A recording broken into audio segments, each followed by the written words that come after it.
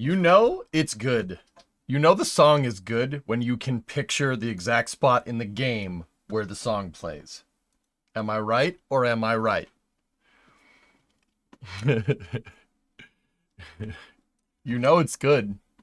Just hold on. This part, the very end. You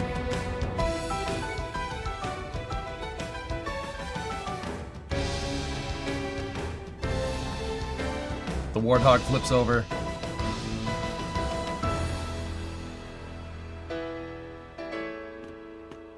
Ship's taking off. The ark's firing in the background. Or, well, you get the idea. I don't want to spoil too much in case you haven't played it.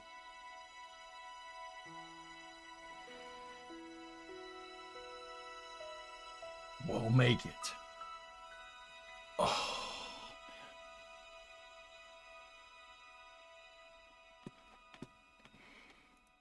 Dude.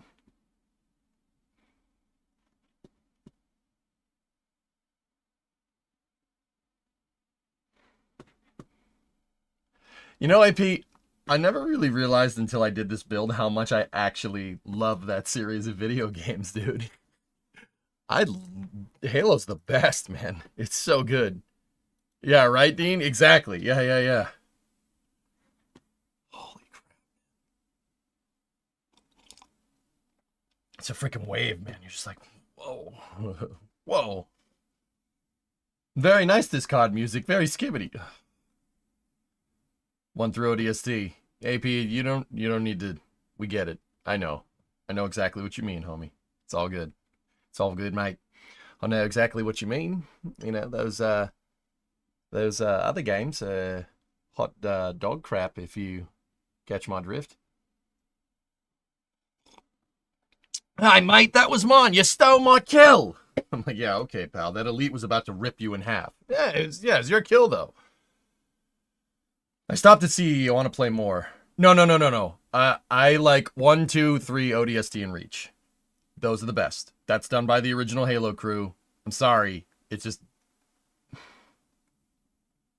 doesn't get better than that, man. It's like comparing Van Halen 2 with Van Halen 3. Just no, not the same. Even if you have some of the same people, just not the same. Not the same, dude. Not the same thing at all.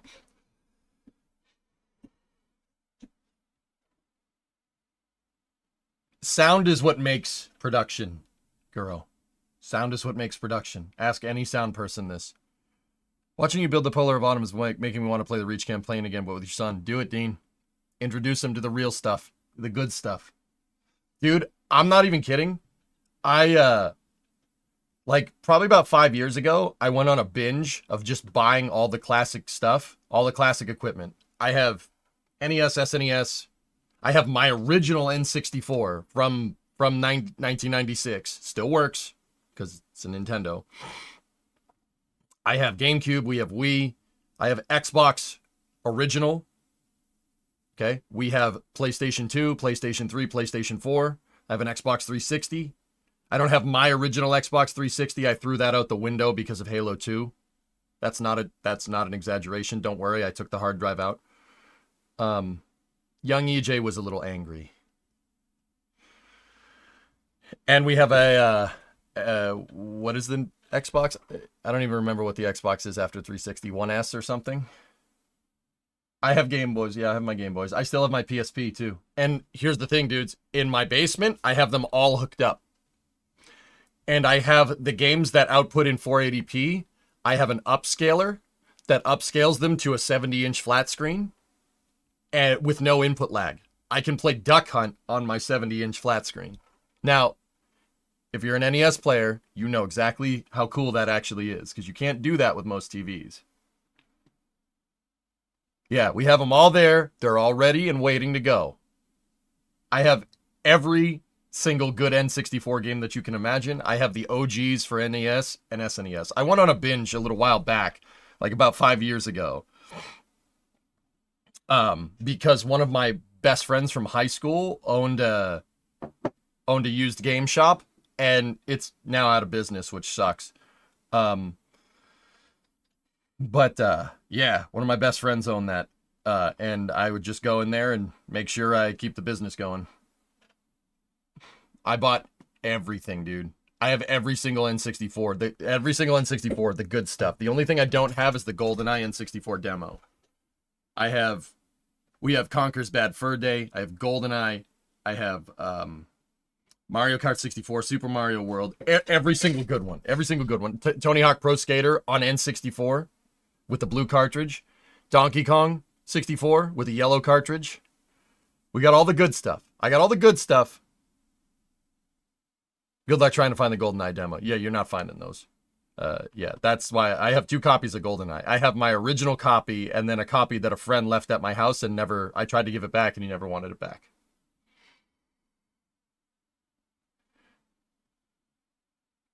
Perfect Dark didn't do it for me. It wasn't GoldenEye. So, when that time comes, Dean, and there might, maybe, Jeb willing, there might be some little EJs in the future, hopefully. We'll see what happens.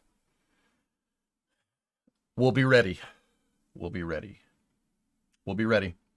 We're bringing them up right. You're going to have to go through the trials and tribulations that kid is going to have to go through the trials and tribulations that we had to. I'm talking Halo 1, Legendary, on library when they're old enough. You have to. Rite of passage. We'll be ready. Anyway. Welcome to the stream. As in getting stomped at Mario Kart. You're evil and I love it. Man. I am going to... Ain't no way my kid's just going to get hooked on Call of Duty Black Ops 27. And... Yeah. No. We're not doing that. Dude, I straight up during football saw an advertisement for Black Ops 6. I have not played a Black Ops game in 10 years. But there's Call of Duty Black Ops 6 or something. I gave up on console gaming after the original NES. Library on Legendary. No other way to make sure they know how to survive in the real world. That's right. That's right. They're going to get introduced to good games. And that's it. That's where it ends. You ever play Splinter Cell? I did. I have my copy of Splinter Cell on the original Xbox. And my copy of Halo on the original Xbox. My copy of Halo 1 is pre-Game of the Year edition. Because I got it in November of 2001. So it's a copy of Halo 1. It's actually at my parents' house in a safe, believe it or not. I should probably go get that and put it in my safe. Yeah, I have Halo 1, 2, 3. Halo 1 is pre-Game of the Year. So it's just Master Chief with the ring on it. They started making Game of the Year at the end of 2001. So December 2001. So it's not necessarily rare. They made a bajillion of those things. But I still have that and my original Xbox from November, manufacture date, November of 2000 or something. I'd have to go look. You ever play Factorio? Yes. That's probably what's going to happen, WW. Yeah. I have nieces and nephews that are over. And, let's just say one of my nephews is very, very interested in this.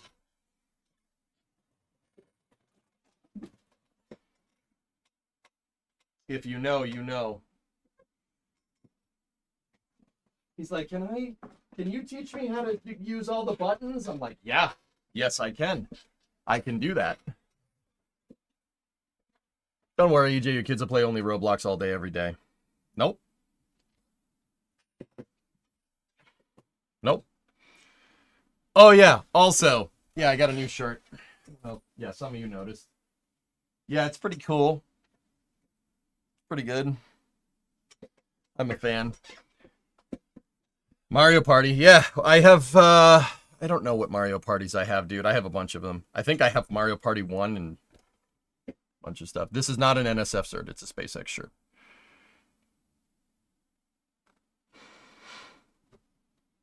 There you go, Yum Food. Hey, Yum Food, how much is it going to cost me to get a 3D print of Starship with the wings clocked at 140 degrees? How much is that going to run me? No, shut up. I'm paying you. Don't say it's free. I'm paying you. You should be paid for your work. This has come in handy so much over the last couple of weeks, dude. Nothing. Don't say nothing! Don't say nothing. I swear to God. That thing is super freaking handy. I used it on Flame Trench the other day. I don't know if you saw. Morning, EJ. Yeah, nice shirt. Thank you. Thank you. All right. You guys are too good to me. Guys, I'm a jerk. Why are you too good? Why are you so good to me? Like, I'm from the Northeast. I'm an asshole. Like, what you want?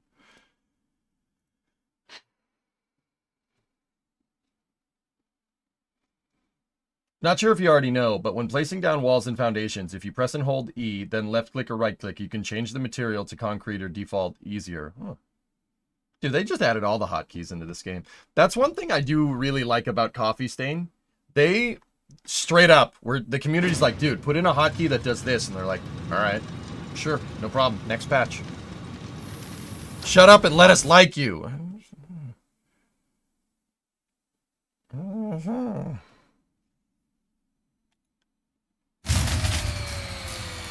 That was me. I've seen the tweet, Grab Shark. Yes, I know. I'm going to ignore them. I'm not gonna let a brand tell me what to do.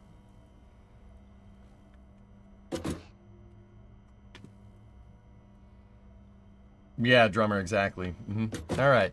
Hey, Butt Brunch. Fix the deck spacing to align with the deck spacing test article. Butt Brunch. Okay. YouTube memberships today? I'm working on it, man. I'm working on it. I only have so much time in the day during the week, and apparently don't have much downtime during the weekend. I'm slow. Give me a second.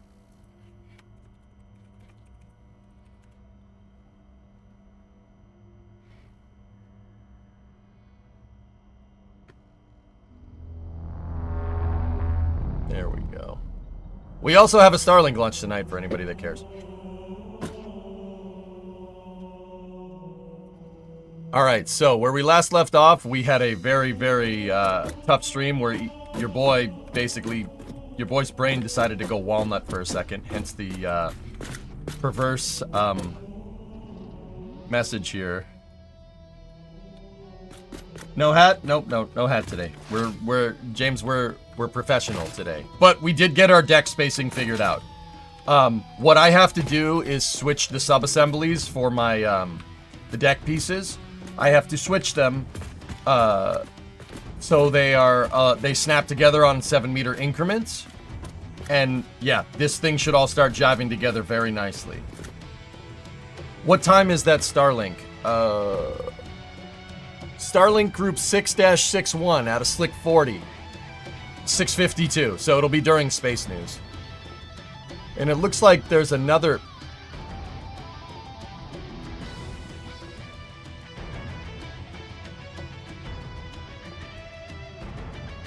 Really?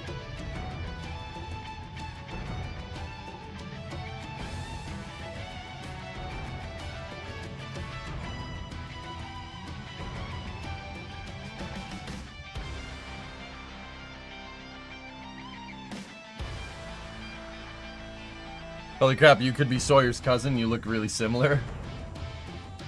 I'll take that as a compliment. Sawyer's a good-looking dude. Is that the one that scrubbed? Yeah, I guess so. Oh yeah, it did scrub. That's right. Huh.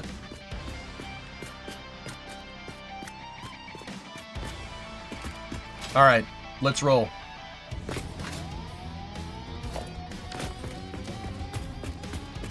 What you building there? This... Oh, okay. Let me give you guys the spiel. So, I don't have the Halo music playing in the background for no reason. This is figuring out hull deck spacing for the factory that I'm going to build. Hey, Nova. The factory that I'm going to build is right there. See the octagons? The octagons are going to basically define where usable and not usable space is. Now, what is that thing? What is this? It's that. If you've never played Halo, this probably doesn't make any sense. That is the United Nations Space Command, UNSC, which is the governing body in Halo. That's basically humanity in Halo. The UNSC is the de facto government in the Halo universe. And they have a navy, and that is the Pillar of Autumn. It is a Halcyon-class cruiser in Halo lore, and it's... This ship to the Halo series, like, even if you haven't played Halo, this ship to the Halo series is what, like, Michael to Knight Rider, you know what I mean? Or, like, the General Lee to Dukes of Hazzard. The ship is a character. It's a very important part of the story. And I thought, you know, with Satisfactory 1.0 coming out, well, it came out already. With Satisfactory 1.0, we should really push this game to see what it can really do.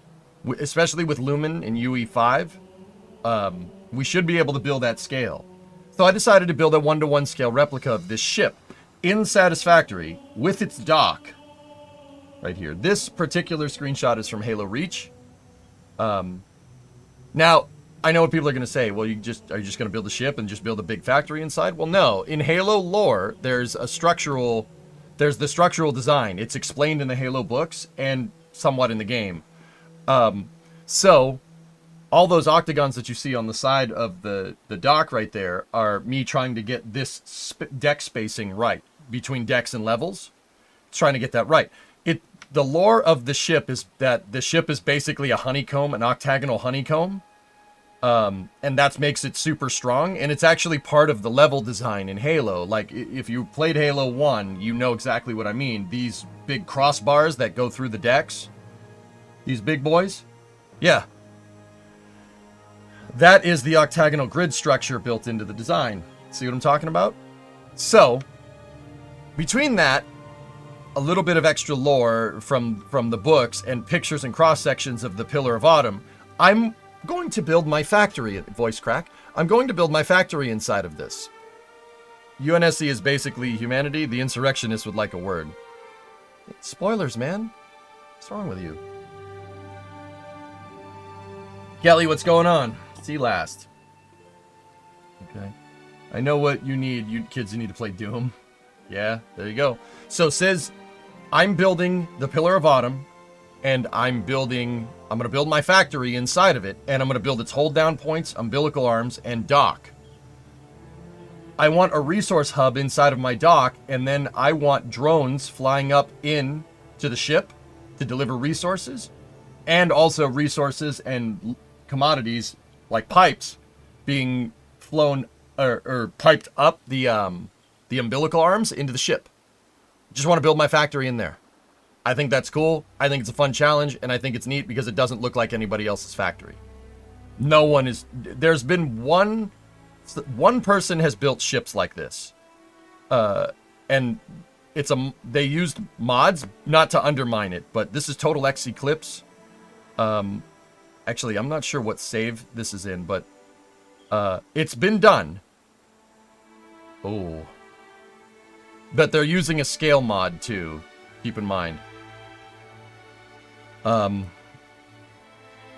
not sure exactly what ship was made here.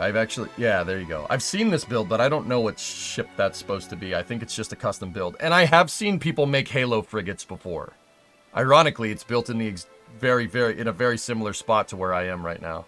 Is that a Starship Troopers carrier? Yeah, you're right. Yeah, that is what it is.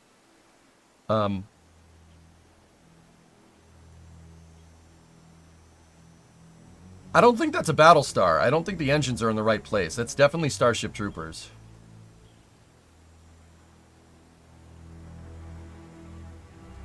Nothing element since yesterday.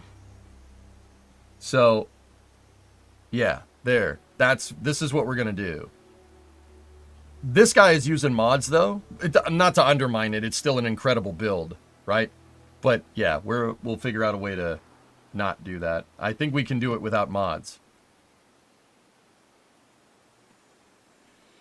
To an extent. So, I mean, I'm not saying that other people haven't done ship builds. They probably have. But between the lore that's given here, the cross-sections of the ship, and just fan videos that are made about lore, I'm pretty sure we have enough to build this. Now, with all that being said, Sis, I already have the dry dock, or not the dry dock. I have the flame trench for the dock already made. It's already done.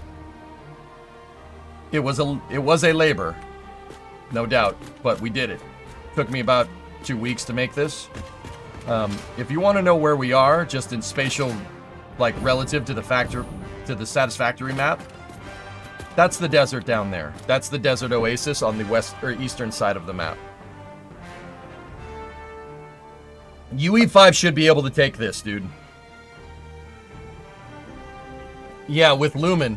This is also a test to make it do. Now, for any Halo players, I spent a lot of last week figuring out the scale of the ship by taking a 3D model, taking the 3D model.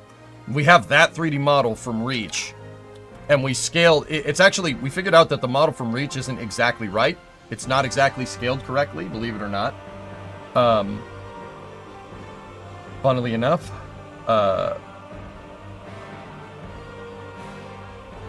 so we took the model from Reach, scaled it to what the lore says. So the ship is 1,170 meters long, so 1.17 kilometers. No, that's not a coincidence.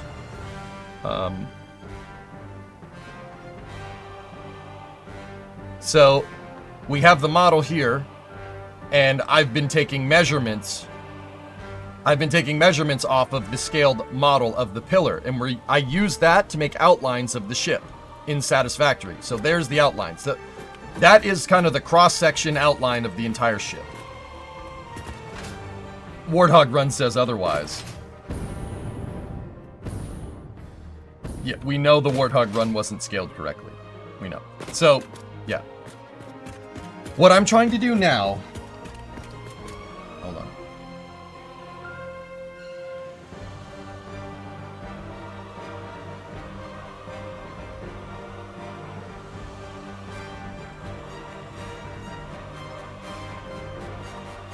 Give me 1 second.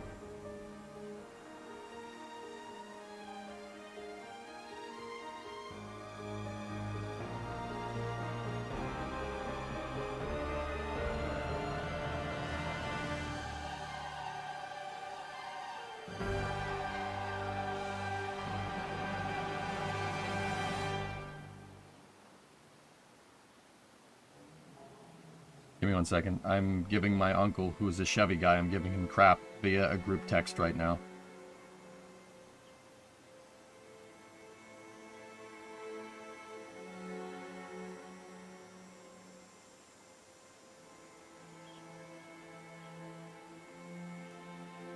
Did we actually determine the model is wrong in the game versus the game just scales the model in game?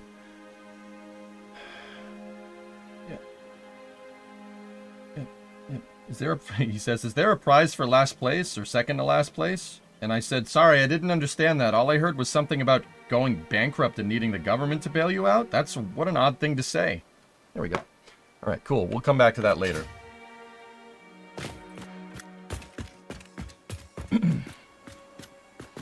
So, Yarg, Lunprod ripped the model. Not ripped. He got the model from, I think it was from, Lunprod, where'd you get the model from?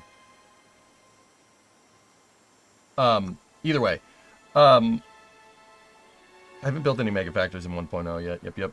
Sent you a DM.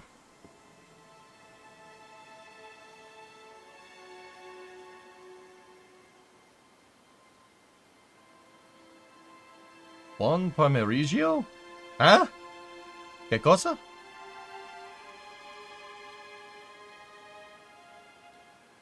Sawyer, what the funkin' waggles? Oh. Getting your stuff ready for liveries. Thanks, man. I'm glad you're into it, Nova. That makes me really happy, actually.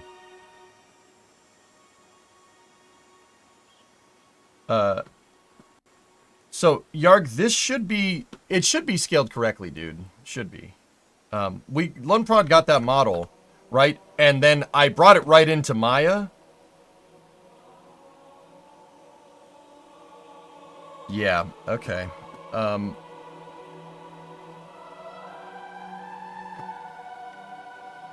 And I scaled it to 1.17 in Maya. Yeah, I noticed it was a little bit short.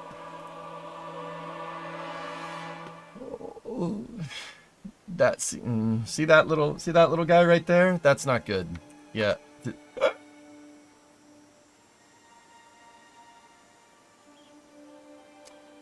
Make sure to change your oil, kids. I'm doing valve covers because they're leaking onto the exhaust.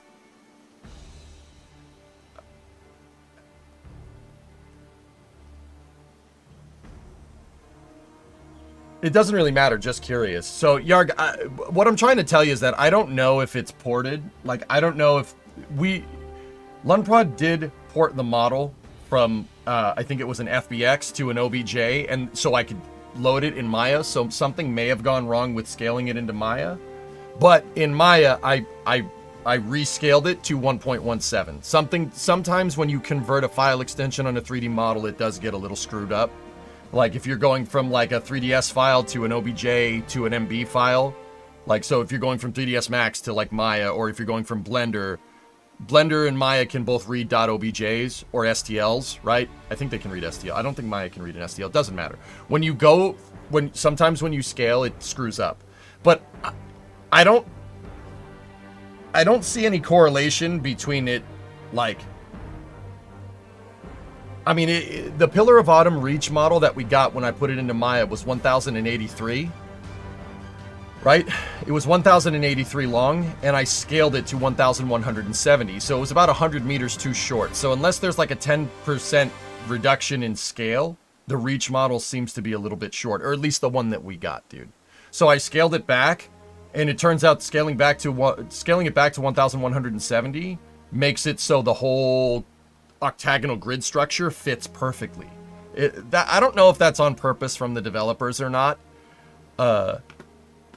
It's probably just a coincidence, but also yeah, that makes things a lot easier for your boy. It was yards, not meters. Oh God, please don't say that. I meant maybe the game scales the model by 1.2 or whatever before rendering it. Possible. Also possible, Yarg. Yeah. It's possible. The environment modeler may have made the ship and then they were like, oh crap, it's not exactly the right size. We have to upscale it. Stuff like that happens all the time. To my detriment.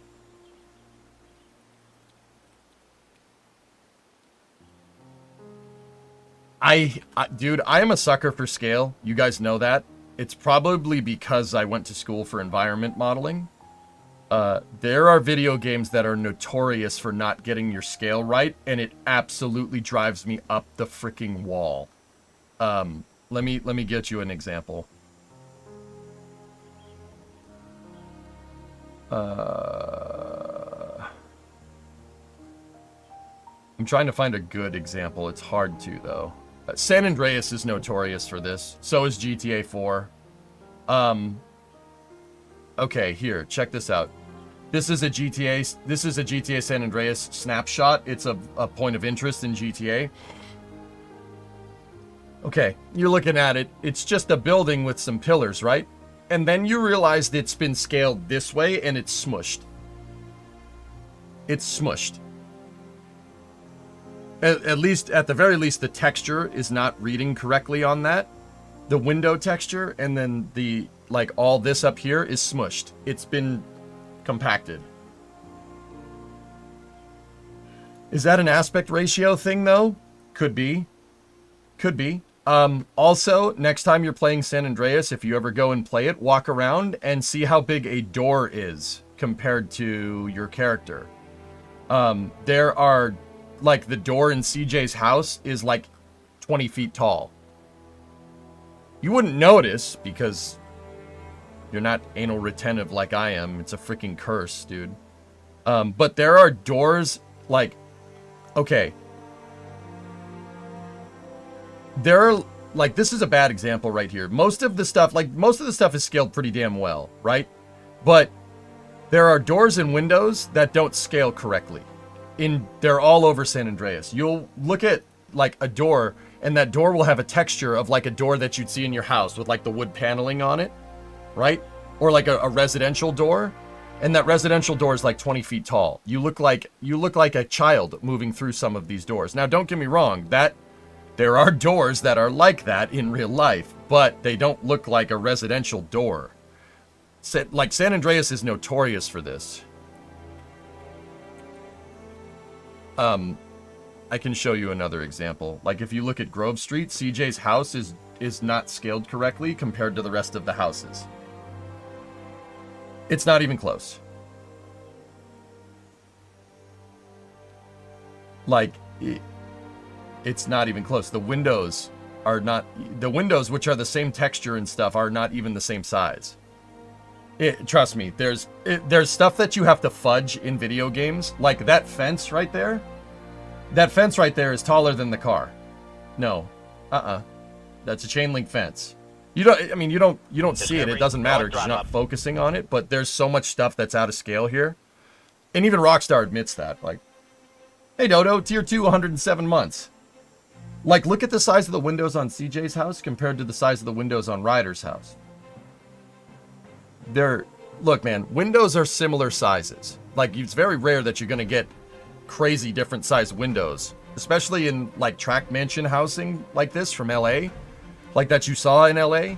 Like, all the urban sprawl in LA is World War II troops coming back from the Pacific, settling in California. So they just prefabricated a bunch of houses. So they were built in tracts. Like, they built hundreds of houses at a time. So they're all very similar, right?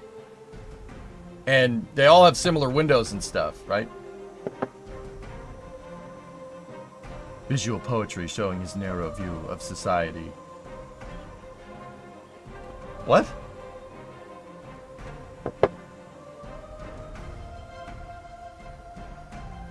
What are you talking about, Original? I'm talking about video game scaling. Like, video games don't get scale right at all. Like, that happens when you're trying to make bajillions of assets. Going back to what we're talking about, it's possible that they had to upscale the model from the original model for the game to get it to work right. It's possible that Yarg is correct. Don't tell him I said that, though. But, either way, we scaled it in Maya, and now we have the right measurements. I don't know what the hell you're talking about with English literature. You lost me. You lost me completely. Yeah, Raiden, exactly. Doors in 3D are big because you have to... Yeah, exactly. Because you have to get the camera with the player through them. Yep. Anyway, so... what we have to work on today is just a final test to get our deck spacing right. Now, is this attached to your existing factory using parts you made? The original factory is down there.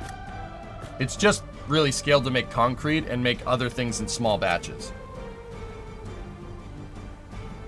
The bottom snapping point is the surface of the printer. That's why the beam underneath only counts half.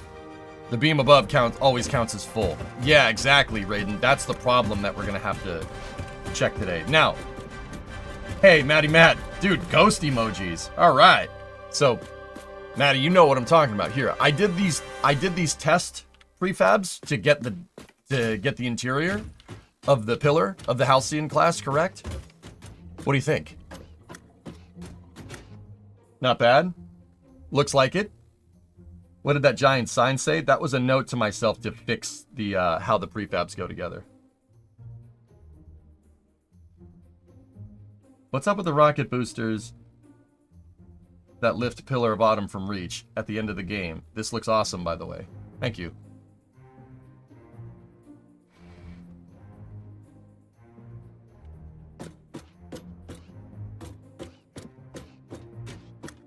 We spawn coveys. Yeah, Hawks, these are all prefabs that I'm basically building them modular so you can attach them together, which is not that far off from how ships are, like actual naval vessels are actually built. See, like if you look at the blueprints, they're all in sections. This was me doing, this would be called palette testing in environmental modeling, where you just model a bit and you put it together and see if it feels right. But yeah. What's not included in this is the honeycomb. This doesn't have these pieces here. The reason why it doesn't have them is because I'm doing that as a separate structure. This will allow for easy reconfigurability when we go to actually build this. How I think I want to get this done, guys, is build all the decks for the ship first. Or at least build them out to a point where we can, get see the shape of the ship. So, yeah, that's going to be difficult, but we'll do it. Is this Halo 7? Honestly, it looks sick. No, but that's what I was going for. It's supposed to look like the pillar. They're using our lifeboat airlocks to board the ship. We go out and they come in.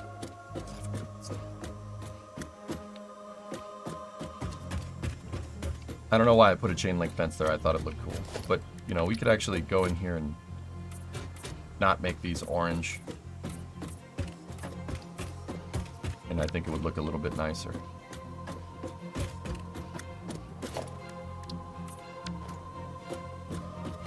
Yeah, Dean. That's why I'm so incessant on getting these prefabs right. Yeah. Butt brunch. How colorful. If you color them in the blueprint, you'll only have to do it once. Yeah, I know. Yarg, I put the clutter, we're probably not going to assign to the blueprints unless it's very specific. This was just to kind of get the feel, right? I'm not putting these in the blueprints. You add the clutter later. But yeah, basically what I want to do is do this first. Make the decks first so I can get this line here and we can get that shape to an extent. That's what I want. And then we still have a lot of prefab deck pieces that we need to make. Now, check this out. Somebody put on Sketchfab, somebody ripped the entire Pillar of Autumn level, and it's from Halo 1. It's not remaster.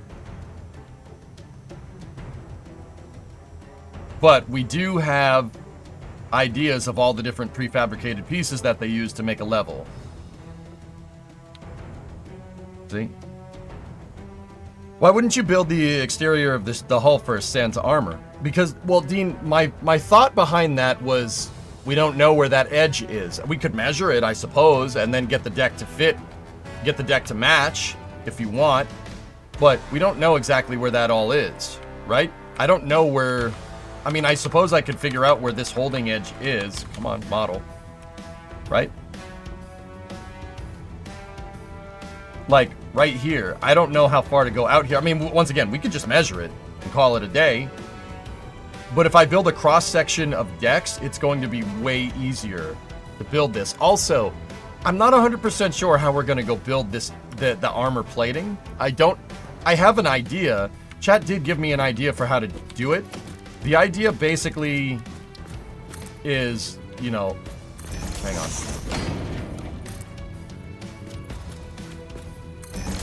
The idea basically is using beams and then using the backside of large billboards.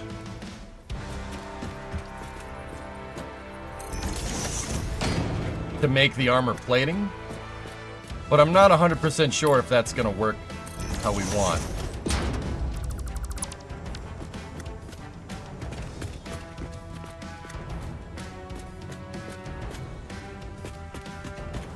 Kelly, you work for Sketchfab? Alright. I didn't know that. Why don't you tell me that? You know, those large billboards are a lot of parts. That's the issue here.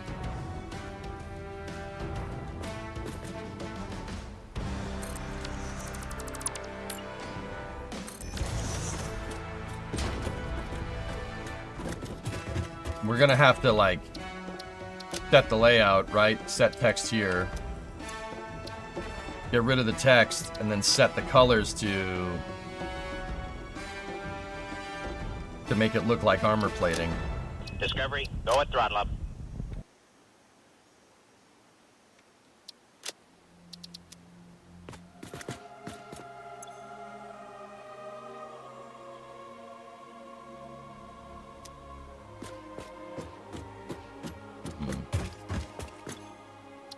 Make it a blueprint? Well, yeah, of course. Hey, Hando, 49-month resub. This is just me testing, dude. Relax. Gargles, go relax.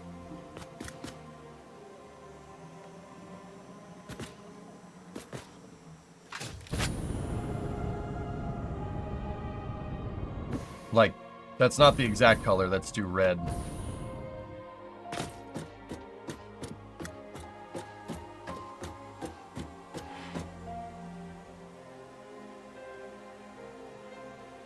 Yeah, Epic Games. All right, let's go.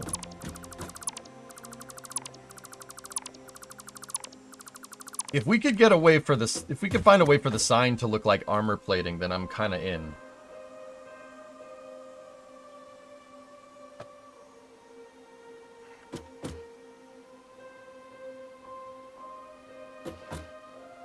Yeah. So even if we use signs, getting some of these shapes, that might be difficult. It might be advantageous to make the whole thing out of beams, in which case we're kind of boned because that's a lot of beams. We'll definitely have to like blueprint place these things, but it's doable. Beams would give me the ultimate freedom to make whatever lines I want. We could have, for like different parts of the ship, we could have, like, to break up the texture and stuff, we could put screens and stuff, but yeah, I don't know, dude. Making something like this could be a little bit difficult. I'm also taking some creative liberties with this. I hate how the Reach model has open space right here because there's supposed to be a railgun barrel right there. It's definitely supposed to be like right there and right there. So I'm filling that in like the original model.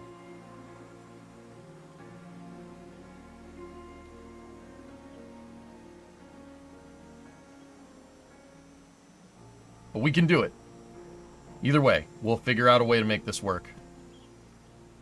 For some sections, we might even be able to get away with using the walls, the tilted walls. I'm pretty sure because since these are at a 45-degree angle for the back armor plating,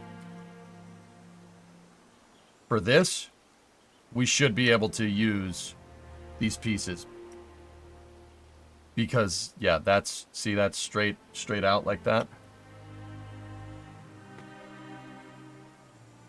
So many beams that'll end up as BeamNG drive. And then, yeah, there's obviously the circular parts. Those parts are going to be hard to make. I hope that fits in a blueprint printer. I don't think it will, though. And then the flaps, the thrust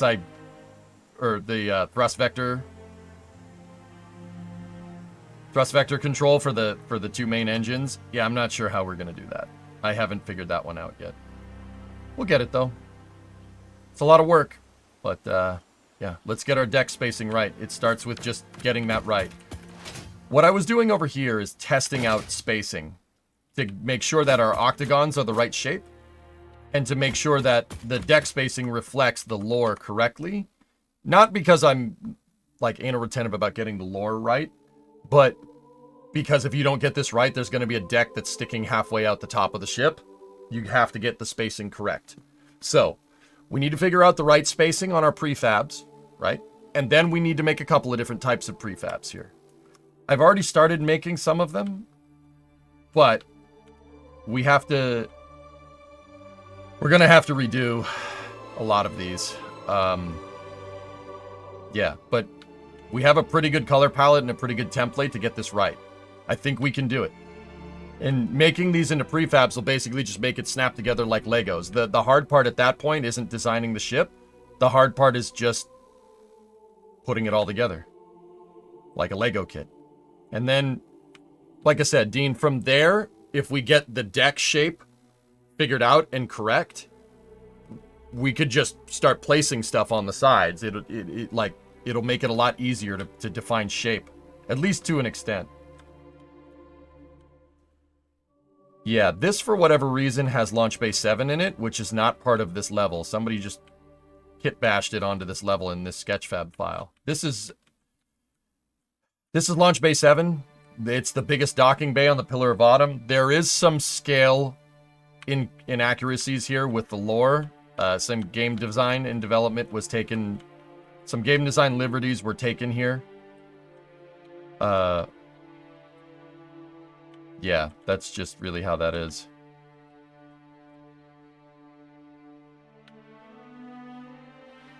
Yeah, that's supposed to be, this. Oh, no, not that one. That's supposed to be that. This is where the Maw ends, the final level of Halo 1. I'm not going to say when or how, but yeah, you drive down here and stuff is exploding. Now that bay is like actually bigger than the ship per the lore, per the level design actually. So see that over there? That's the scale model of that's to scale. This is the last level of Halo, to scale. So I don't know where Launch Bay 7 is supposed to go. I have no idea where that's going to end up. If I had to guess, that ends up, Launch Bay 7 is probably right there in lore, because that's the biggest bay. That's the biggest open area. Because I don't see any other spot for a bay that big, because the bay is as wide as the damn ship. There's also the Maw level on this guy's Sketchfab page. Yes. I am fully aware of this. You told me about it, dude.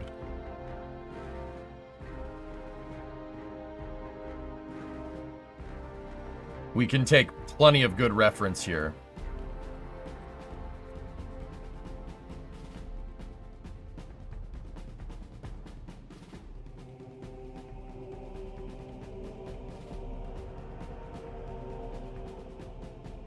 I leave home for a few days, and look what happens.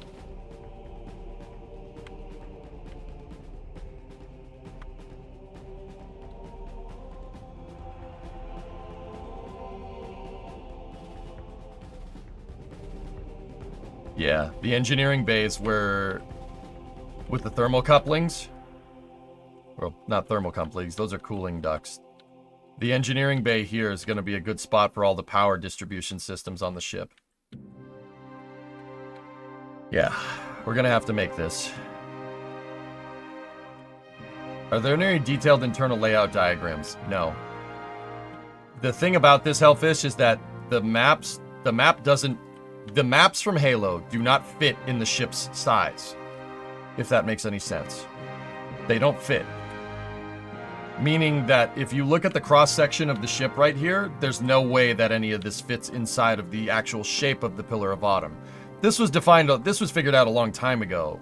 Halo.bungie.org has a great level. There's the model of the ship superimposed over the level. So we do have we're going to have to take some creative liberties here. But it's still, if we still build all the deck prefab segments, should be easy. We could just reconfigure it and make it look like that. Easy. I mean, I say it's easy. We're going to be placing thousands of those things, but that's why it's important to get our measurements right. Hey, Thou, what's up?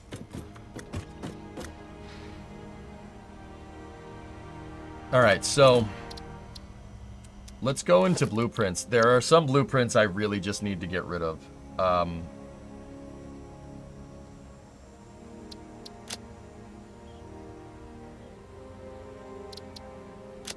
These are the modified ones. I just want to get rid of them.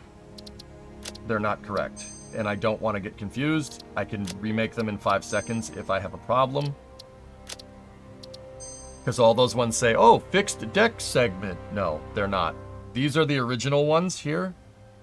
I'll leave those so we can modify them later. So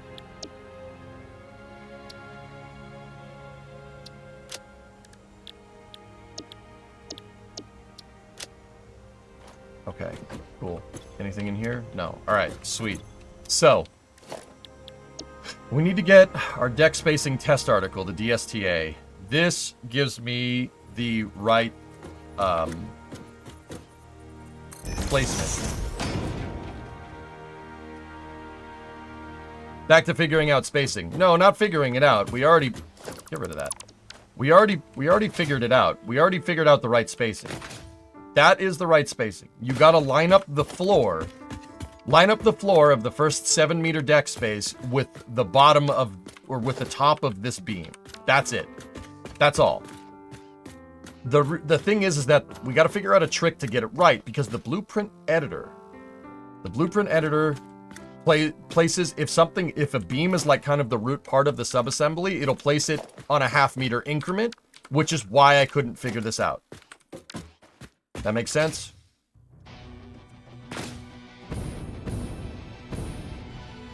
So, get rid of that. Let's go.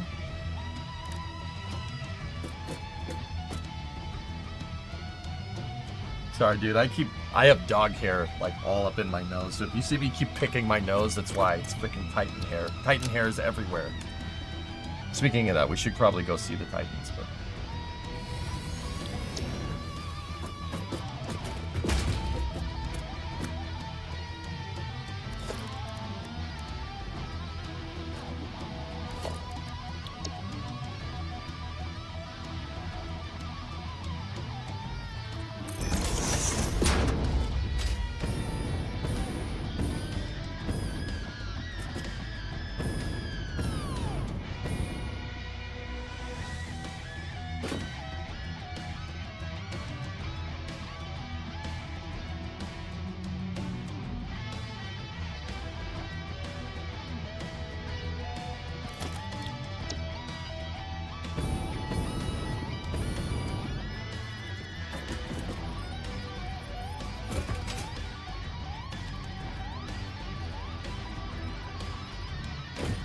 See? Okay, take a look. Let me place this blueprint. This is what I'm talking about. See right there? That's what took me so long to figure out. This is what Raiden was trying to tell me in the chat the other day. Look, the bottom of that floor is on a half-meter increment when you snap the blueprints together. No good. That right there is what was screwing me all up. I couldn't figure this out. And people were telling it to my face, and my brain was just like, I got no hat on. Remember that any spacing error compounds with each level. Yes. Thank you. Could you just put a 1 meter floor down on top of the prefabs? Well, here's the other thing, Shaw. This works if you're placing it on the blueprint editor because it's placing it down flat. But if we undo this, right? I put a light down here. I put a light down here with an I-beam, right? That's to get the lighting correct, right? And the I-beam, look, the I-beam places on a half-meter increment. See what I mean? See, it's halfway in the ground right there. So it appears to line up correctly, right? But it's not. It's not lined up correctly. Everything is offset to a half-meter increment. So we got to figure out a way. We have to figure out a way to place this stuff and not have it on these half-meter increments, right? We have to experiment a little bit, and it might involve remaking some of this, but that's okay. It's fine. All we need is to raise the roof a half-meter. Yeah, but yeah, I mean, let's check, Raiden, what I want to do. Yeah, that's what we have to do, but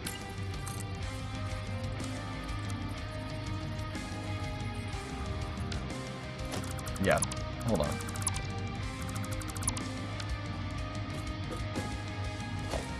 I think there's a way to get it right.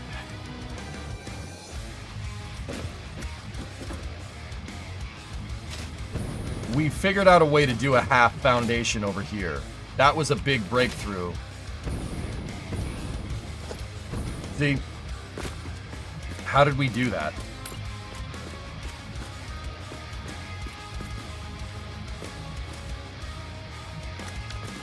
I shouldn't have deleted this. We need to place that in the blueprint editor on a half-meter, like, and then set the I-beam based off of that.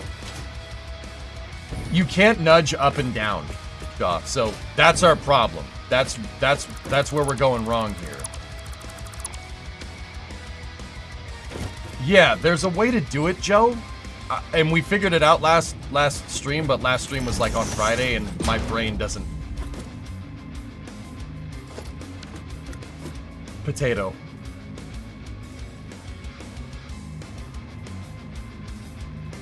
I think the way to do it is to...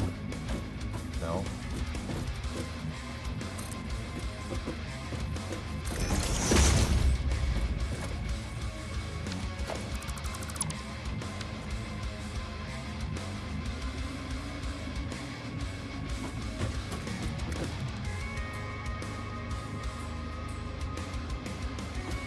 Here was my suggestion for deck spacing. Okay. Yeah, Lunprod, I'm not doing that because we figured out a combination that works. Now it's just figuring out getting the spacing right. That's all. I think you have to nudge a connector up and down a beam.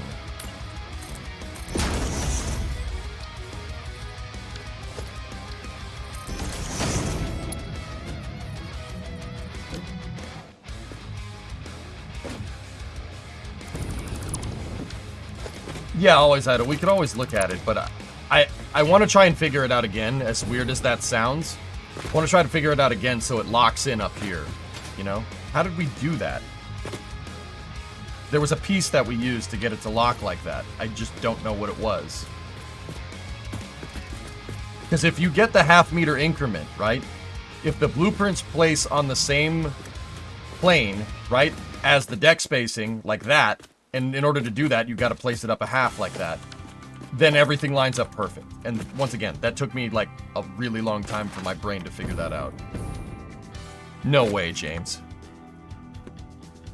No way.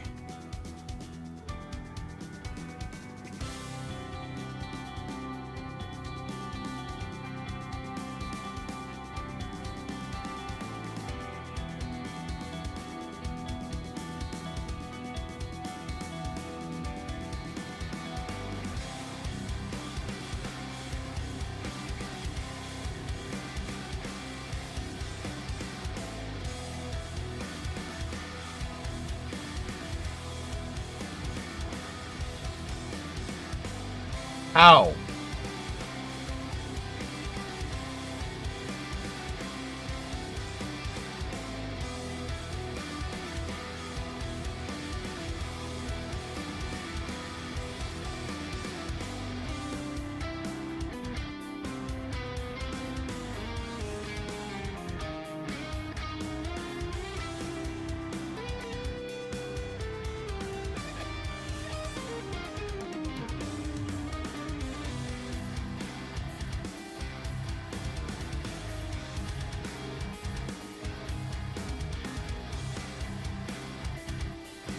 It's a little compacted, fellas. That's a little compacted. It's a little smushed. If I'm looking at this right.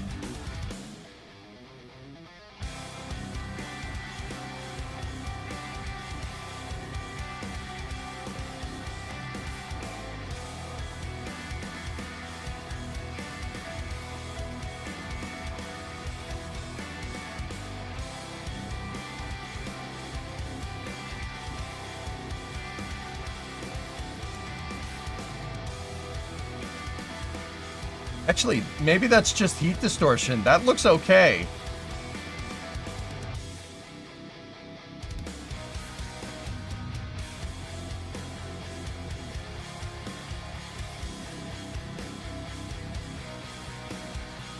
Dude, that doesn't look too bad. I originally thought it may have been a little compacted, but it, you know, if it was compacted, that line right there at the top wouldn't be so damn straight.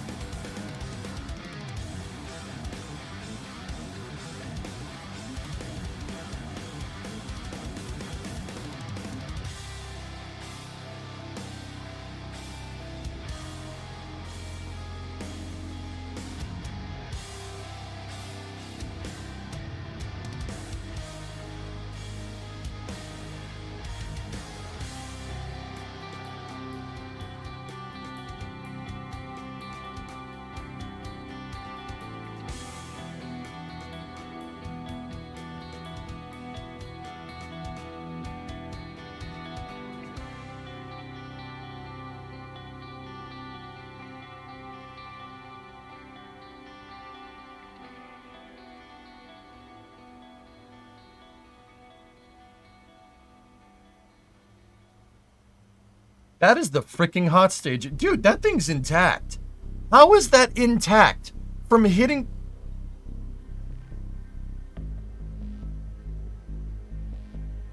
Wait a minute. Wait a minute. Wait a minute. Wait a minute. Wait. Hold up. Hold up. Let me look at that hot staging ring.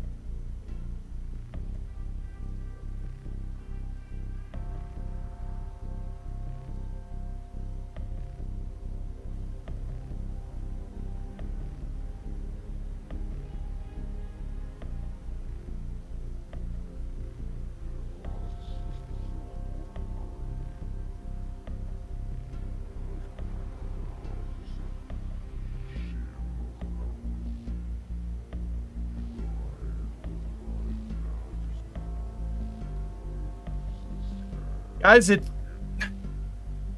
here's the thing. Here's the thing about this hot staging ring.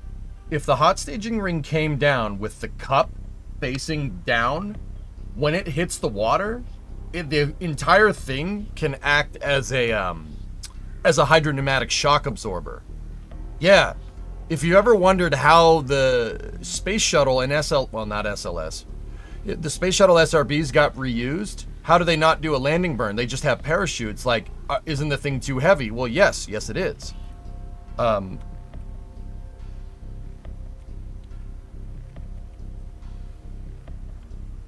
entire solid rocket booster, when it came back down and landed, acted like a gigantic shock absorber. The reason why is because this thing lands nozzle first, right? When it lands nozzle first, okay, because of the parachutes, water starts to flow in through the throat, right, of the SRB, because the SRB is basically a gigantic pipe with an open spot at the bottom, right? So when this happens, water starts rushing in and it starts compressing air inside of the SRB's combustion chamber. Gravity is pushing this SRB down and water is being forced up in. You compress the air inside of the combustion chamber and it actually absorbs the shock of landing. Because the SRBs did come down a little bit hard, right? What are they fishing out of the water? Miles, that's the hot staging ring. The SRBs have any attitude control? No. Totally passive system. Look, watch. So you see, the SRB, it jettisons the nozzle because the nozzles are ablative. They're one-time use, right? So now you just have the casing. You have the 4 casings stacked on top of each other, but they are airtight because if they weren't airtight, well, we figured out what happens when they're not airtight in 1986. Right? Now, watch. When the thing hits the water, it absorbs the shock. You see the booster stop, but you see right when the thing tips over, it absorbs it and it slows it down. And right when it tips over, all that compressed air shoots out the nozzle because the thing starts to tip. It's like if you take a bottle and you pour it and it starts going bloop, bloop, bloop, bloop. Same idea, right? And it shoots all that gas up in the air. That absorbs the landing. It makes it so the SRB doesn't really need big parachutes. See what I'm talking about? See all the gas that shoots out? The hot staging ring did that. That's the only explanation for that thing coming down in one piece. That's the only explanation that I can think of.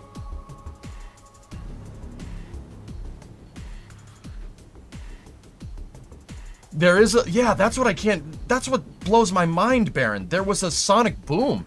That thing was transonic when it hit the water, which is bananas to me that thing is in one piece.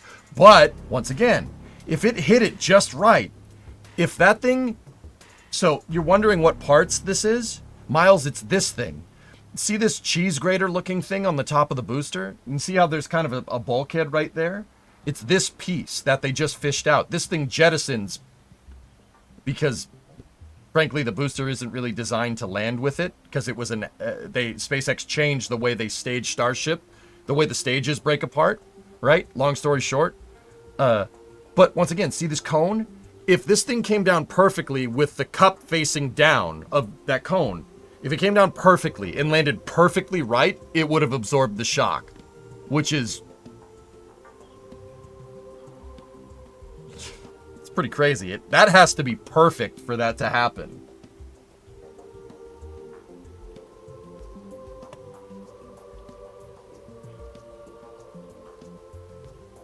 SpaceX said expected 20 meters a second for the ring hitting the water. They said 20 meters a second for impact? If it's 20 meters a second, Raiden, this absolutely did. It absolutely did this. And yeah, that's why it's in one piece.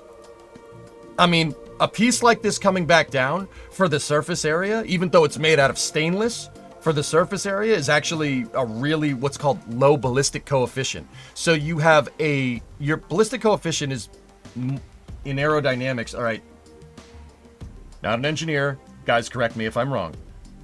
Your ballistic coefficient is high surface area, so high coefficient of drag, low mass, right? I'm pretty sure that's what that means. And if so, yeah, the thing basically works like a giant air brake. It'll slow itself down, like a parachute. Like, I mean, Hellfish, you already said it, but they got it, dudes. Look, back this up.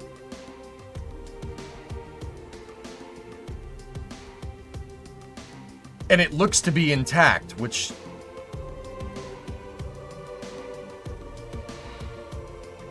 Hey, Cal, what's going on, buddy? Look!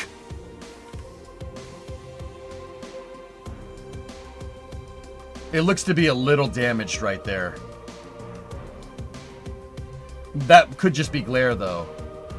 Dude, that is nuts. Nope, it was just glare. Actually, no, it does look a little broken right there, but... The fact that that thing is even in one piece is bananas to me. It just got a couple scratches. It'll buff out. You've got to be kidding me. That... I'm sorry, I didn't mean to, like, stop Satisfactory there for a second, but...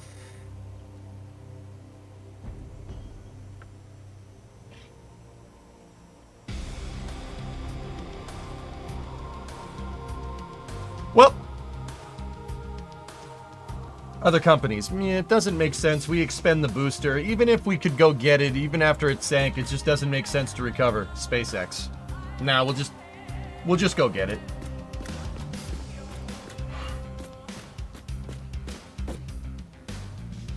Oh, there was an explanation.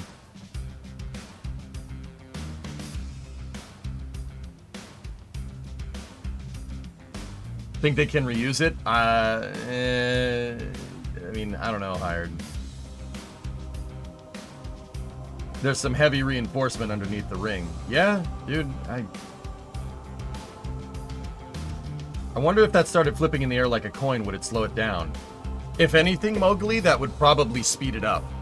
Because of the, what is it, the Magnus effect? Magnus? Magnus effect? It's not Coanda, it's Magnus, I think. I don't know, I'd have to go look. They caught a booster, dude. They did catch a booster. Anyway, back to getting this offset correct. Like, he's a dude. Apollo, guy understands scale. I don't care what anybody says. Like, you can hate him, that's fine. But guy understands scale. He's damn good at it. Nice hallway. Thank you. Are we gonna get another Jack What video? I hope so.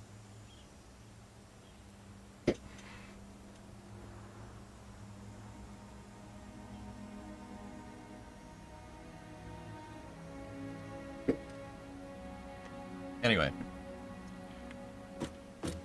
let's get our spacing right. We got to figure out a way to offset the spacing.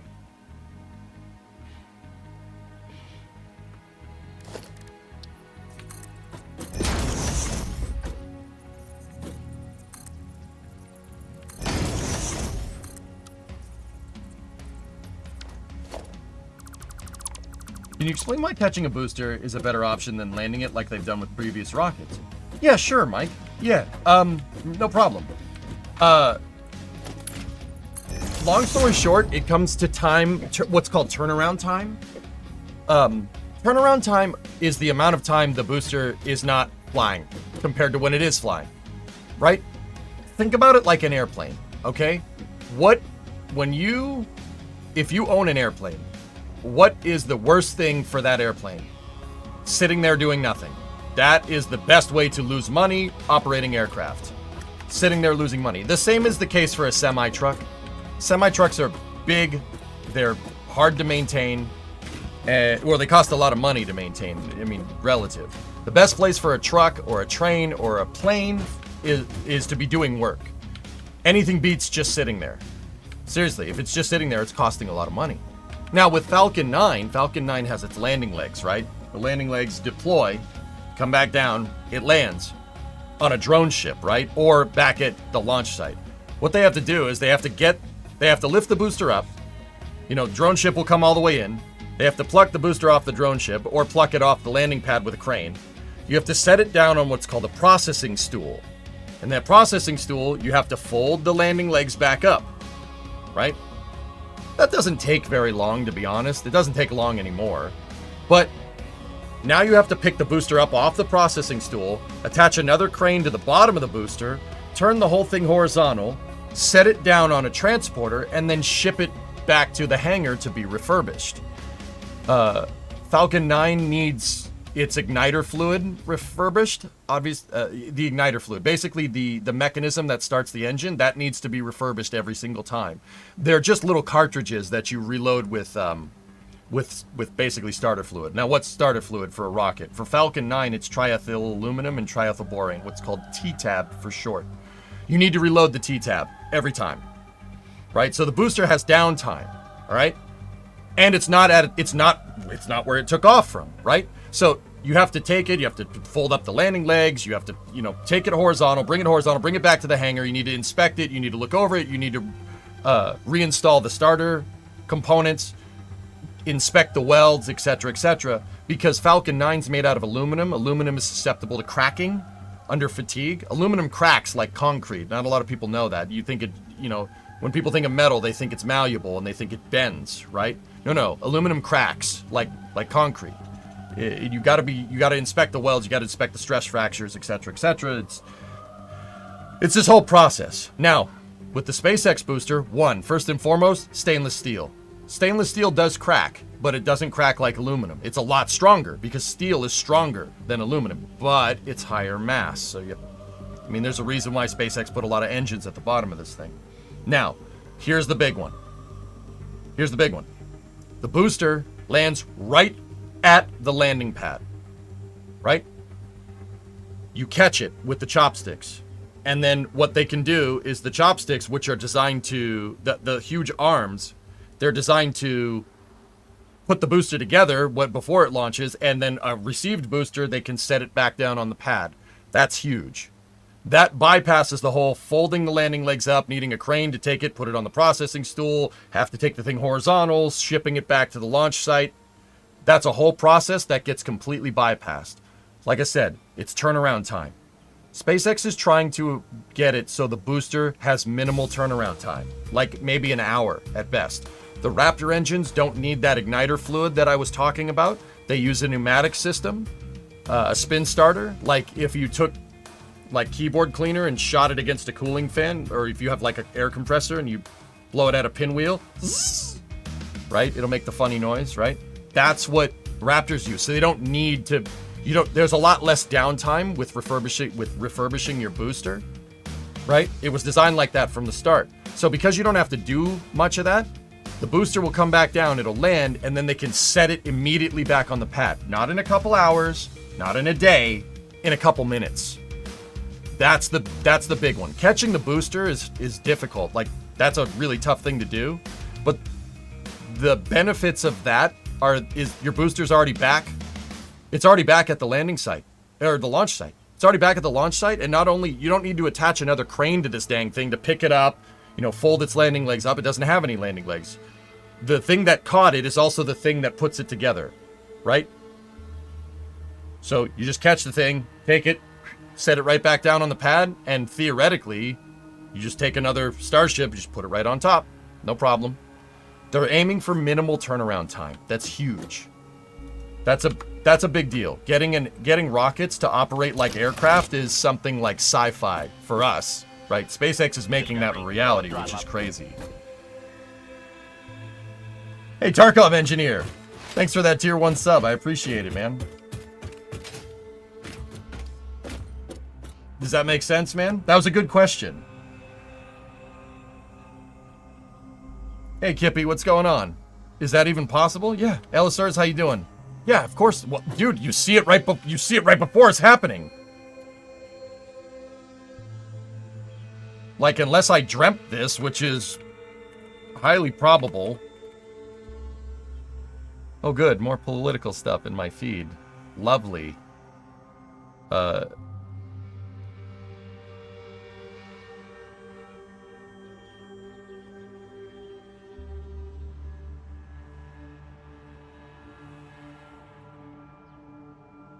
Here.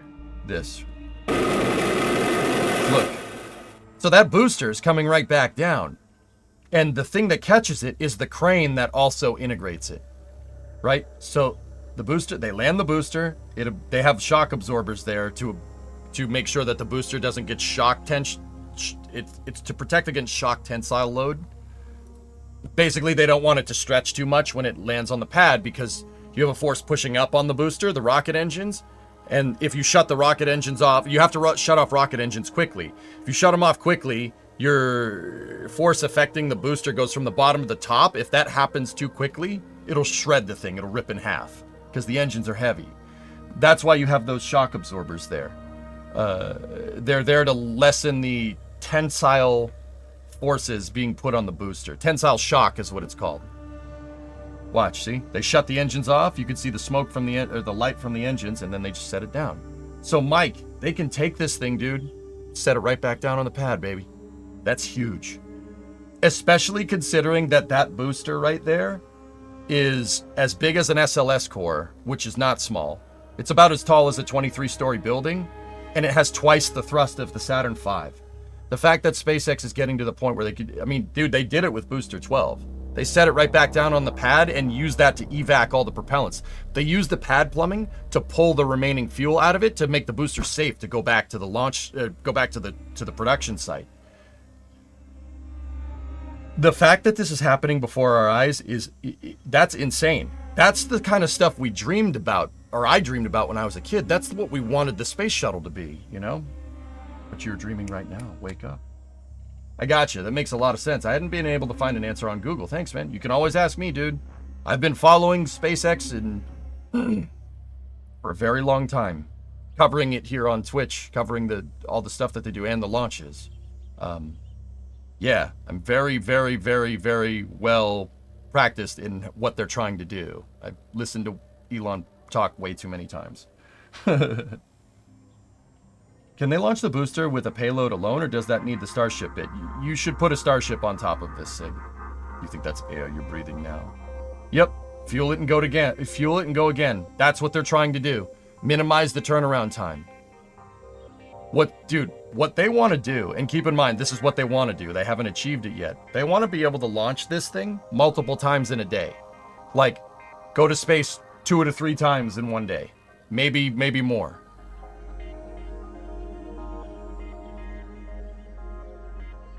Can you see my last? Yeah. How long does it take to mate a Starship to the booster? 20 minutes? Bell? Does the booster have less dry mass due to no landing legs? Yes, exactly. Not having landing... Well, that's the landing leg right there. That mechanism right there is basically acting as a reusable crush core. That shock absorber? Yeah. No landing legs means more fuel on your first stage, less rocket on your first stage. The more fuel you have, RJ, the less rocket you have, you get more delta V. That is a drastic increase to payload mass, and also favorable for reusability. Your upper stage basically can be beefier when your first stage isn't eating up all your mass. Eating up all your mass fraction, I should say.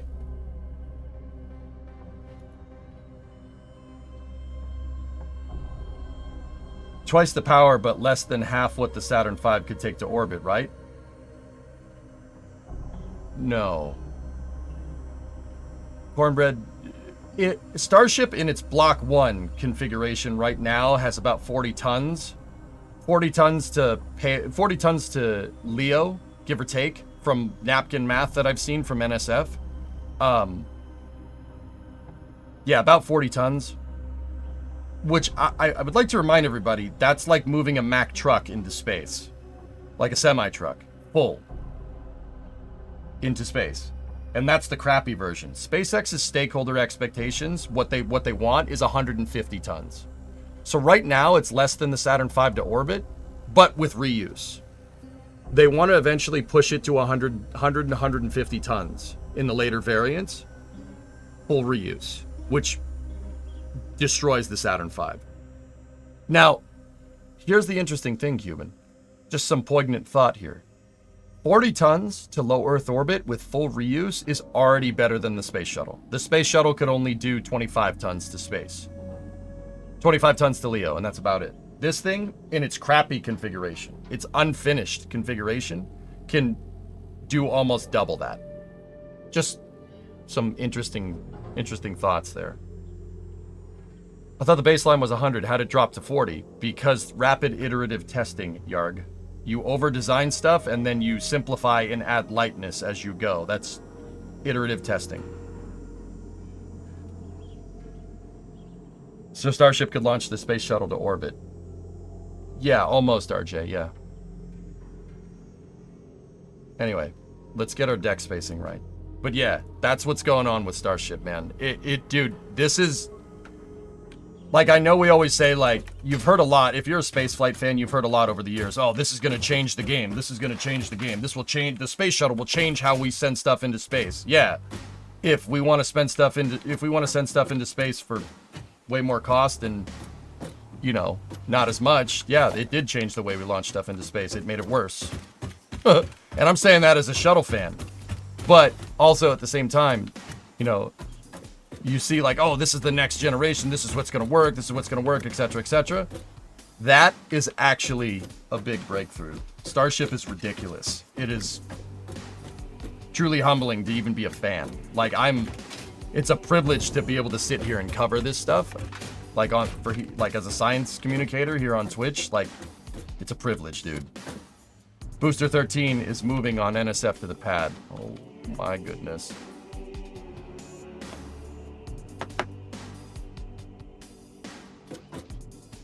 Jazos, I recently got Satisfactory. What would you say is the best location on the map to help you build your main factory?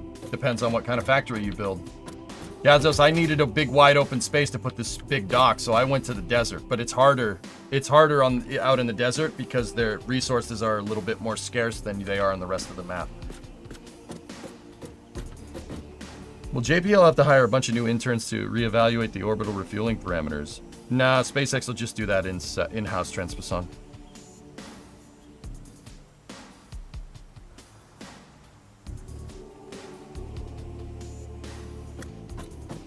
Not only that,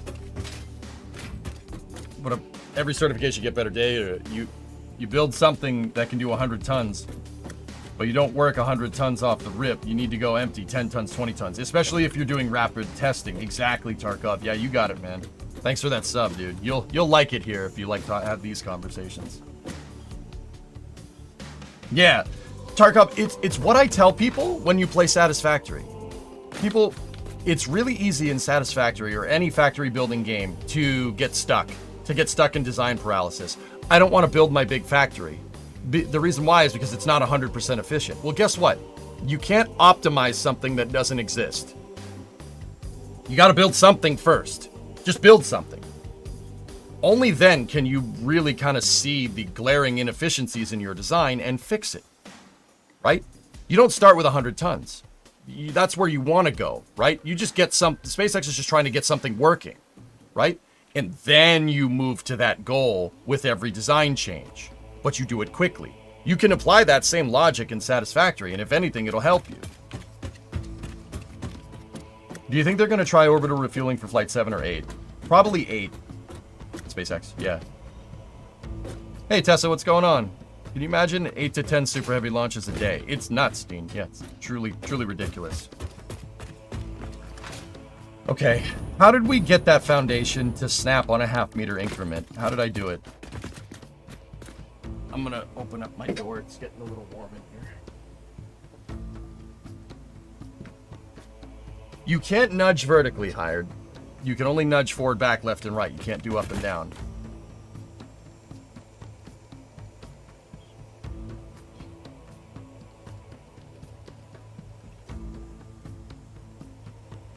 Hailing Guard. Squadron 42. Oh, Star Citizen, huh?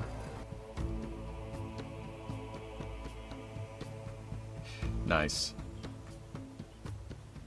A sign, maybe? A sign does the trick. Is that how we did this? You know the Tim Woods acronym? No, not off the top of my head, Tarkov.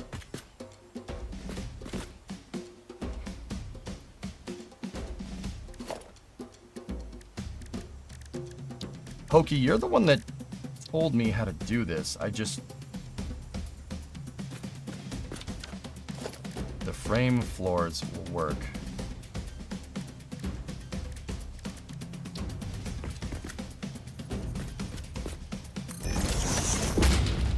That's how you do it. Thanks, Cirrus. Thanks, guys. Okay, cool. Huge. Now... let me just check something. Now the the floor frame isn't half a meter.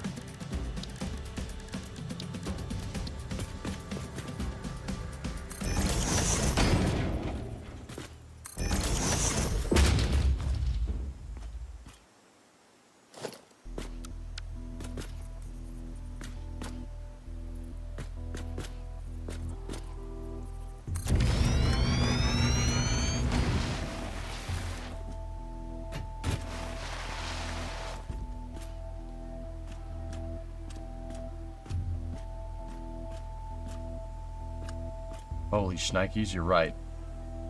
Okay, how do we do that then?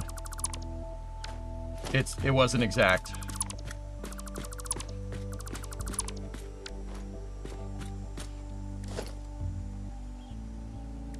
What was the other way that we used, Hokie? Horizontal painted beam.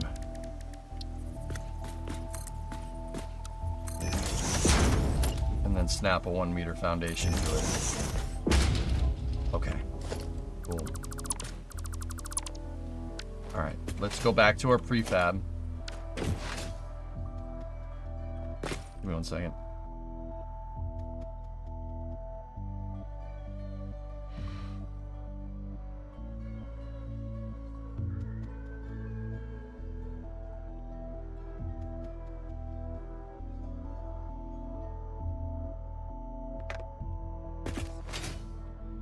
All right, so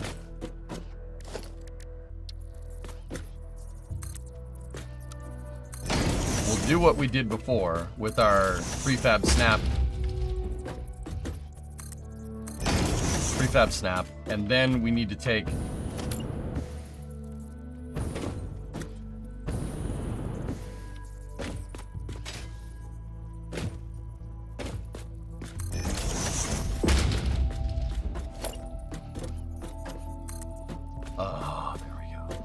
perfect.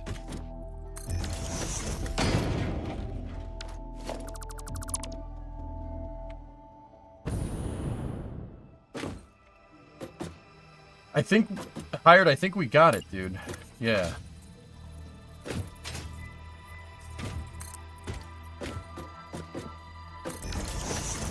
Get rid of that. Get rid of that. There we go.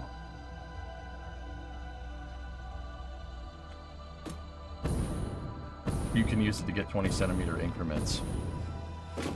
Now, when we go to place, if I take this exact same prefab, right, and we put it on top, right, it needs to align.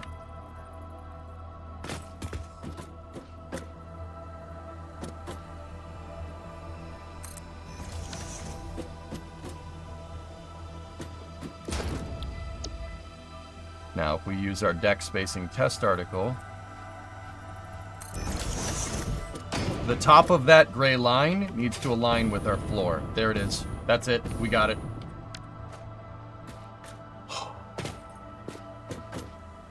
Now, the real question is this walkable space?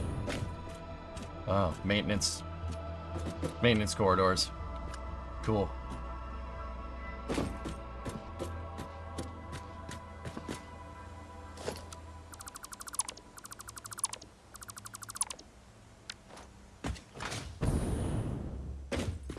Okay, so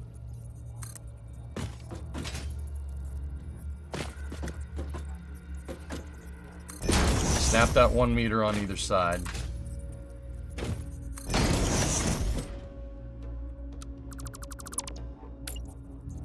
Build a beam out there. We need to...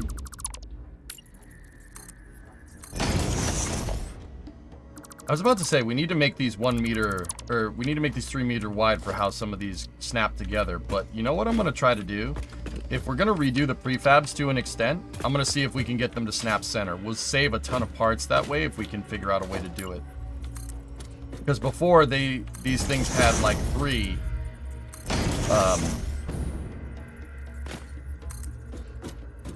these things had a line of 3 beams on the top, and that makes it really difficult to snap. Actually, we can make this less parts if we do that. and then snap one single 16 meter beam, just like that.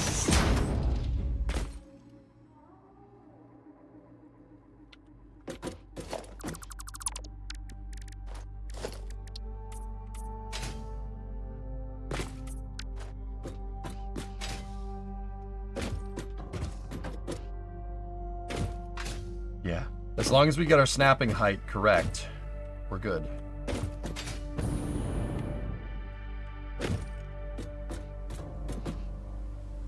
Okay, so let's go in here.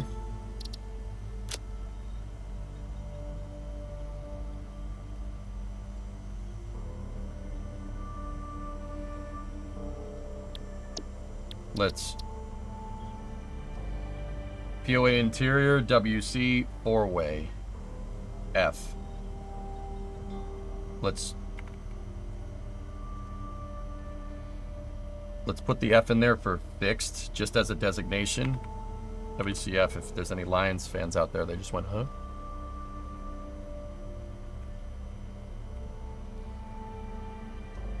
Fixed spacing. Let's change the icon. From the beam, we'll switch it to the frame foundation, so we know. Save the blueprint.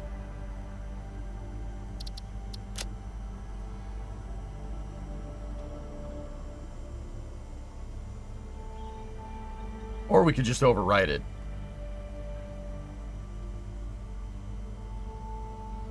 No, we'll delete that blueprint later. Okay, cool. Now, that's a set print, right? There it is with the right spacing. Let's go over here and we'll test it against our octagons.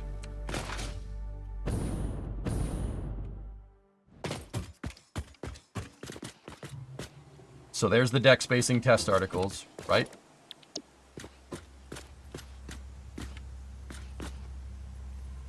Let's set this to nudge.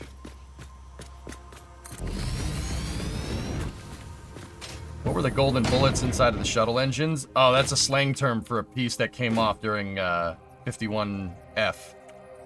No, not 51F. That was later. Yeah, I forget the details off the top of my head, RJ, but yeah, that was a shuttle mission where the engine's almost engine-int.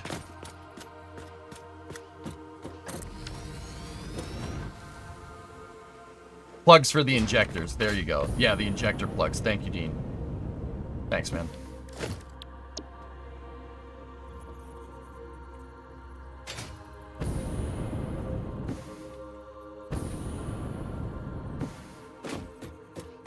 Thank you.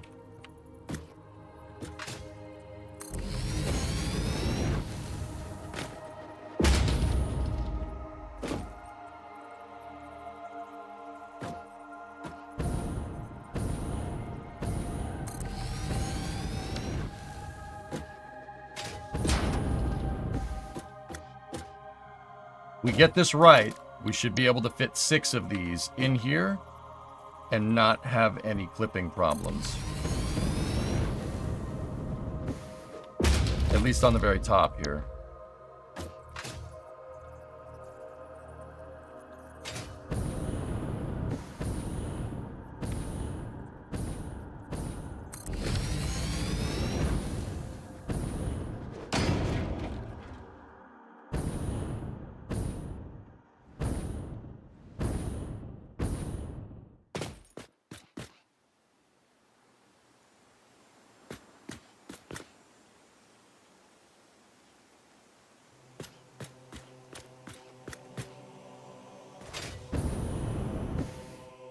Second.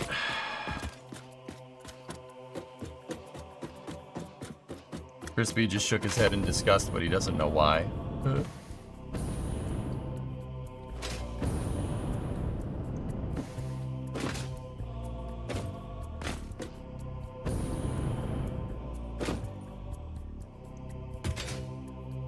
What are the blueprints for? Can you make parts out of smaller parts? Yeah. Yeah, Jazos, it's basically, you can just make one part if you need to make a lot of it. So like these corridors that I'm working on for the interior of the ship, I'm only making 4 or 5 of them.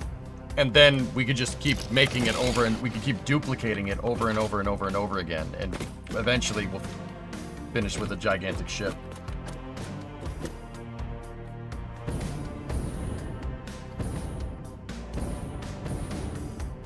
I'm now a little concerned because this spacing... Did I screw something up?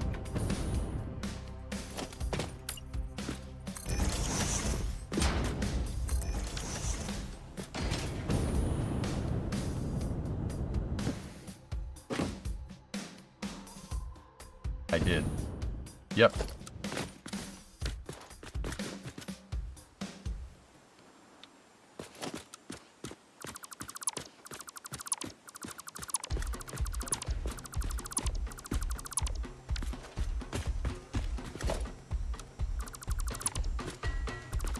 So those lines right there were the deck spacing lines that work. And I've noticed that these are not lined up with them. At least that one isn't.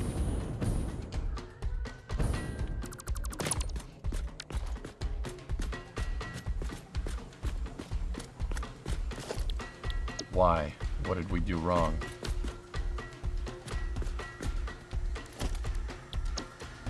I didn't though.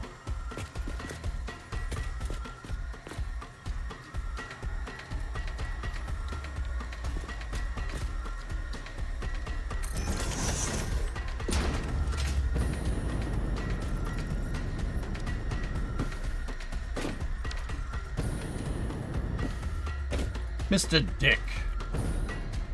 What's up, geek? The 40-meter mark of the octagon is the outer, up there. See that right there? That's the beam that we need to line up, and we weren't lined up with it, Raiden. But I noticed my decks, I lined it up to deck spacing test articles that I placed that weren't correct.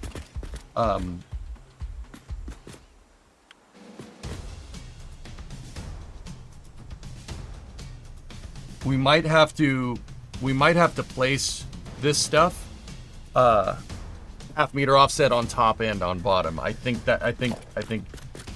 that's what's going on.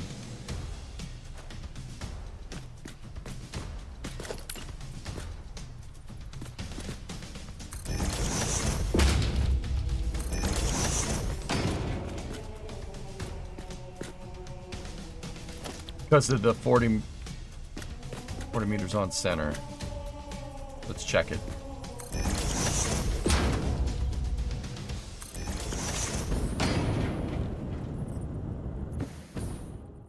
Nope.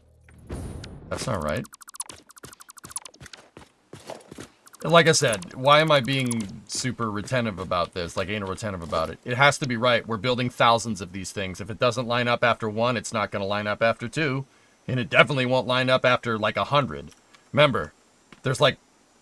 Let's count. Ready? 1, 2, 3, 4, 5, 6, 7, 8, 9, 10, 11, 12, 13, 14, 15, 16, 17... 19, 20, 21, 22, 23, 24, 25, 26.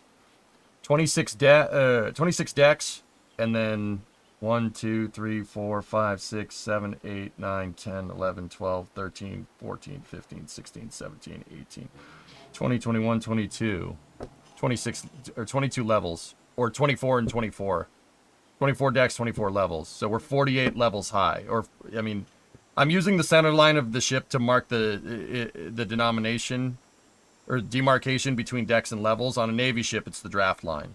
Or not necessarily, no, not the draft line. It's, well, could be a bunch of different things, but you get the idea. We have to make sure it lines up. If it doesn't line up down here, guys, it's not going to line them up there. It has to be perfect. Especially, yeah, that's what's going to make building this quicker.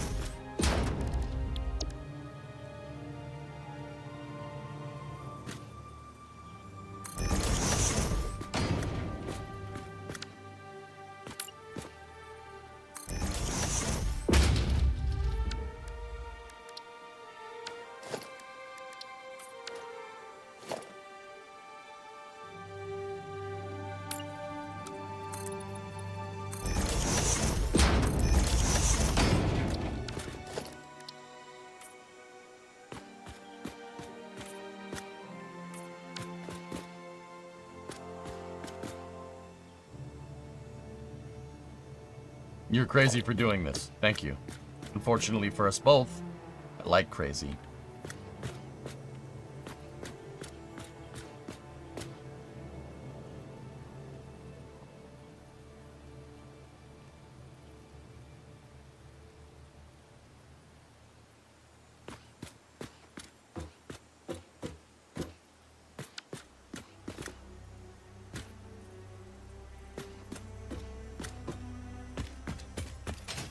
You respect it? Thank you. We'll get it, man. We'll get it. The fact, like, I wanna believe that the Bungie developers knew that this could all be put together, but I think it's just a coincidence. Either way, credit to them for making an amazing game and filling it with enough lore that we can basically extrapolate what the interior of this ship looks like. That's super cool. It's something that's not necessary, but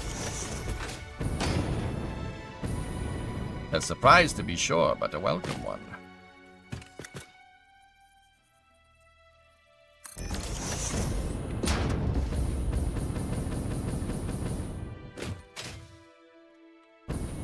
Dino, I think I got it, man. Give me 1 second.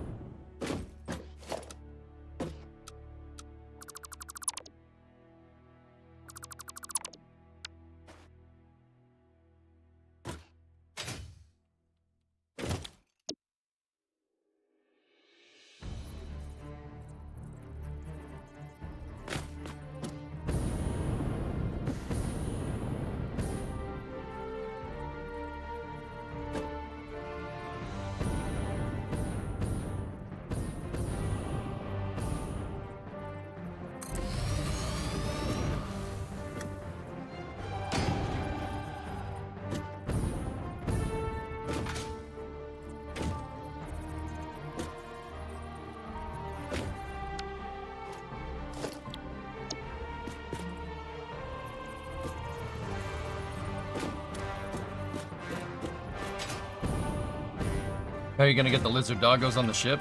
Elevator. Or staircase. It's gonna have to be a staircase.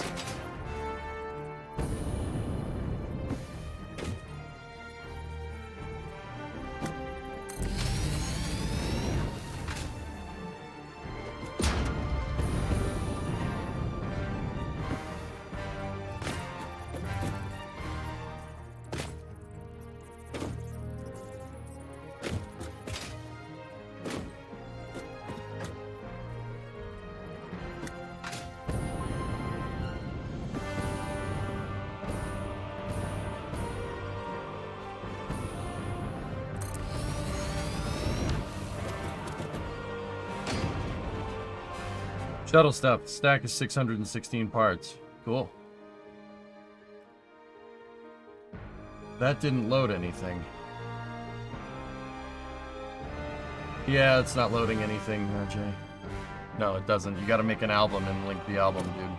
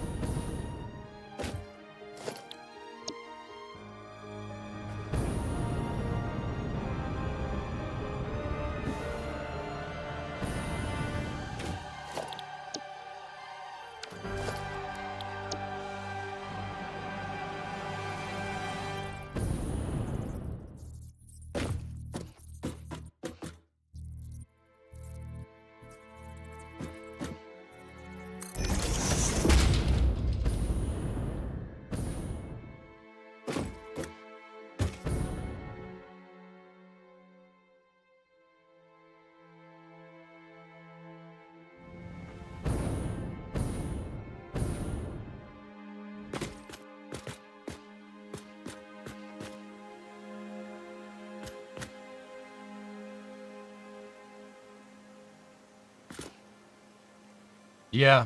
Yeah, that's right. Yeah, no, it's right. It's right, Raiden. Yeah, it's not going to be exact from the bottom to the top, but it's going to be exact when you get to the bottom of the next octagon, right? Am I right? Just got here. What are we architecting? Hey, Animox. I'm figuring out deck spacing because I'm trying to make my factory into a spaceship. So I'm figuring out kind of where everything goes with the regards to spacing between decks. If you recognize this, it's the Pillar of Autumn from Halo. I'm building it and its dock, and I'm putting my factory inside of it because I think that's cool, and I think that's something that nobody's done. I mean, even if somebody's done it, they probably did it better than me, but we're still going to try it. Let's go up there. Let's make sure it's square to the top of the square. Does that link work now?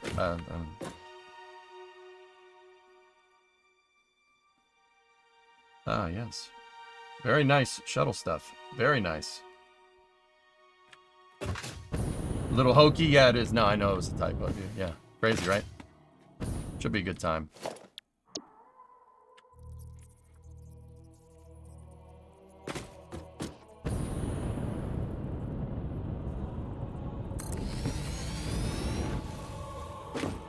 Hey, Hokey.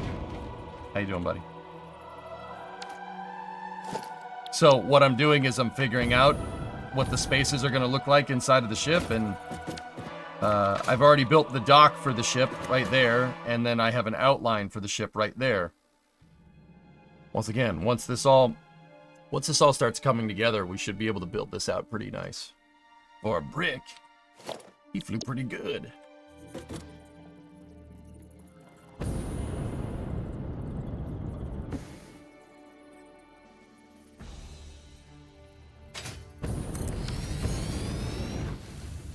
If you had to pick a universe from game, TV, or movie series to live in, which would it be? Not Halo, that's for sure. Because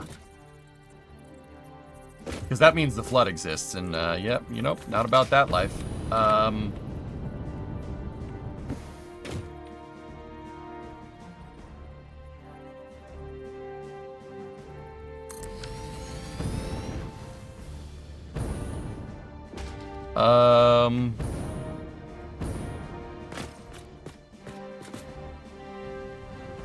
Star Wars would be pretty cool.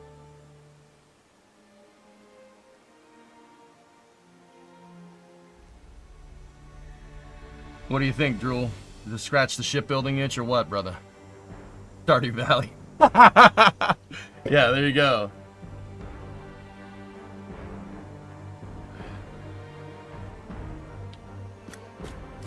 Yeah, I'll take Star Wars. That's fine.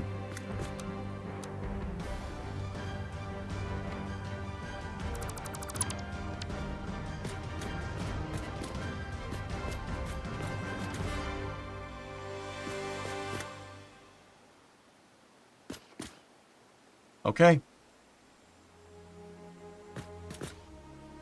I live in the Spaceballs universe, and I'll take the soup, please. Yeah, it's definitely better than the special.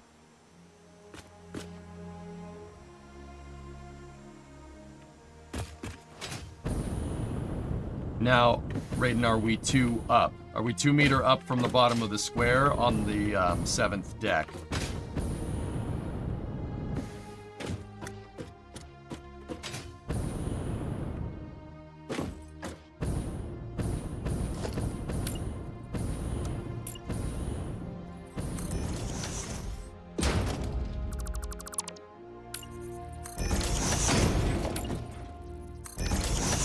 Perfect.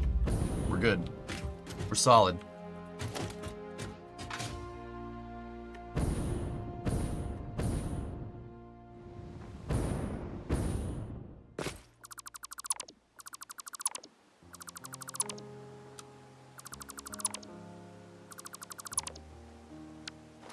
Okay.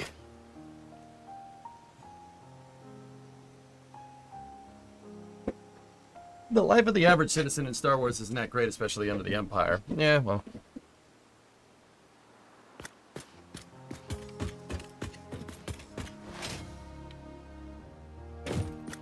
That's right. Okay, I'm gonna leave that there for measuring purposes later. Okay, so here's what we're gonna do. Let's take the print, right? So we have WCF 4-way. We'll switch this to what would be the one to make now? The through-way.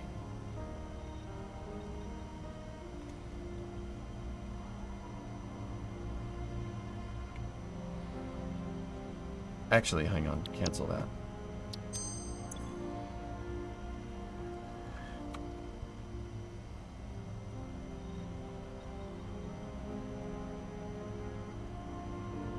What I'm going to do is switch this to wide corridor X piece. No. Maybe wide corridor junction. Yeah, that's fine.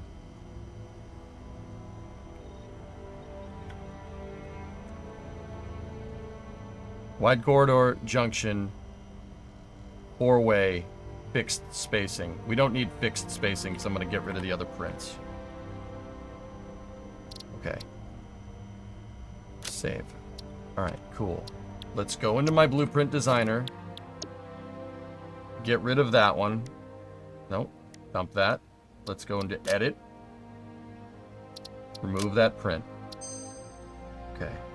Cool.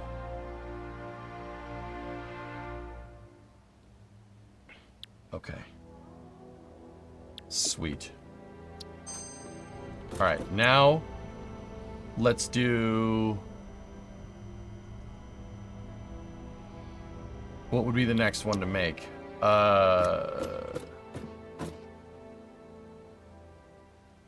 Three-way would be...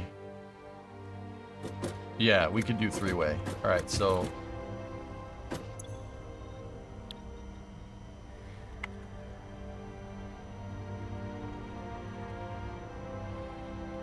Save a new blueprint.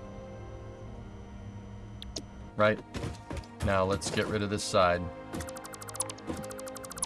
And we'll put the walls in place so we can make a three-way junction. So there's like wide corridor hallways and there's wide corridor junctions. In the Pillar of Autumn's level design, this is right from Bungie, right? Like, in the Pillar of Autumn's level design, you have these junctions. The junctions have the X's on them. So we gotta make the X's first. There's three-way junctions, two-way junctions, three-way junctions. So we need a junction with 1, 2, 3, 4 entrances, which is what we just made. We need one with 3, we need one with 2, and then we need one with 2 horizontally, like a through-way.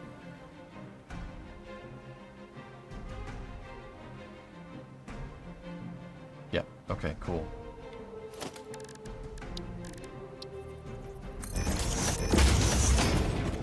Booster 13 is moving to the launch mount. I told you guys that this is going to happen a lot faster than you might think. I said that, man. We need our Pillar of Autumn. Actually, no. It's gray for that one.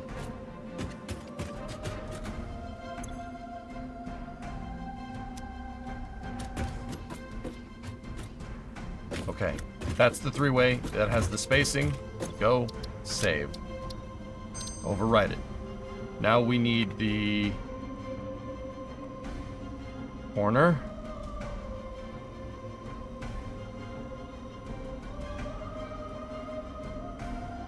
Save the corner blueprint.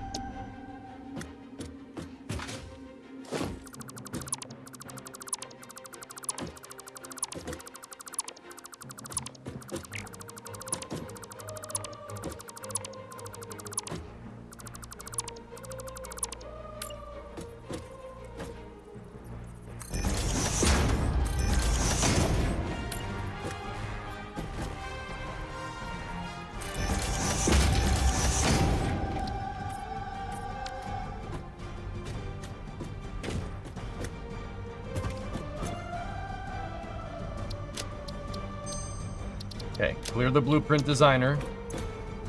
Take everything. Now we go back over here. Load the four-way junction.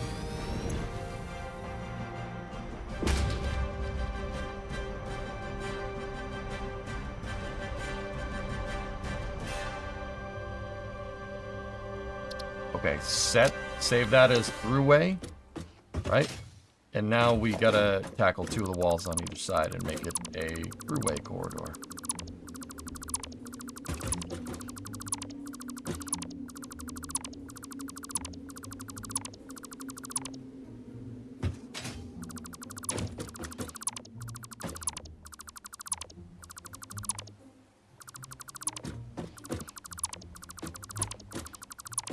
Yeah, it was Fix It Gray for the walls on these ones. It's the, it's not where I wanted that, but that's alright.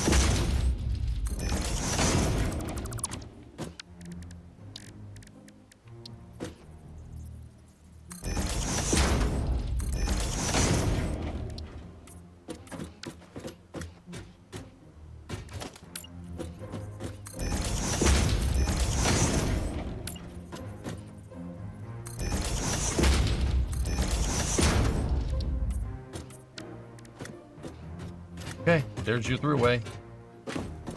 Done. Save. The name is already in use. Yes. Alright, cool. Clear the designer. Take everything out of the designer. There we go. New Tesla video. Yeah, Cryo, it's good stuff. This is getting to the point where I think the actual ship layout will help for your artistic license. Okay. Not really sure what you mean, but alright.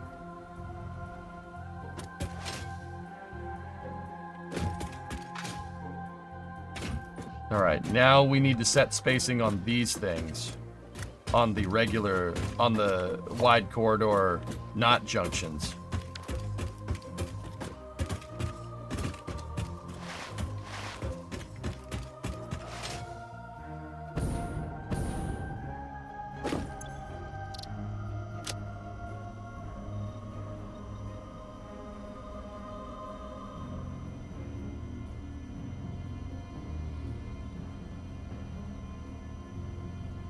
That's an end piece.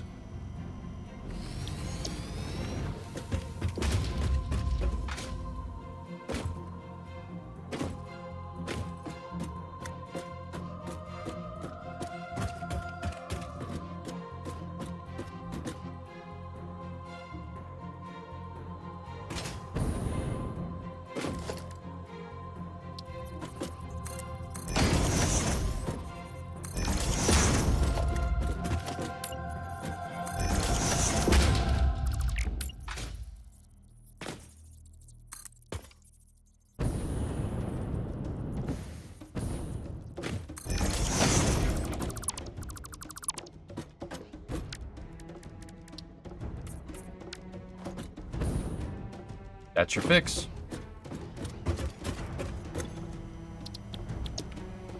Alright, so wide corridor, 8 meters straight, 8. I'm just gonna resave it with the frame, because that's what I'm gonna do for all these junctions. So to not get them confused.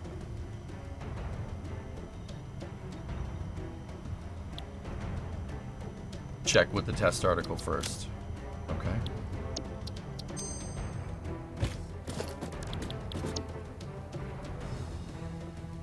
Okay.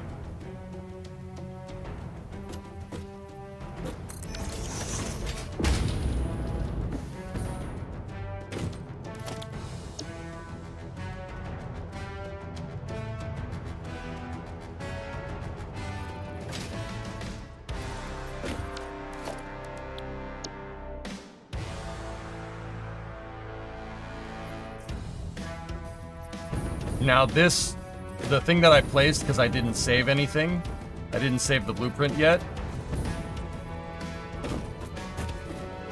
is not going to exactly show us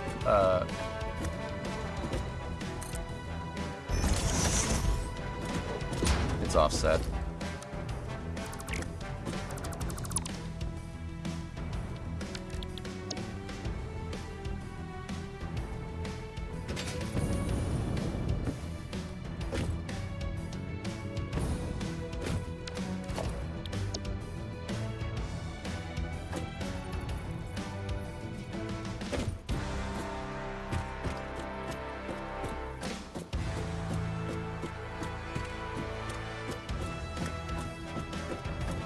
That's right. Okay.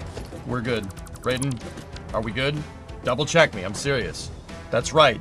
The other one is lined up when we snap to bottom, right? But it's not, it doesn't have the top piece, so we can't stack any higher. The height is correct. Good.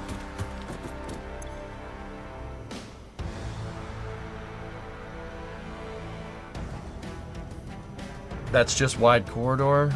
8-meter long straight piece. We can just resave that with the frame piece. Actually, maybe we should have a different frame for junctions versus something else. How about we do the straight frame wall for these ones? Just so there's a little bit of an icon difference.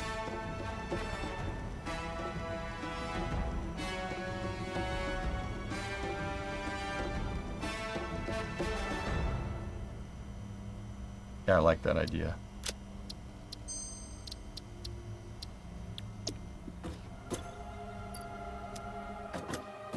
Okay, so grab this, clear the blueprint designer. Go here like this, load up a new print.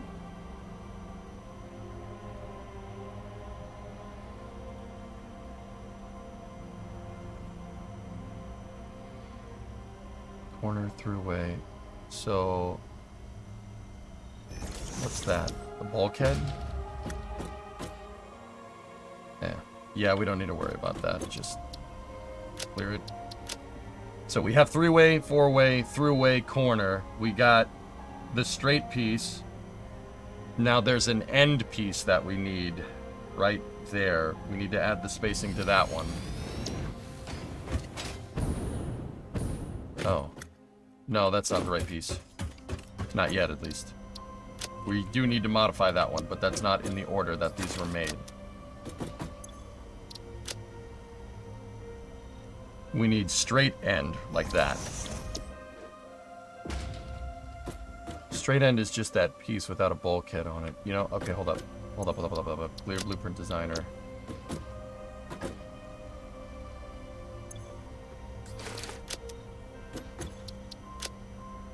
Actually, that one already has the, yeah.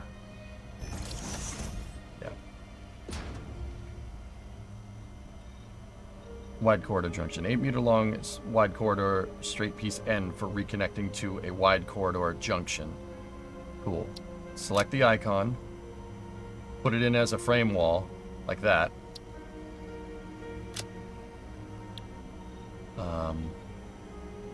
Save this as its own thing, right? And now we need to add we just need to add the top piece to it. So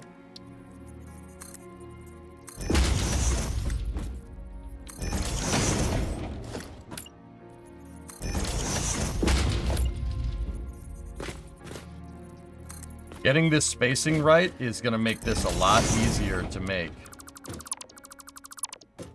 There we go.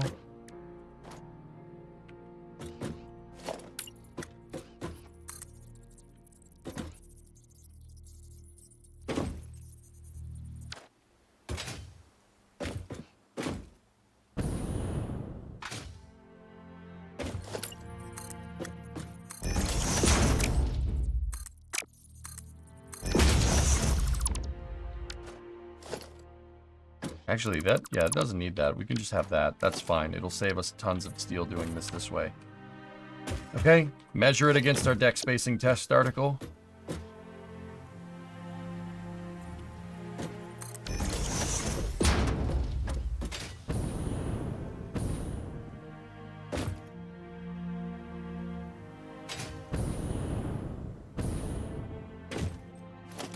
Nope. Incorrect.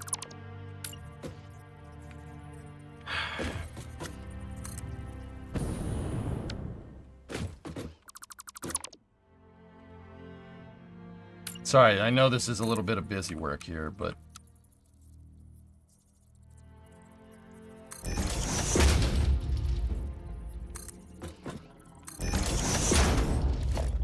it's really gonna pay to get this right.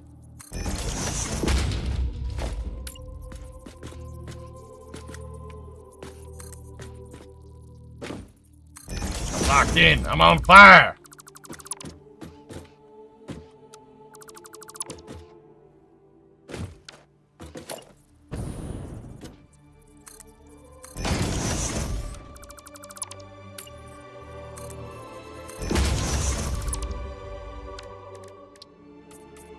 Okay, remeasure against the deck spacing test article.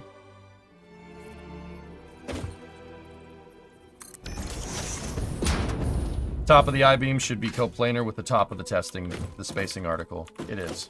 Cool, we're good. All right. The end piece is good to go. Save the blueprint, confirm. Clear blueprint designer. Take all. All right, load up the next blueprint. See, I changed the icons of the ones that we've already done, and the wide corridor original ones we can get rid of. So that just leaves the clipped wall types of junctions. It's just those two. So let's load up that guy. Load up the deck spacing test article.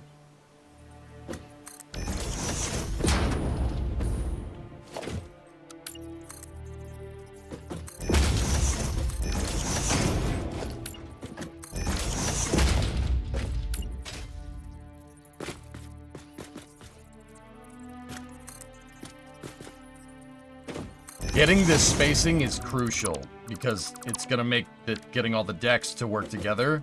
Like getting the spacing like that, it's going to make it's crucial because I don't want a deck sticking out of the top of the damn ship. This is going to make this, it's basically going to go together like Legos, dudes. Wart, wart, wart, wart, wart, wart. Ah. All right, get rid of the deck spacing test article. That's clipped wall, 8 meter with a bulkhead. That's good. Change its icon to... There we go. Resave the blueprint. Okay, clear the designer. Why do you have a light underneath the decking? So they're lit appropriately, Dean. The top-down lights that look like the ones in the game don't actually light this correctly. And there's a thing with the lighting in-game where they can shine through these catwalks. So it basically fills up the corridors with ambient light. Otherwise, this would be dark. These basically don't shine the light like they used to.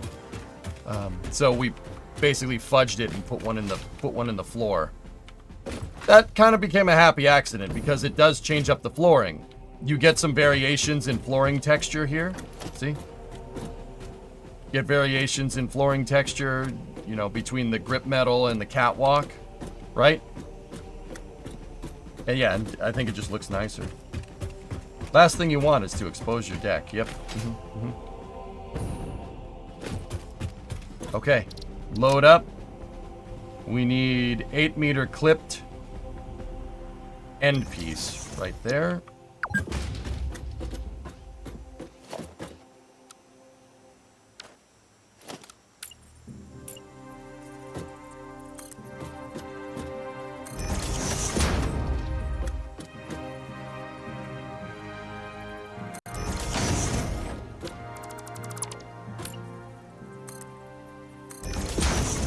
That was not clipped to the right piece.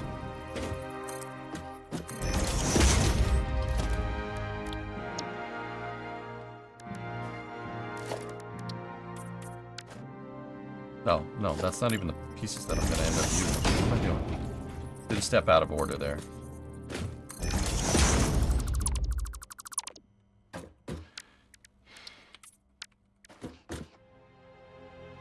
NASA's published a new NASA history book. The best part is that it's free. Cool.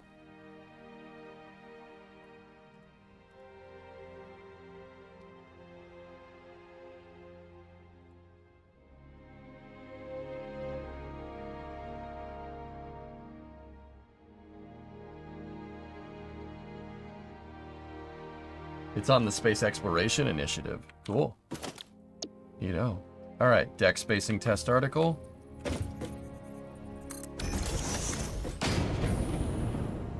Good, we're aligned. Done. Okay.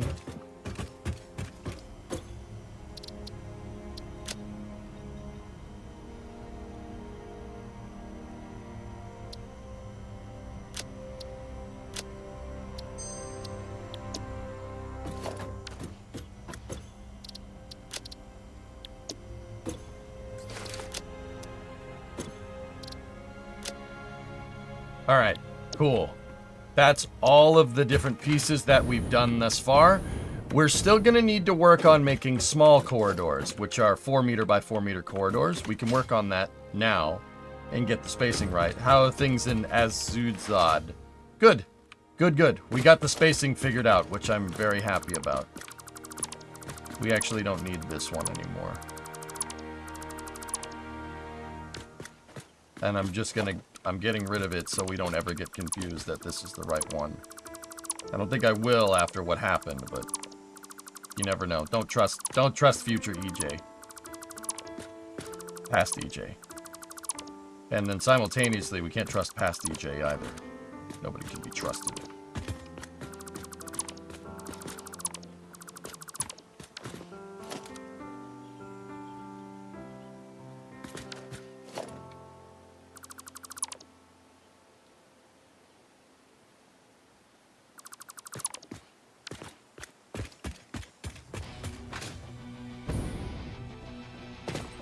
Sick. Chilly and rainy in Madison, Wisconsin today. You're enjoying a nice bowl of clam chowder. That the red or the white? Gotta make a blueprint for the Octoball. Yes.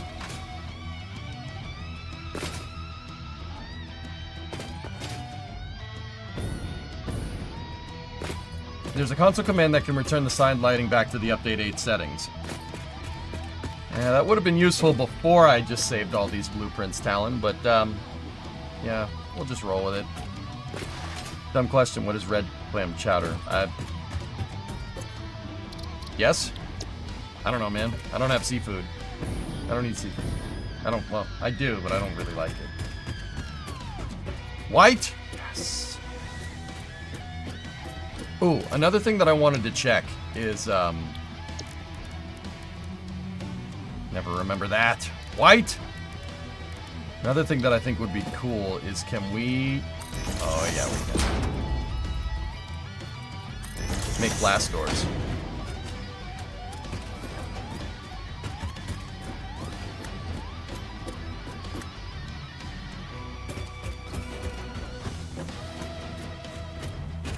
Dude is next to the ocean and doesn't like seafood. I don't hate it, I just don't really seek it out. I like meat. Meat that comes from land.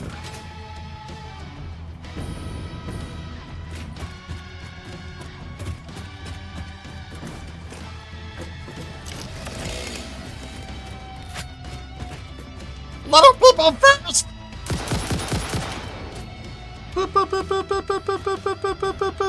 Warning, blast doors closing.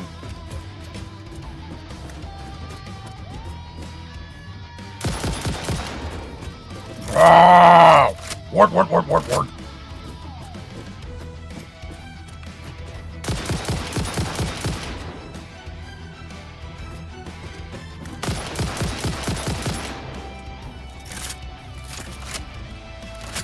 Run away!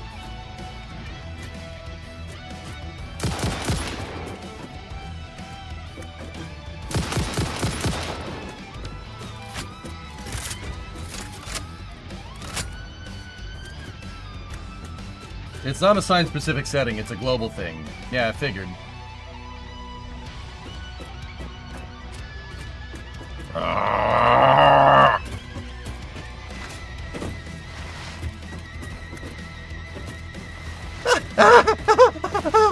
Little people first!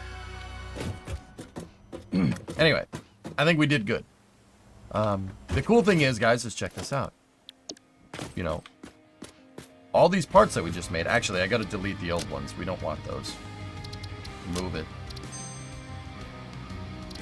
Remove that. Anything that has the orange thing there, we can just get rid of them. Because I don't want to ever get these confused with spacing and have to undo work. Cool. Watch. So, what we can do...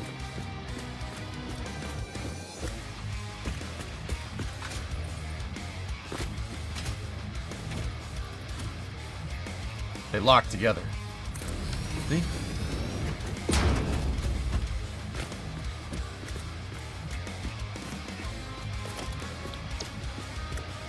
Now, could we...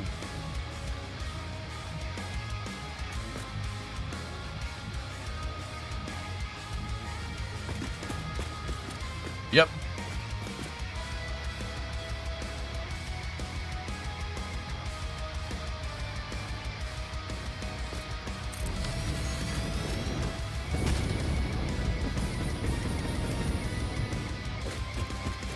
See?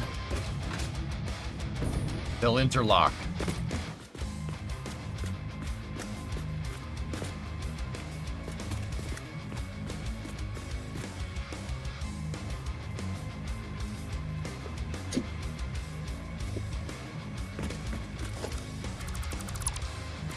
Cool. This is insanely cool. Thanks, man. And then the coolest part, hun, right? In between these, you can put conveyor belts. You can put conveyor belts, you can put pipes. Yeah. Electrical, whatever. So you don't have to, none of these corridors will have like wires and stuff going through them. You could just put it through the dead space in the ship.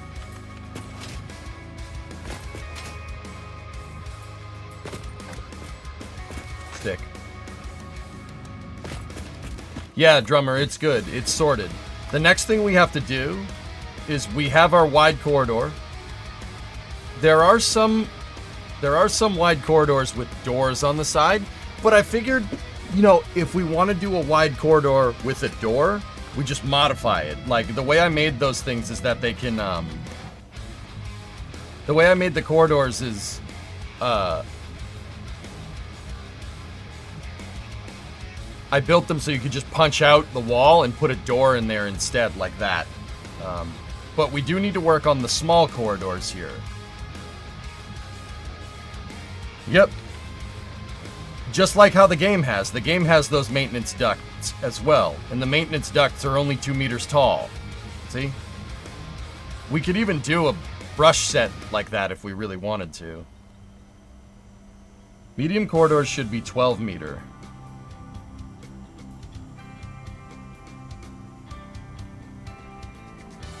Shit.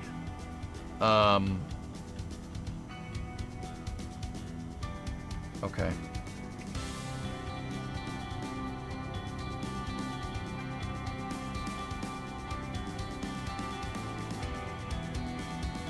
Booster 13 is almost to the pad.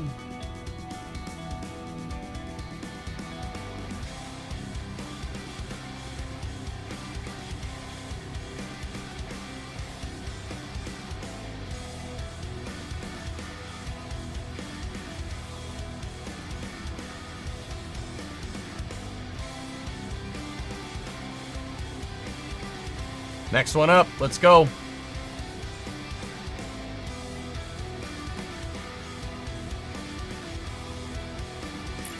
The wide corridors are 16. Yeah.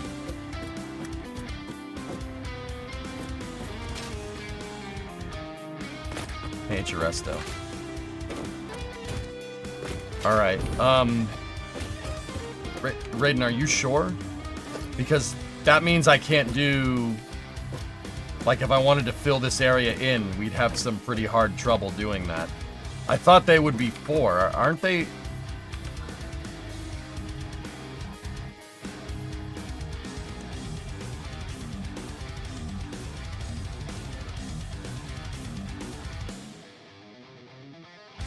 They look to be about half.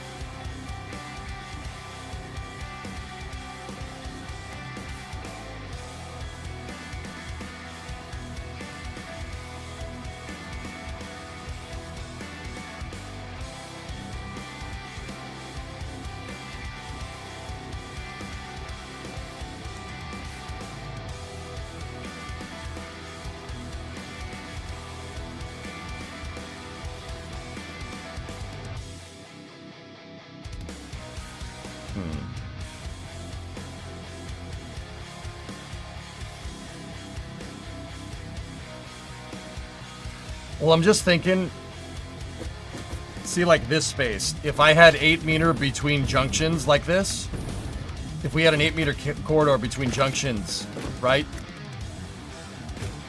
And say we wanted to do something like this.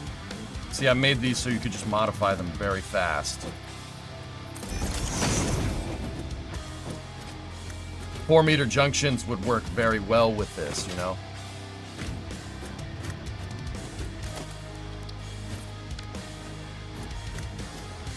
But then again, we're on a 4-meter offset, so...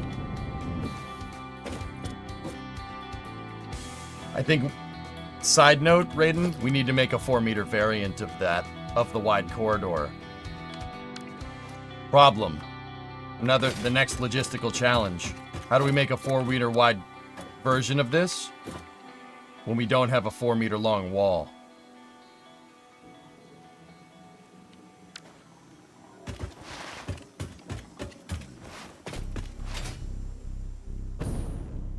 Nudge the wall. You're not understanding what I'm saying.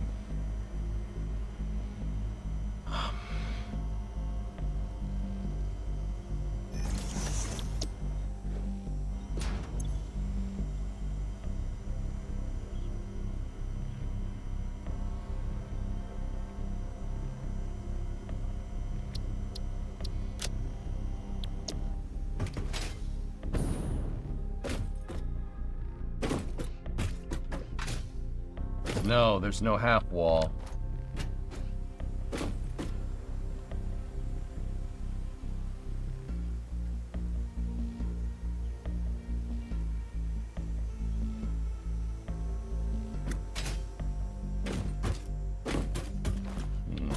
We're gonna have to think about this. Uh-oh. Is that a Primogen? Oh god, that's a Primogen raid. Oh, I don't know what to do with my hands. Whoa. What? Yo, what's up, Prime Raiders? Dude, hands in the air. I didn't do it. I didn't do it. I didn't do it.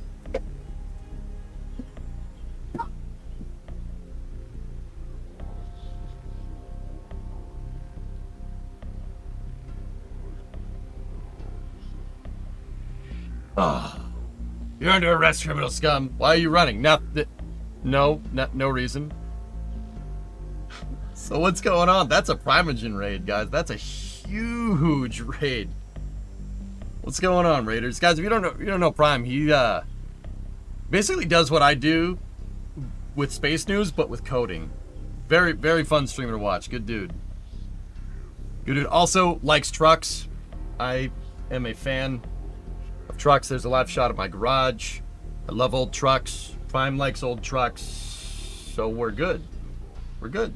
I hear you like viewers. Oh, I'm a pretty big fan of viewers as a streamer. Prime says no aliens. Yeah. No. We should kill them all. I'm from Buenos Aires and I say kill them all.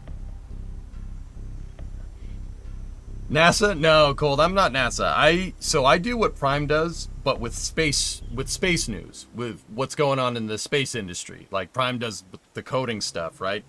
Which I'm not really a coding guy, but my wife is. My wife's a software engineer. I can tell you how a rocket engine works, or how an old truck works, you know? Like Scott. Actually, LoJack, Scott's a good buddy of mine. Yeah. I've worked with him on projects before. Yeah, Scott's cool, man. Is SpaceX legit? SpaceX is legit, dude. My wife is a coding guy. Yeah, how'd you know? No. No. Yes, I'm not from Buenos Aires. I was quoting Starship Troopers. Sorry, man. But anyway, are we close to fusion? There are people that are working on it.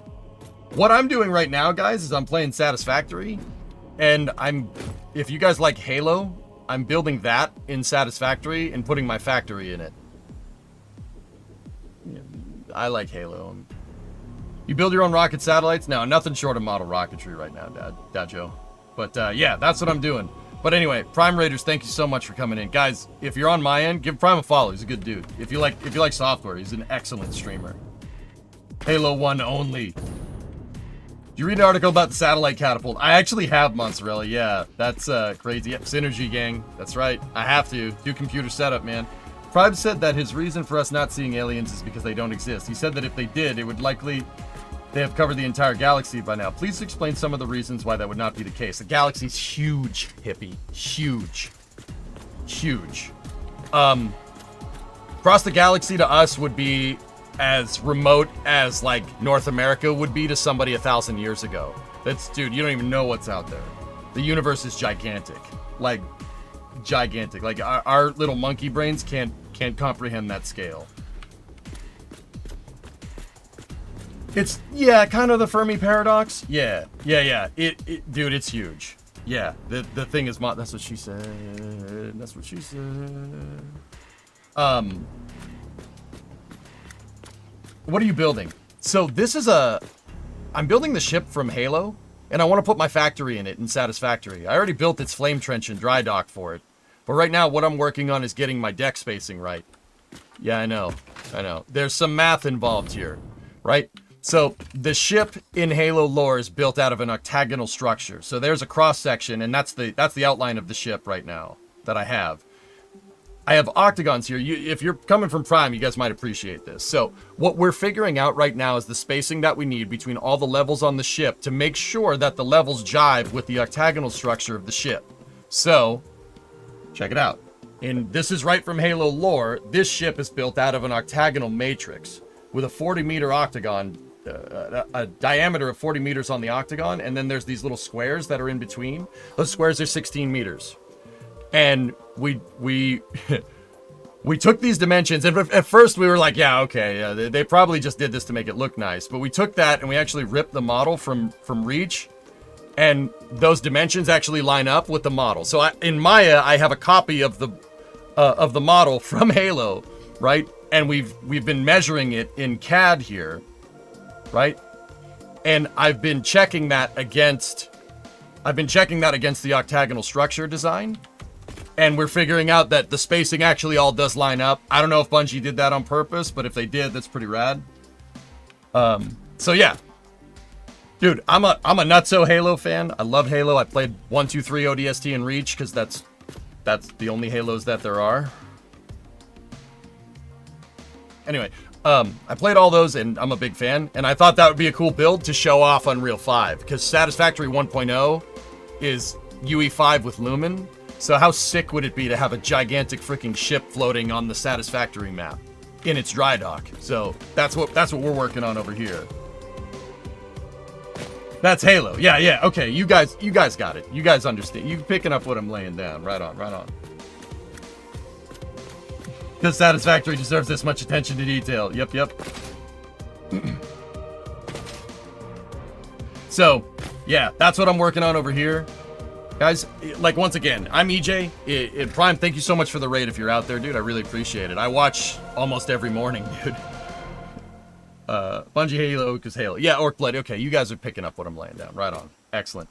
Would it even be cooler to have the ring? Is that possible? The ring has a 10,000 kilometer diameter. It's the diameter of Earth almost. So, no, I don't think Satisfactory could take that. The ring would go all the way up there. There's kind of a ring space station up there, if that helps. Pillar of Autumn's good enough for me, though. So what I've been doing is doing tests here with the octagonal matrix, right? And the deck spacing to make sure that everything comes in right. So when we do go to build this sucker, it's easy to kind of clip it together like a giant Lego kit. I'm not sure what the coding equivalent of this would be. Remo, maybe you can help me out. But I'm basically making like libraries, I guess, would be the coding equivalent, dudes. You know, EJ trying to explain things in code. How do you do, fellow kids? You know, components, frameworks. There you go. How are you producing the needed material? Right now, Pick, I have a small factory all the way down there that's producing the basic of the basic materials.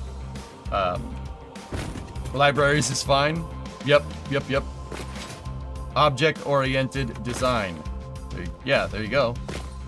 But yeah, I'm gonna make it so the whole thing snaps together like it's like modular. So you could make the whole, all the decks and levels on the ship. You should just be able to put them together, as long as the spacing is correct. But getting it to jive correctly with the octagonal matrix proved to be a little bit difficult for my caveman brain. It'll all be done in an hour, so you check back. Yeah, you know, it's good.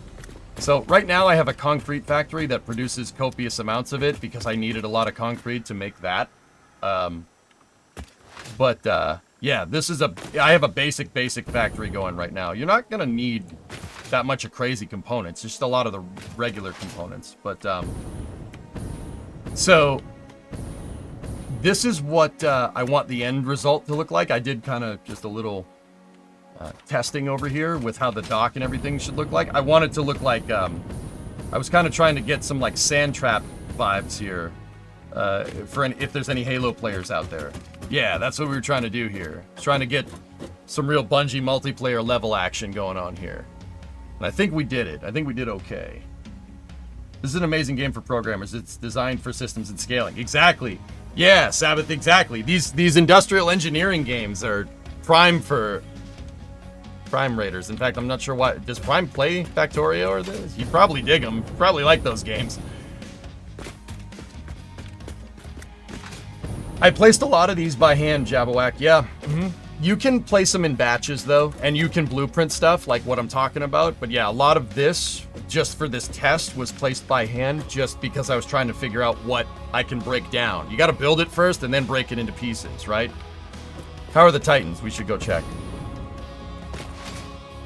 He said he already programmed, so no. Yeah, I figured that Factorio would be too basic. That wouldn't scratch the itch for Prime, right? Like,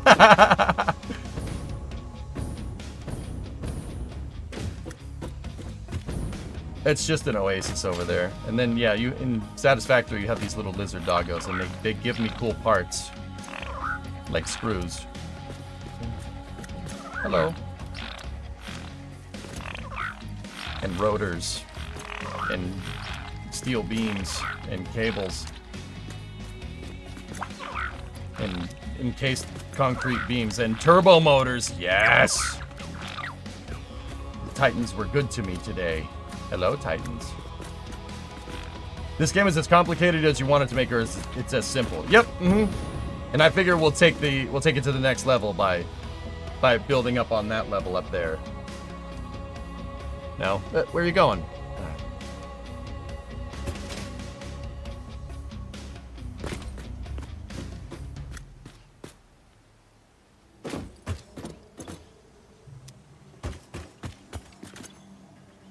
Anyway, welcome Raiders. Prime, thank you for the raid. We'll get back to it here, dudes. Put those in our interdimensional storage there. So Minecraft for adults. Sure. Will the ship be able to fly? Nah, it's stationary. I think the game would take a gigantic dump if we tried to make something that big fly in this game.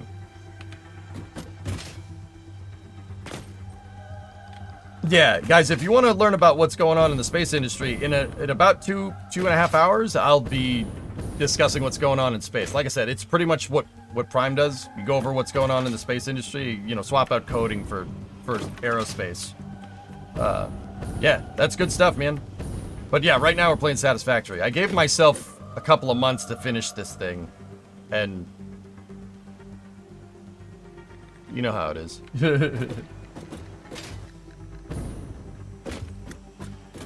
So yeah, simultaneously, guys, if you're on my end and you like software, Prime is an excellent software engineering streamer. Funny as hell too. Really, really good dude. You'll stick around till then. Right on, Moon. Yep. This, you know what, Drummer? The thing is that this isn't scope creep. It's not scope creep. I just chose a gigantic project. That's all. It's not scope creep at all. It's just, yeah. Prime is also very handsome. Yeah.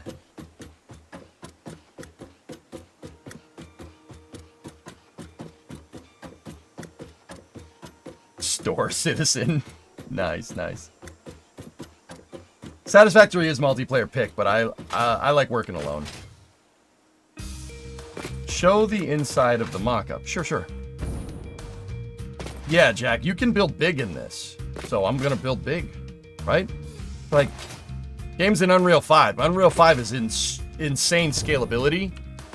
And, like, also real-time ray tracing, which blows my mind completely that you can ray trace something in real time in a game.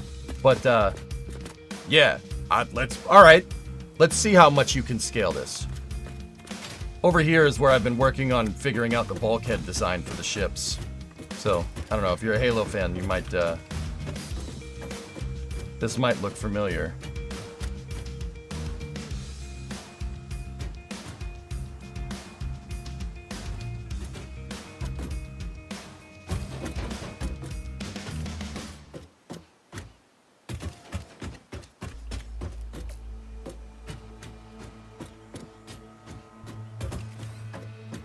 You know, I obviously have not finished, but yeah, that's what we're working on, dudes.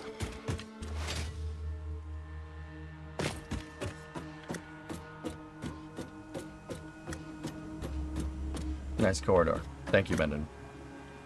Alright, so we were working on making a 4-meter variant of this corridor because we figured mathematically we need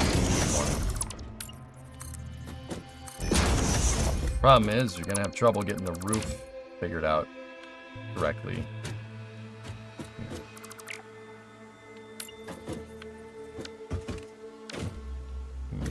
I need to make one of these that's 4 meters long. This segment that I have right here is 8. We need to make, to get the, like, all the decks to fit together and not have, like, empty space like that, one of the variants of this hallway that I needs to be 4 meters. Now, the technical challenge here is that there's no 4-meter walls or hallways in this game. There's very rarely any 4-meter parts at all. So we gotta figure out something to do here.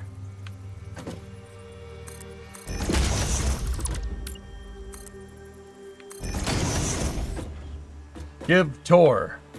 I just did. What do you want to see, Delayed? I have the entire dock for the ship figured out. And then that's the outline of the ship right here. Other than that, there's really not much to see except for my small little factory that's been feeding this project down here.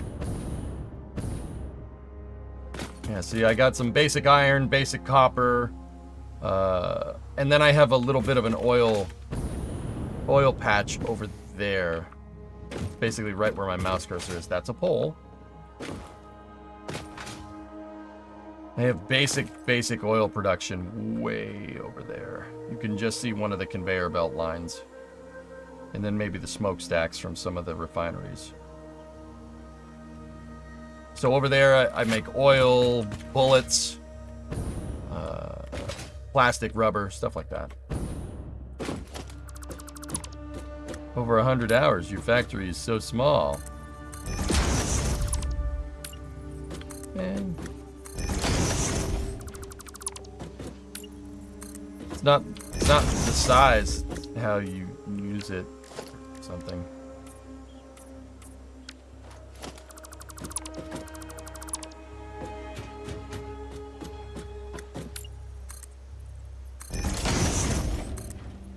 Alright, so let's jump in.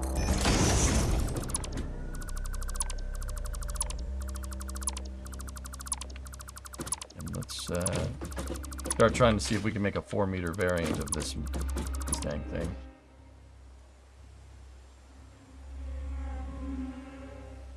Worst backseating game on Twitch? This is not as bad as Factorio, Lod. Not even close. Factorio is... You have to kind of partially hate yourself to play that game on stream. Which kind of sucks for me because Factorio just released the Space DLC and I want to play it. You know, I want to play it, but also, like...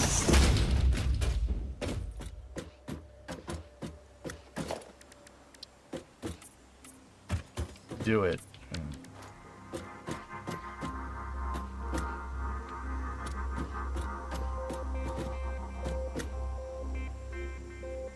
If you don't have a 4-meter wall, don't bother. You need 12-meter pieces anyway, not 4. Yeah. Streamer, why you no do the thing? Oh, God, it's the bane of my existence, dudes.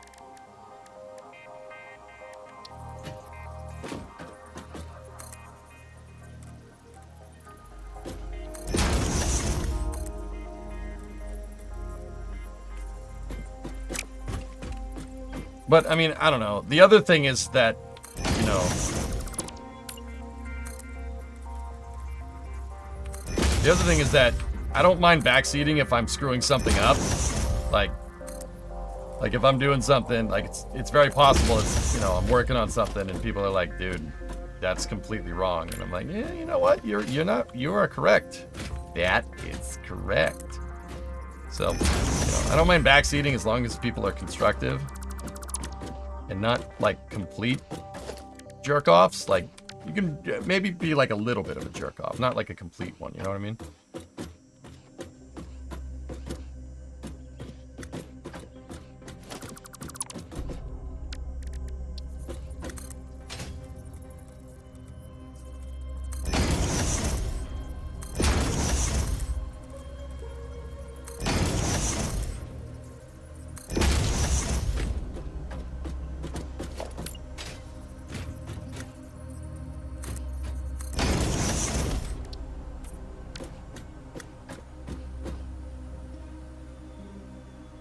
Can I ask a quick KSP question?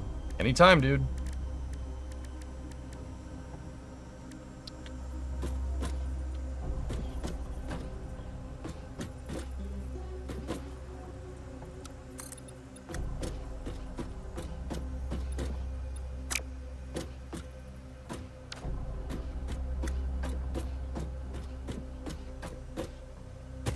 Yeah, and Heroku, right? That'd be actually pretty cool.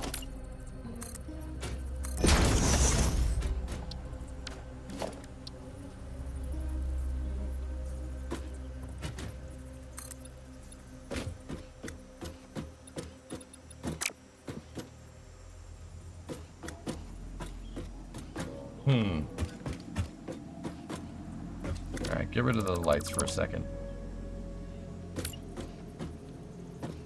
Oh wait, we have nudge. I'm stupid.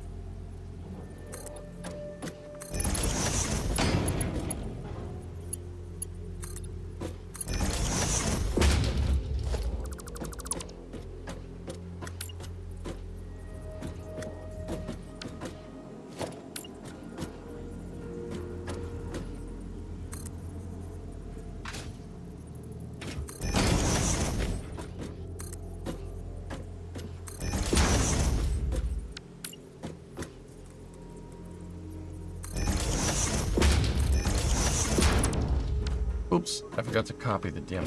Hold on.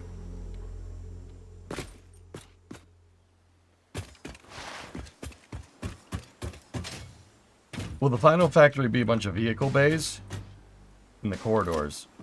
Yeah, something like that.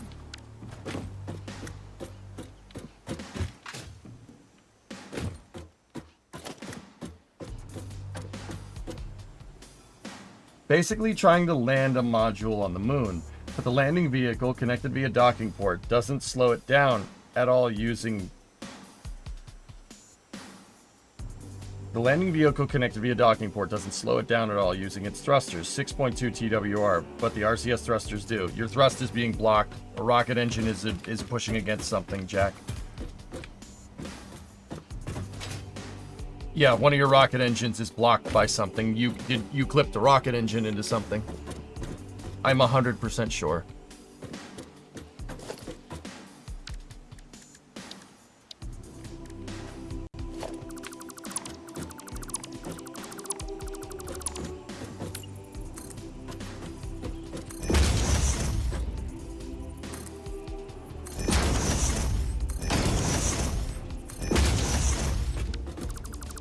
I didn't like the metal ones. They didn't look right.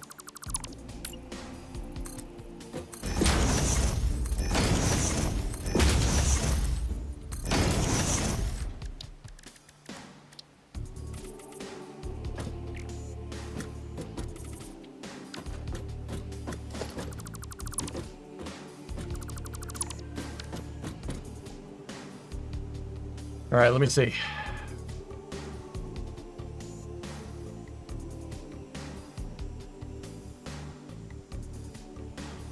Too many tabs, too many windows. It's Windows! Thrust. You have blocked thrust. Yeah, those thrusters are pushing into this piece. That's your problem. You have to redesign it, move your thrusters out a little ways. Your reaction to the Starship Super Heavy booster being caught was good. Yeah, it blew my mind, man. So Jack, take an I-beam, go into your structural parts, take an I-beam, attach an I-beam to here, and put the I-beam, try to use gizmos to move the I-beam in line with the thruster.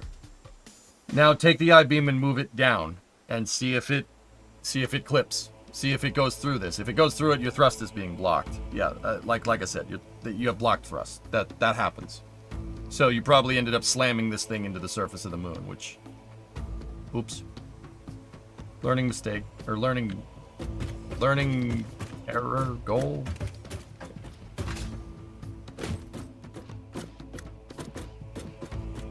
Blocked because it's connected via a docking port.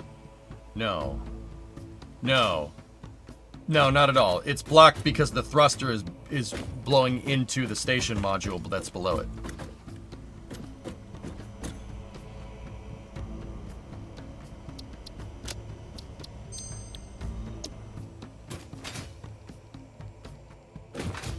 Didn't realize KSP cared about that. It definitely does to an extent, man, yeah.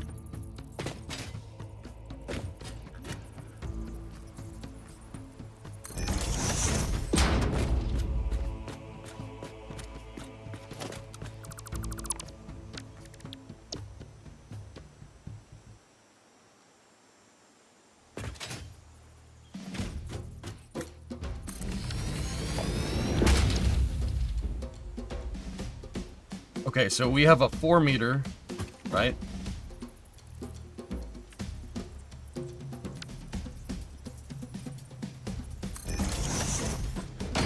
How does that look?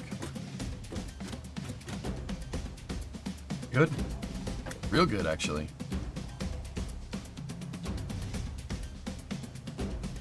EJ, try an 8 and a 4 meter. Hey, it would really help if you connected it to the original structure, you moron. Try an 8 meter and I'm also streaming on YouTube, so if it seems like I'm talking to nobody, if you're on the Twitch side of things, I'm simulcasting. The more you know. Raiden, try 8 meter and 4 meter piece to the side of your stack and see if it lines up with the cube.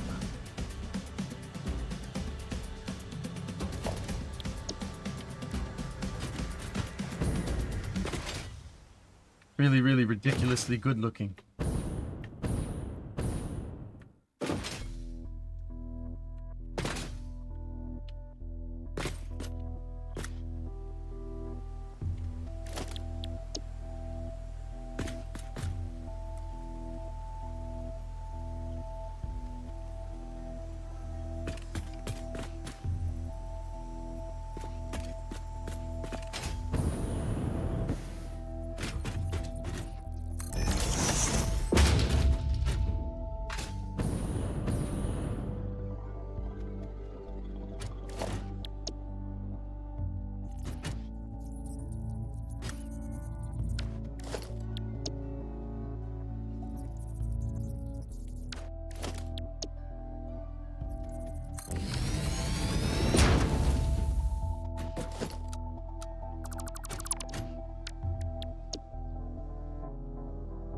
All right, let's get a straight piece here. We need straight end.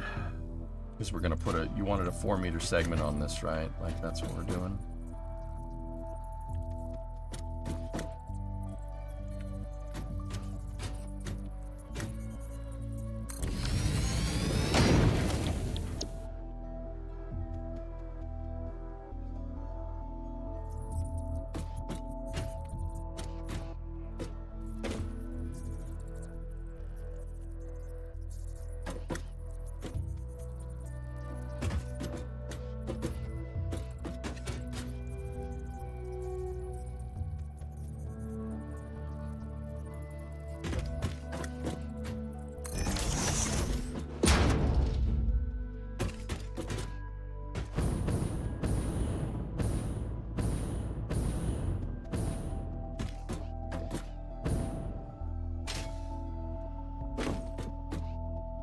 No problem, Jack. I don't have 15,000 hours in KSP to not know what that is. You know what I mean, man?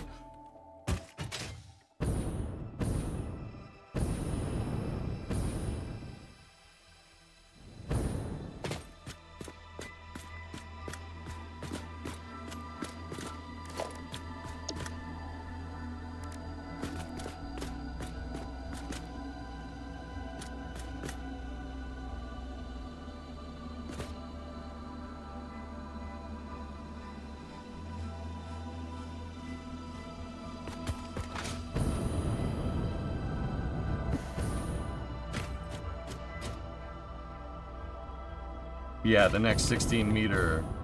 Yeah, that corridor will basically, a wide corridor is at the width of the cube, or one of the cubes. Is that more or less right? Yeah, it absolutely is. But the wide corridors seem to be staggered because of the pillars in this design. So we're gonna have to take that into account to an extent. Discovery, go at throttle up. And we're gonna need to see if it jives correctly. See? Hey, Pizza King, 42-month resub. Yeah, Jack, I know, man. Dude,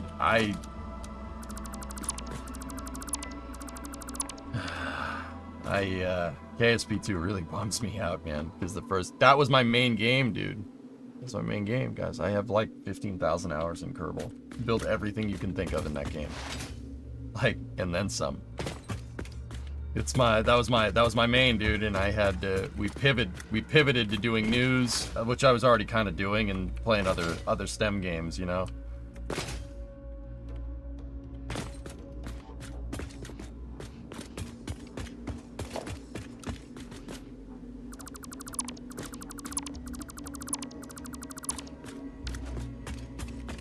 No, Naroku.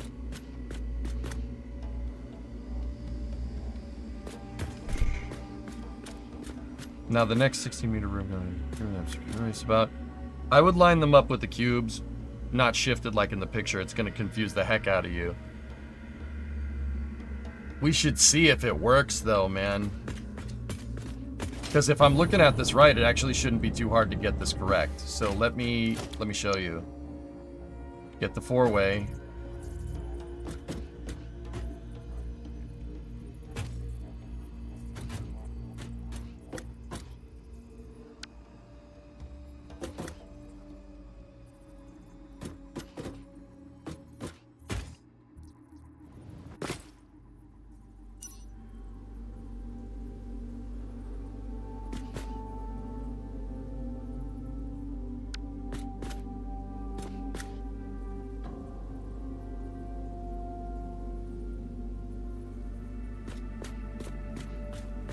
Look.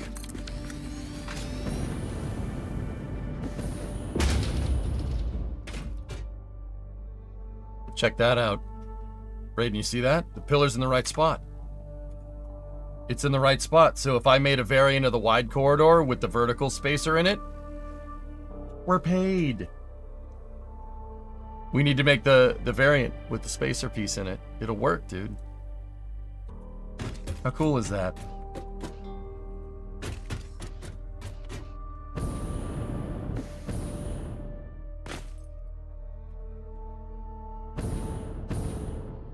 And then if we really wanted to get fancy schmancy with this,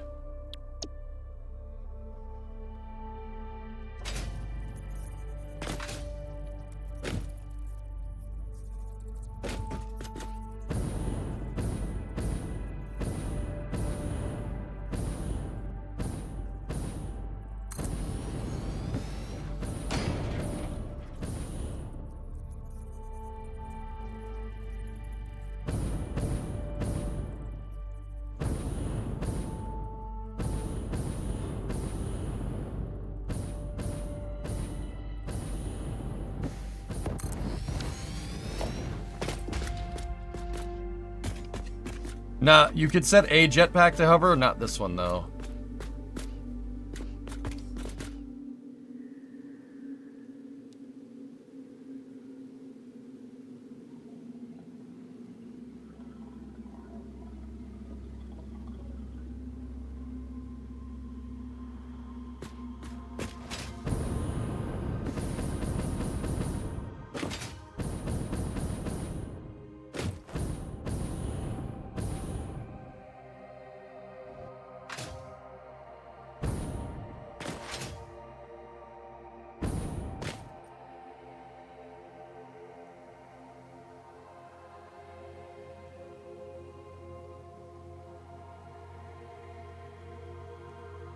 Now we got to figure out how the small spacing works in this.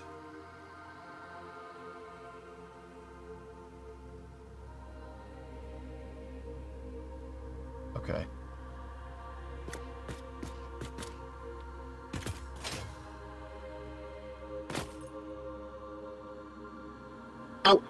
Oh, this is space. Primo. I'm in space. Thank you for the gifted subs. I don't know how I feel about my wife gifting me 5 subs. That's just giving money to Jeff Bezos, but...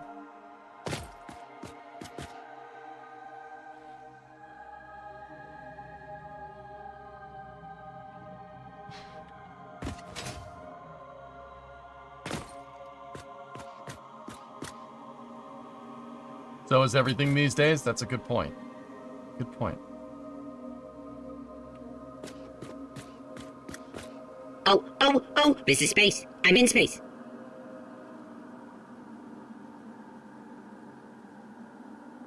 Okie gifted 5. Nova gifted 5. Oh, this is space. I'm in space. Oh, dear. I'm helping! Sure. Pyro gifted 5. Oh, this is space. I'm in space. Oh, dear.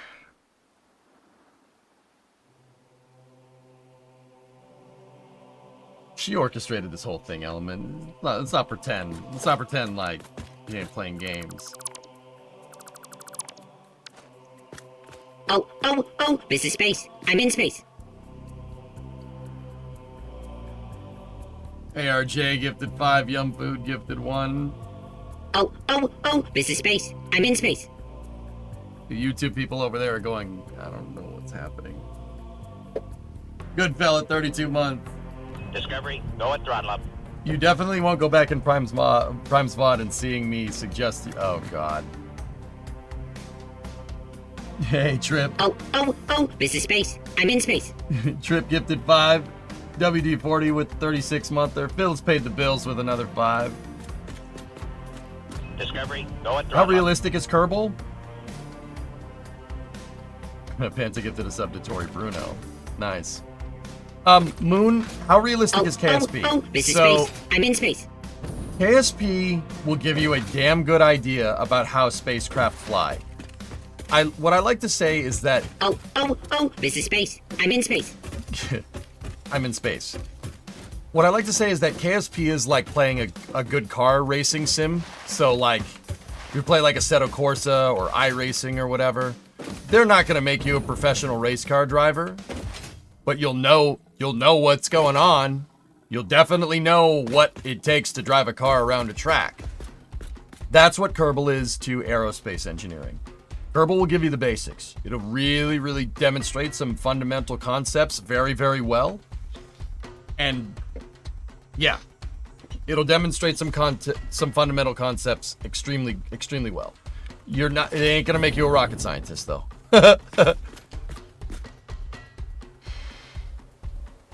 So flight sim ain't gonna make you a pilot, but you'll be damn good at knowing how a plane works. Kerbal does that with rocket science. Or planes, too. You can make planes in it as well.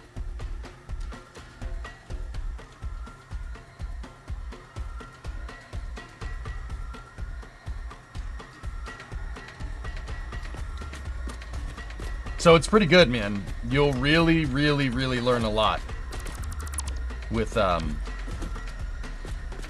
you can really learn a lot with that. With KSP, if you really want to learn about how rockets work. Or you can ask me if you don't feel like putting in the time. I'm here. I'm pretty dang good. Pretty dang good at explaining the stuff. I've been only making a career out of it for a decade. Yeah, fellas, if you're coming in from Prime, I'm ancient in streamer years. I've been streaming since 2012. I've been coming to the same party for the last 12 years, and that is in no way sad. Like, I had hair when I started streaming. Like, a lot more than I do now.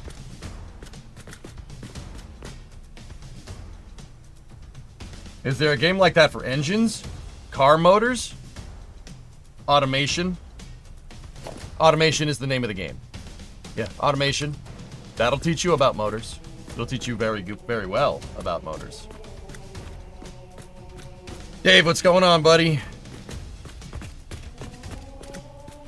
All right. What I want to do is over here, I want to test out the spacing. We can get rid of those space indicators. We got this figured out.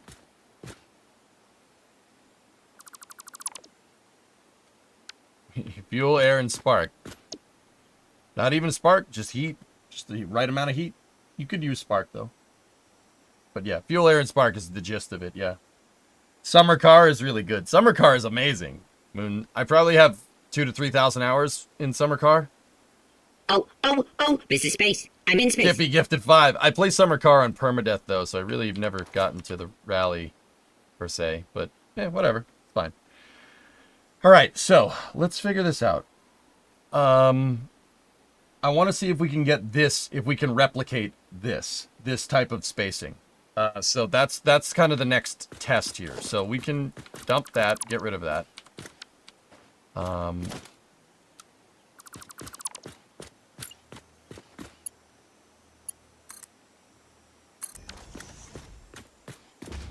Cool.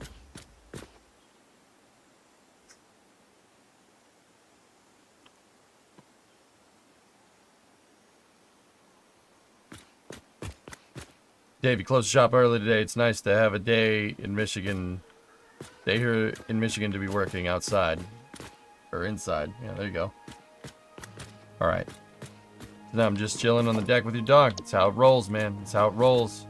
Best days ever. Alright, so. If I'm looking at this right.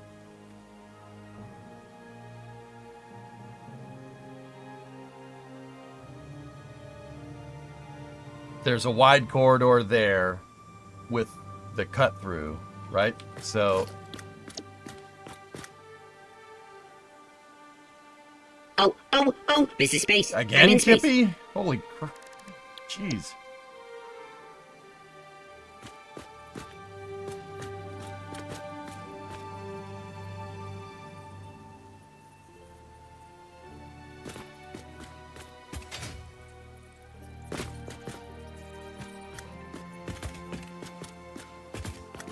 Okay, actually, you know what? I know how we're gonna do this. The Unix system. I know this.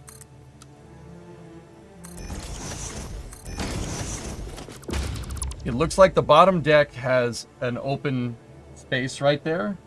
And that open space seems to be enough for a small corridor. The small corridors, well, we know are 4 apart. Or that's 8 right there. So that should do it. Alright, so give me just a regular corridor here.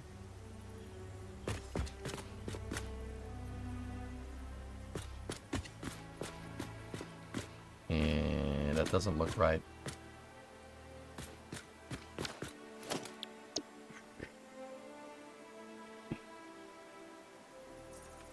Yeah, Dave, we're making some good progress, man, for sure.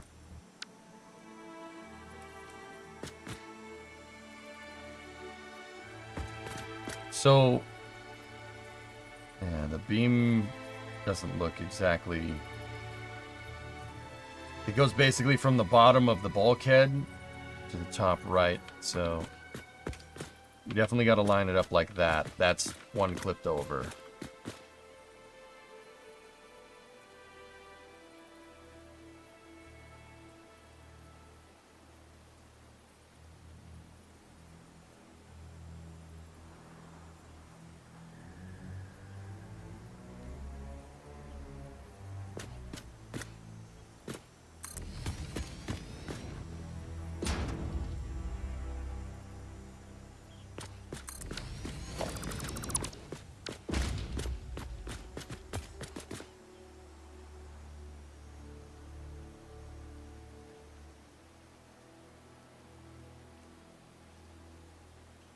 Yeah, isn't that crazy? That means that gap is 6. Yeah. So I clicked it 1 meter on either side, right? Because you saw what I saw, Raiden, right? So, okay, what about the next set? So the next set of decks has the cross and the same thing, so it's staggered off. And it looks like there's a small corridor. I don't know what that room is, to be honest with you. I'm not exactly sure what that room or what that big freaking room is, but let's just center this around the bulkheads first. Looks like it lines up with the edge of the door. Exactly, LoJack. Yeah. So, I mean, if that beam kept going on a diagonal, it would line up perfectly with the edge of the door. So, there are also some 2-meter gaps in some places, yes. So, let's attach it to our spacing column here.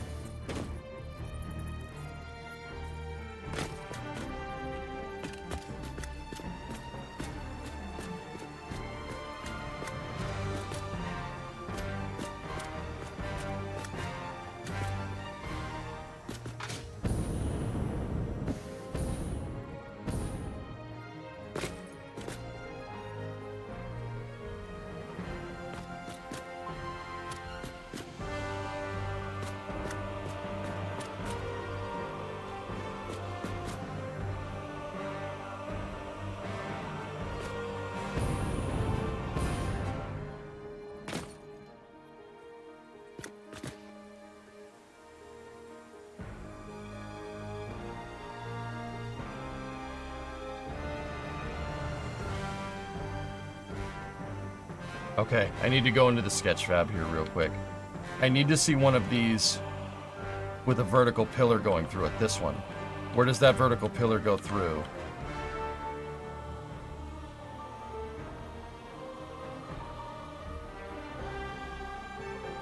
Also, there's a vending machine on the back of the vertical pillar.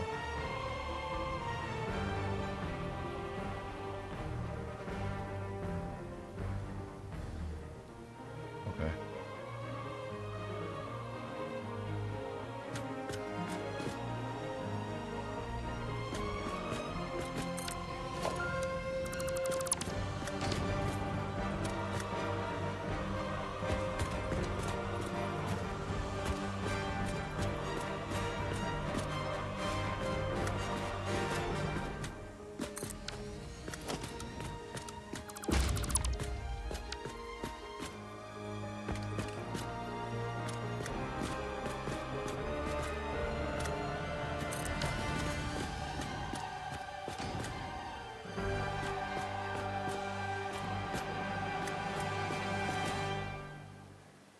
You may have to make them line up evenly on 4-meter multiples and just build your exterior to match. Yeah. Yeah, I know what you mean.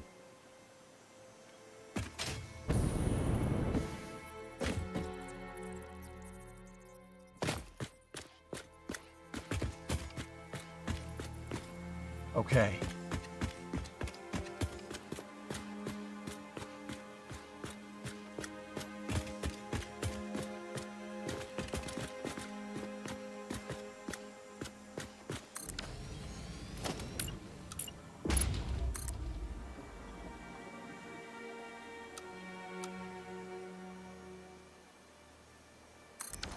Enough. So now, if we go back to the cross section, right? Okay.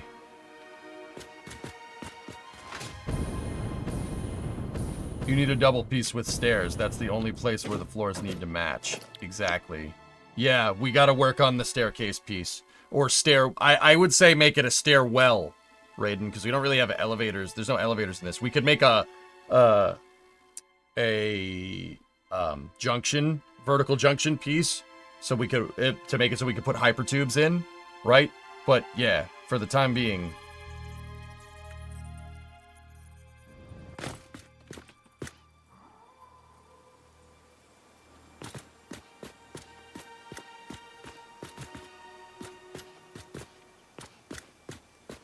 There's a new video from Gitai with the robotic arm showing off far more potential capability than just building a solar tower. Okay. I have it for Space News, man.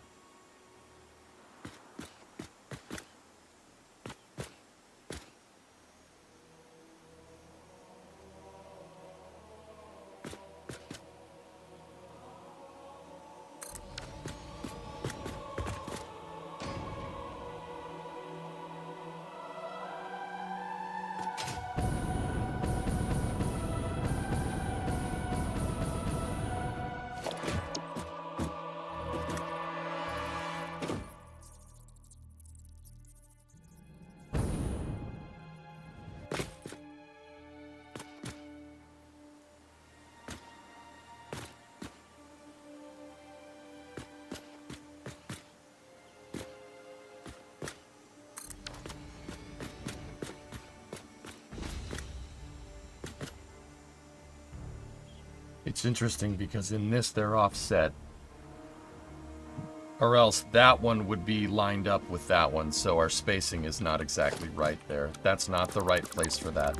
It needs to go further this way. The bottom one does at least.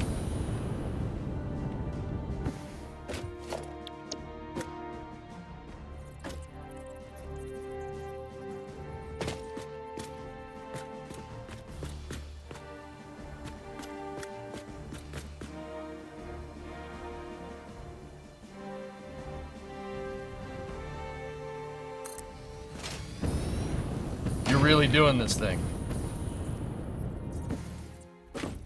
Yeah, of course, mozzarella. I'm trying to get my basic, the spacing math, or the spacing, we'll say spacing logic, I guess. Trying to get it figured out.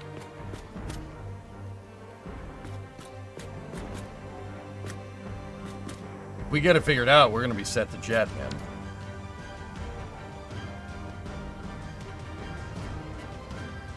This thing should go together like nothing. It should be really easy to go together.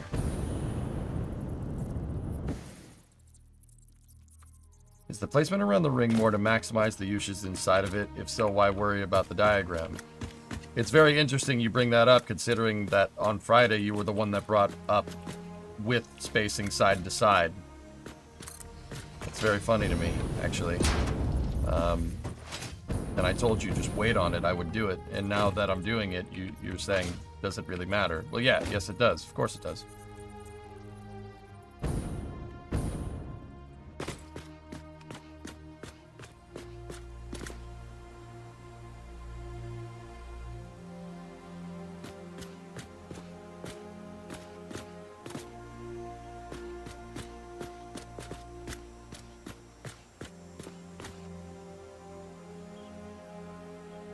Your memory is insane. Thank you. Try, Dave.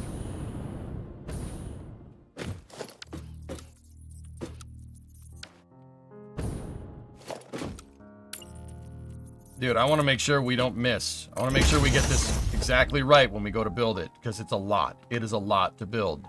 Spending the time now and making sure we get this stuff right is going to help us kind of make sure that the scope of this project is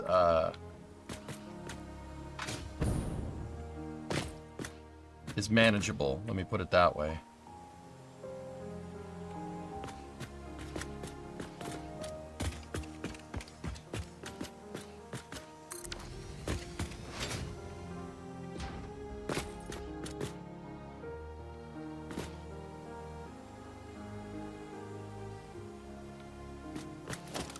We can just offset that blueprint one more over.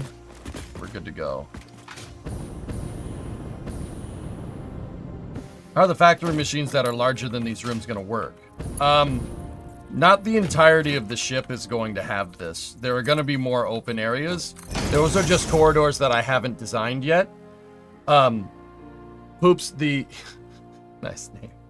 Your name makes me laugh every time, dude. Sorry, I'm secretly like 5. Don't worry about it.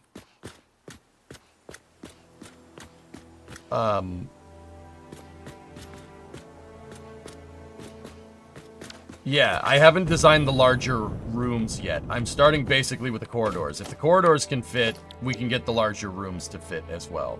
And we design around those bigger rooms.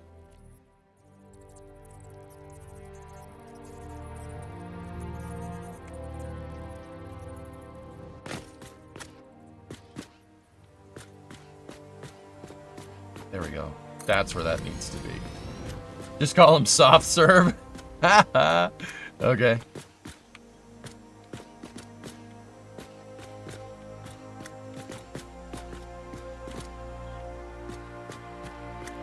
Are the bigger rooms going to be exact multiples of corridors? No, not exactly. I mean, they're going to have to be to an extent, dude, but yeah. Are you going to use the corridors for walking or run belts through them? We could run belts and pipes through the corridors, and that might look cool, having some of them go through them, but the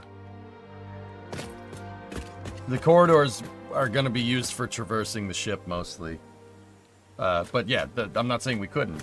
Like, what I'm trying to do is trying to maximize the usage of these corridors, because the vast majority of this ship is going to be these things, right? But there are also wide open cargo components. So what I'm making sure right now, dudes, is that if we have a custom piece, like we have an open area, like the forward cargo hold on the ship, right? Or the 4 cargo bays, I'm making sure that no matter what we do, we can jive with the design. It'll work.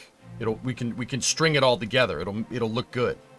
And that comes from just finding placement of these corridors, which is why I'm testing. I tested up down, now I'm testing left right, just to be absolutely sure.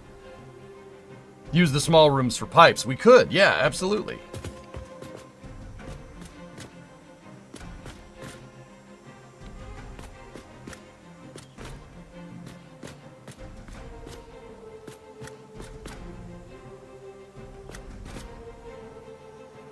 Big rooms will fill the octagons, yes.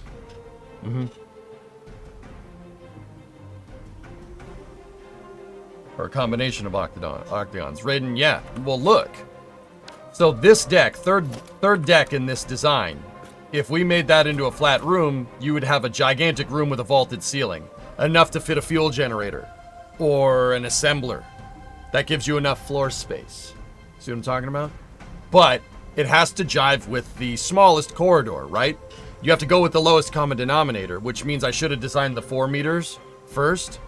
But I knew exactly what I wanted here. I knew that these needed to be this wide and the other ones needed to be the same idea.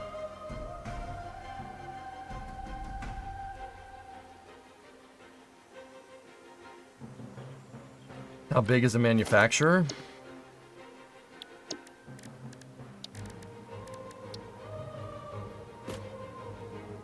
See? Plenty of space. We could even have this, we can even have the manufacturers be on second deck in this design, like right there, and then have the upper decks have windows so you can look in on the rows of manufacturers inside of the ship. Cool, huh? Like I'm telling you, the octagon and the spacing of this all is super important. That's why I was stressing about it so much.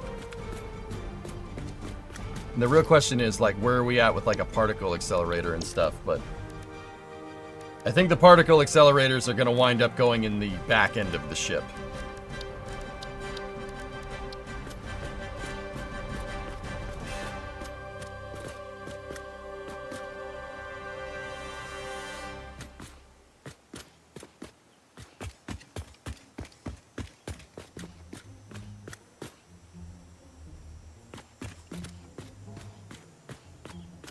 Almost like it was meant for it.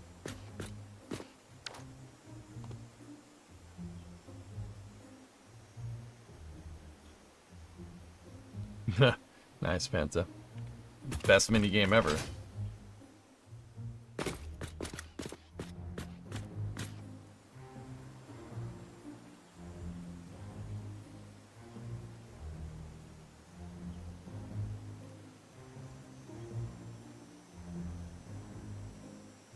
Okay.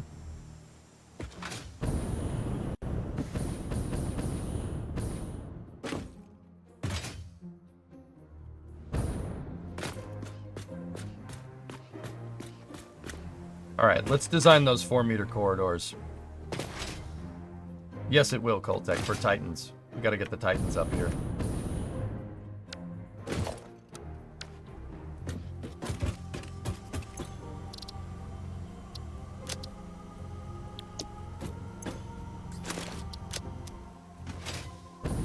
Alright.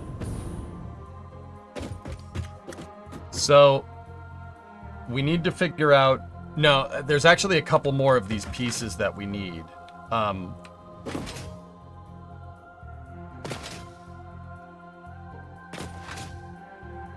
LoJack. Thanks for popping in, man. Thanks for sticking with me for a second. Appreciate it.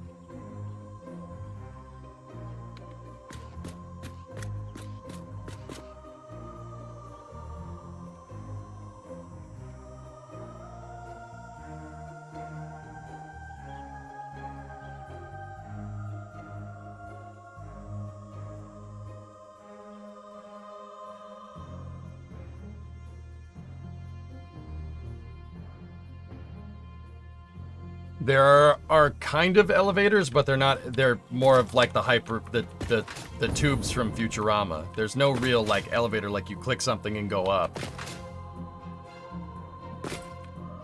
So we need to design. There's a couple more pieces that we need to figure out here, dudes. We go back into the Sketchfab levels here. One of the pieces that we need to figure out is the vertical pillar segment. That shouldn't be too hard. We can make that. That's no big deal.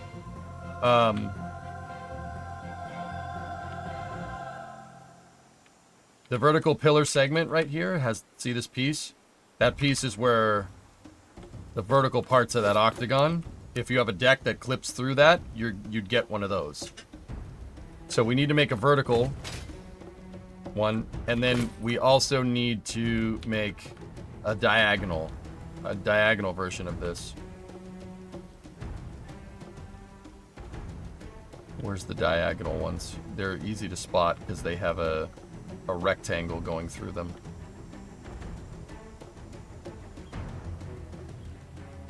He said as he can't find any. There we go.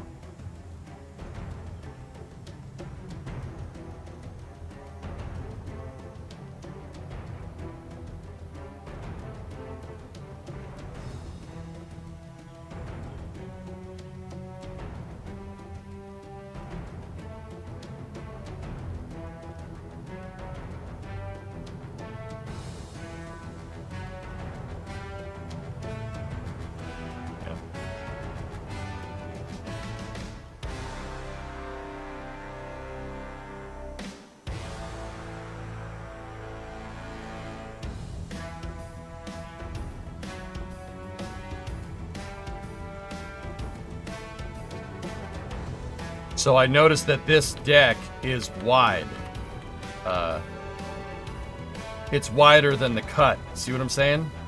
It goes out another 4 meters. Those beams going through the room are your octagonal structure. You don't need extra rooms for that. It's not necessarily that, Raiden. It's making a piece that's supposed to jive with this correctly. Understand? If you look, this corridor is slightly different. It's a clipped corridor on one side. It looks like it's clipped with a door, or on one side. And then you see see how far out it is this way? That's the angle for the wide corridor, right? Clipped on this side. That's the other angle for the wide corridor. These pieces go that far. They go out another 4 meters, I think, from what I can tell. See what I mean? And we can, if we make one of these pieces, it'll make lining this up with the octagonal structure better. It'll help us with our spacing, at least I think. I don't know. Or we could just say screw it and make this piece when we figure out how this all goes together.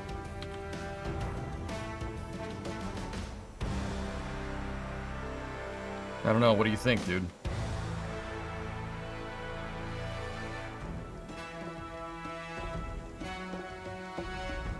Or we could just focus on the small corridors. It's kind of up to you.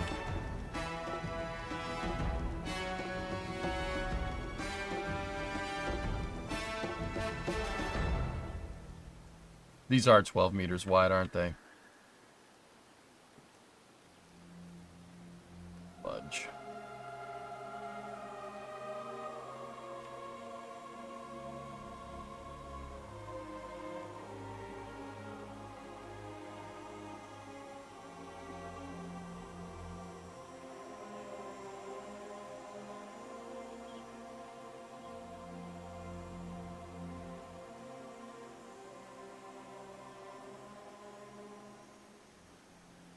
So there's a small corridor. Yeah, okay. We'll just design this in the same way. We'll design the four-way corridor. Four-way small corridor first and then go from there. That's what I designed first. So that's what we're looking at here. Let's go back over to our blueprint designer and figure that one out.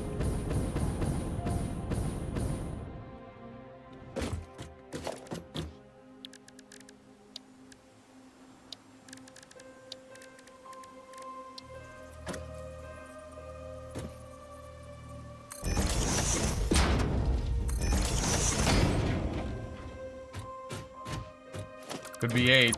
I was gonna say, if it's 8, it's gonna be a lot easier to design. Yeah, it would make it a lot easier.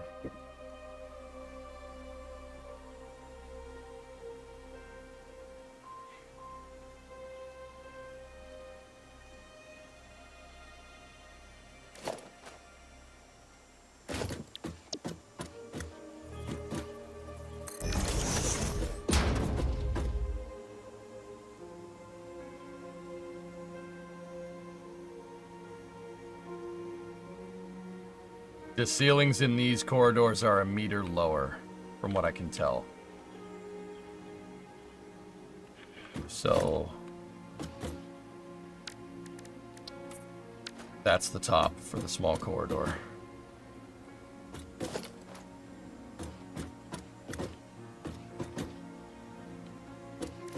All right, let's go wall. What is that going to get us?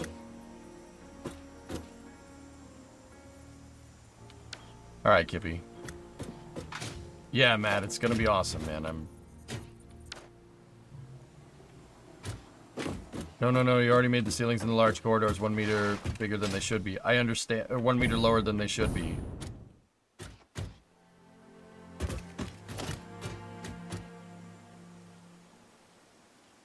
Yeah, but if you go into these corridors from here, it's gonna look weird going from wide to small. It's not gonna look right. Trust me on this one.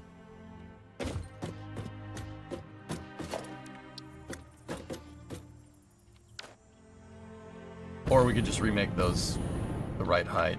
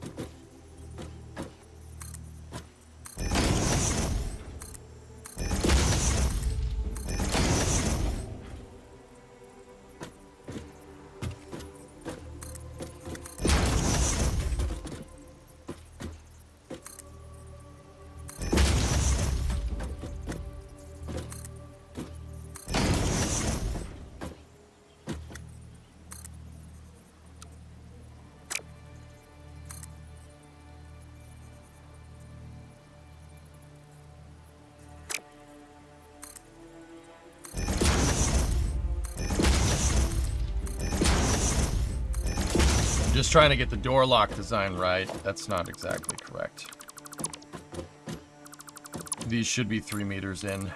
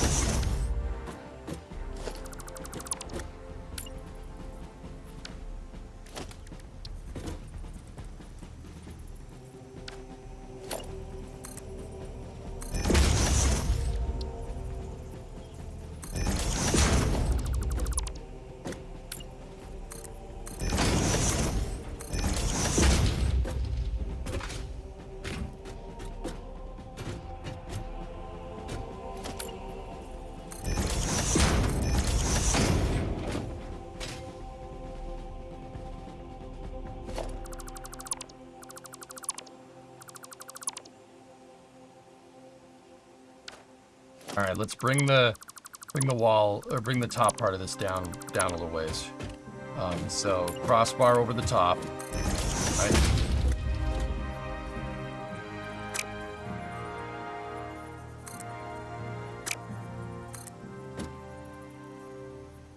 No. Hold on.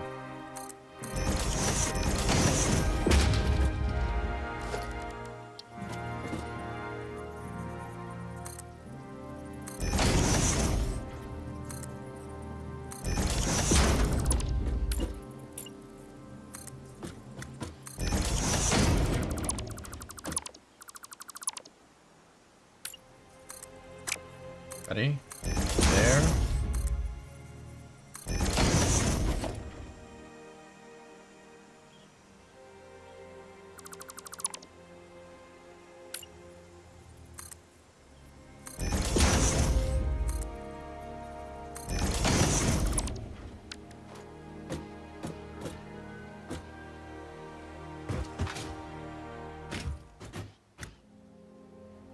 Yeah.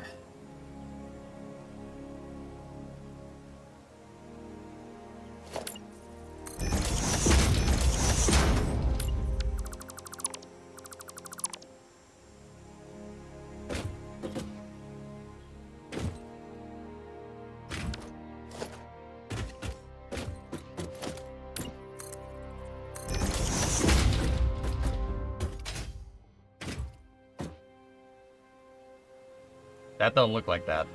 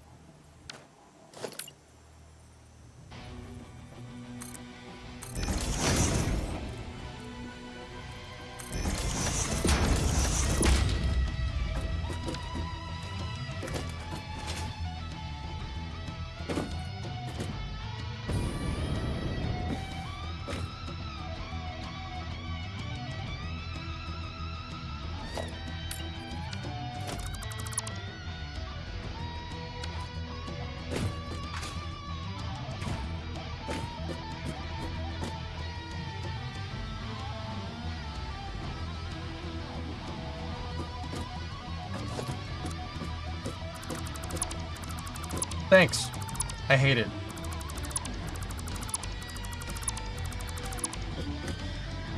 I'm about to go back and redesign these to raise the ceiling up one level.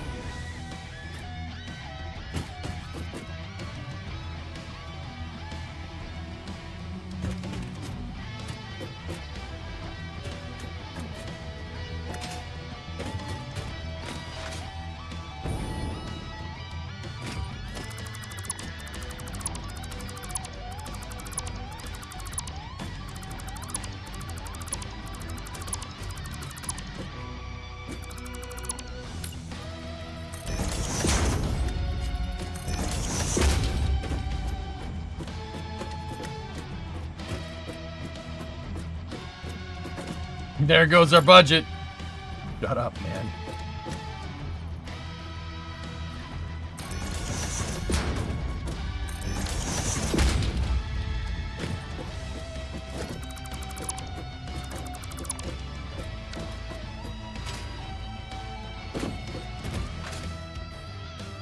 Who is this hatless man? Don't worry about it.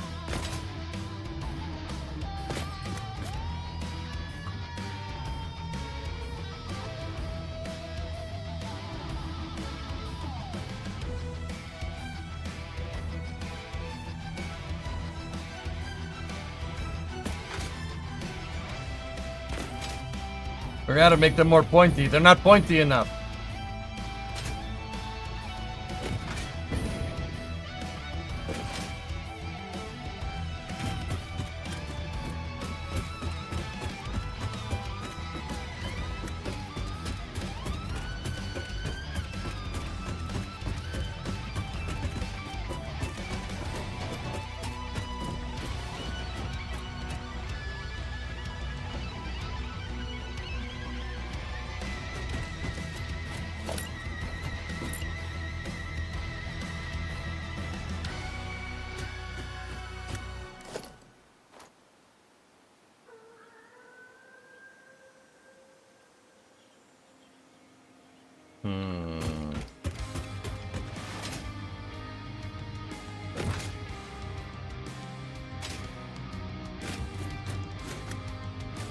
I don't know, Cornbread. I think we would look nice and more grand if 2 grids tall, unless you want that access tunnel field. Well, guys, where I'm at right now is that those corridors, in order to get them to look right, the small corridors, which are shorter. Like if you look at a small corridor compared to the large corridor, right? You gotta zoom in all the way here. They're definitely different heights, see? About a meter difference, give or take, if I'm looking at this right. In order to get this right, we need to raise the roof on the structures, on those. We need to raise it up by 1 meter, the ceilings, which Raiden did over in YouTube chat. To your credit, that's what you said.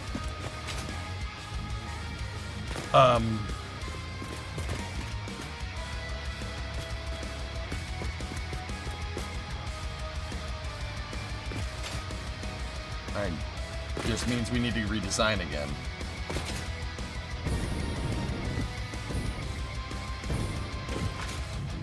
Redesigning isn't too big of a deal, though.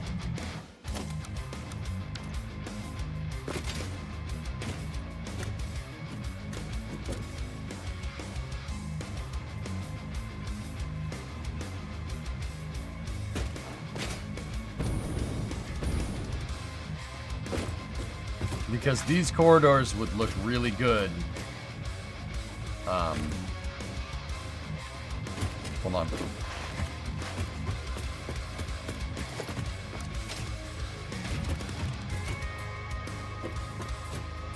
Yeah.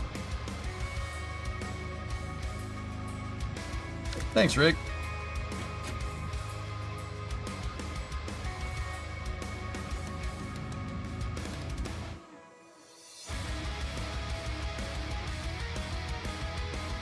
We gotta raise the ceiling up 1 on these dudes. We have to. We gotta raise them up. Let me design this and then we'll go from there. I think it would look better from the inside and larger if it had the same height. I think it would look better from the inside and larger if large and small had the same height. Oh.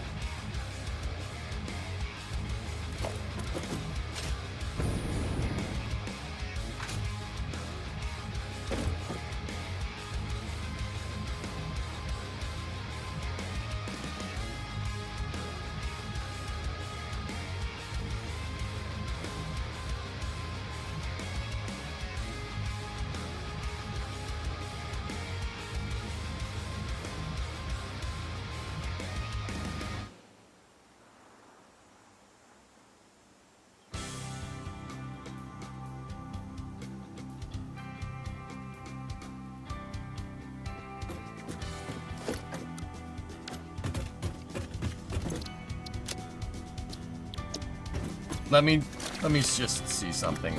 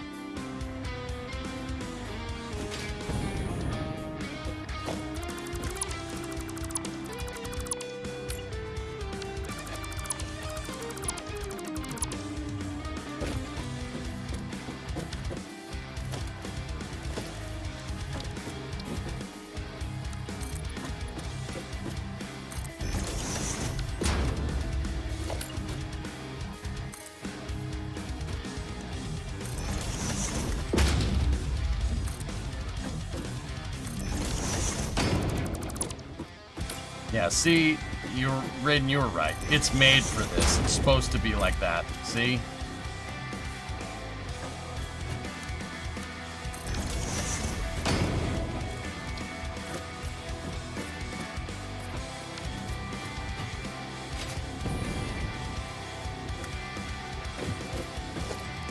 It's supposed to be that way, dude.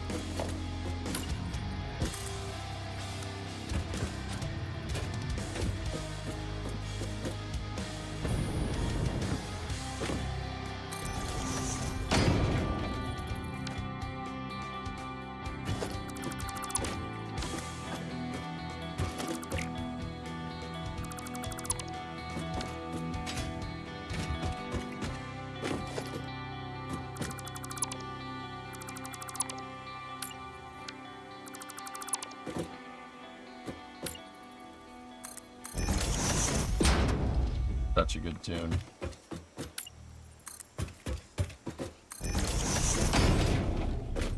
Oh, yeah, dude. That's gonna look so much better. Yeah, it's gonna look, yeah, it'll look amazing this way. What's up, Cal? What's going on, man?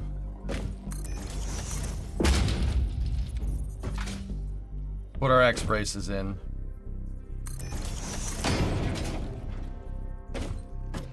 Yeah, I'm happy that we did this.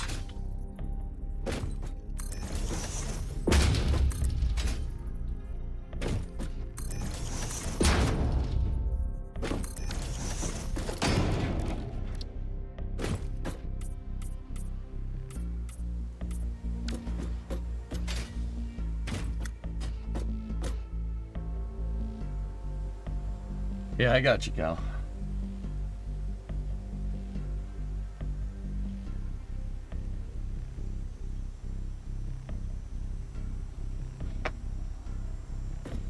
Another day, another Satisfactory stream. Keep up the chanting. Will do.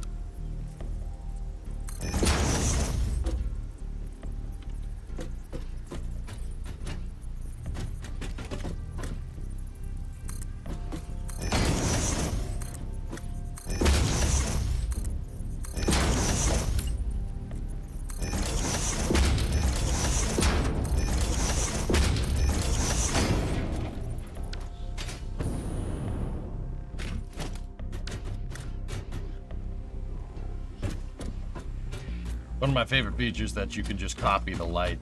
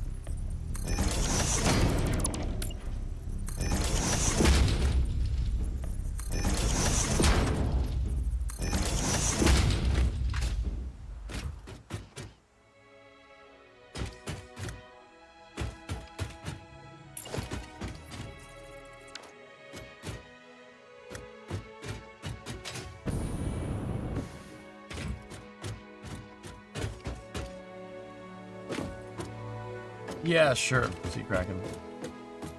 Hi, by the way. Cool. And we still have our original attachment posts.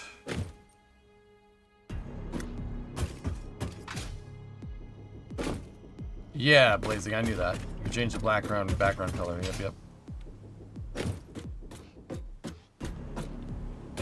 Yeah, Dean, I'm gonna raise the ceilings on these modules a little bit. Trust me, it'll look better. Raiden actually suggested to do this, and I like 2 or 3 streams ago. Yes, we figured that one out already, Kraken.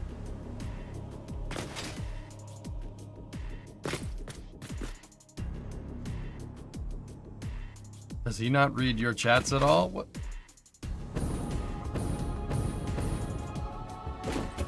Talking about, man?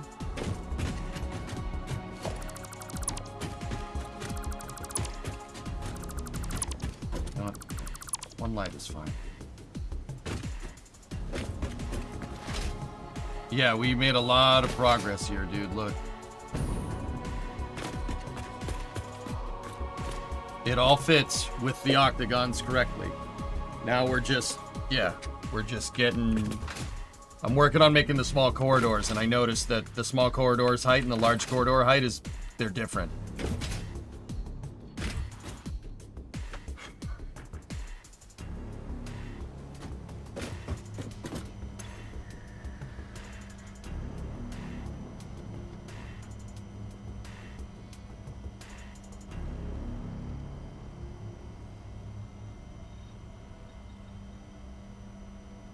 Gonna remake them.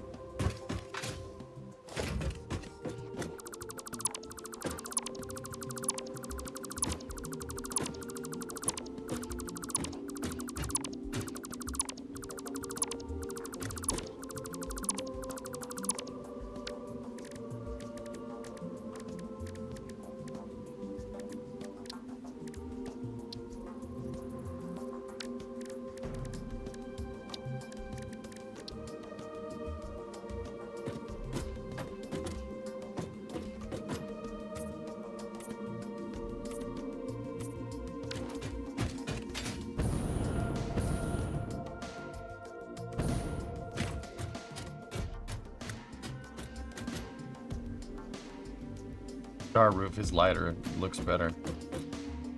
I'll go back and modify the 4-way one in a second.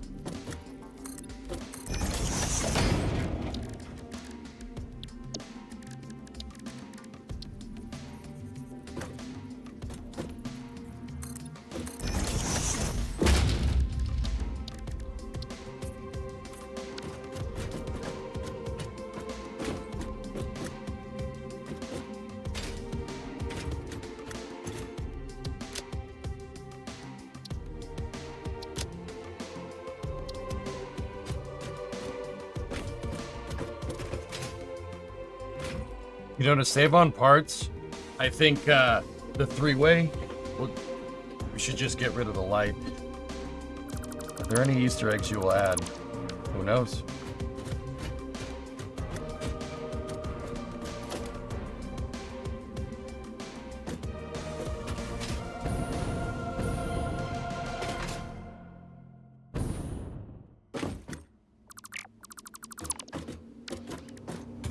Is your neck doing better? I'm keeping it still. It's getting better, Thousands, but yeah, man, I really tweaked my neck the other day. Okay, cool.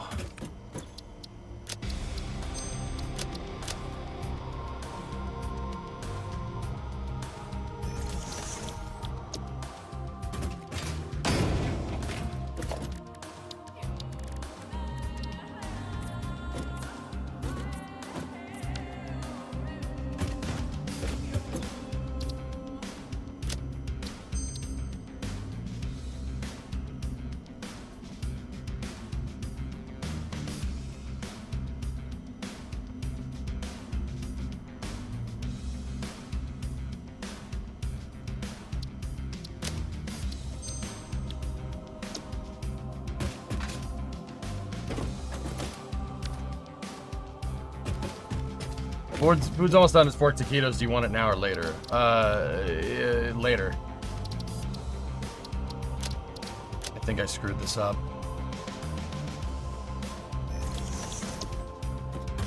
Nope, I didn't. All right, we're good.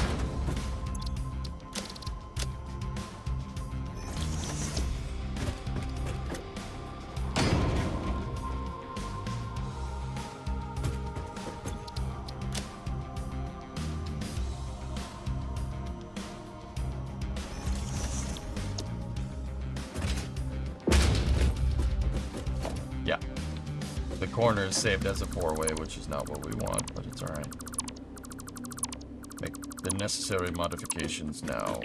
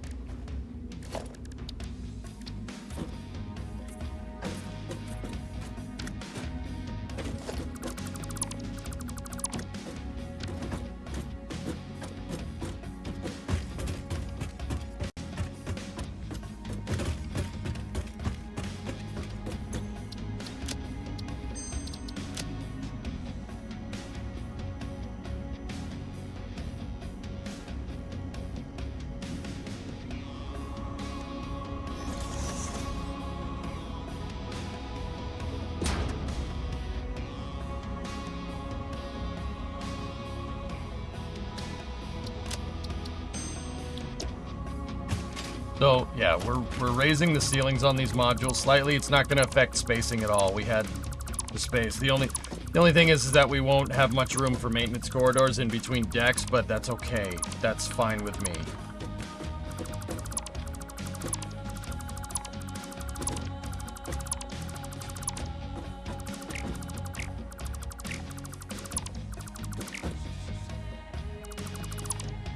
I always forget that you can do that.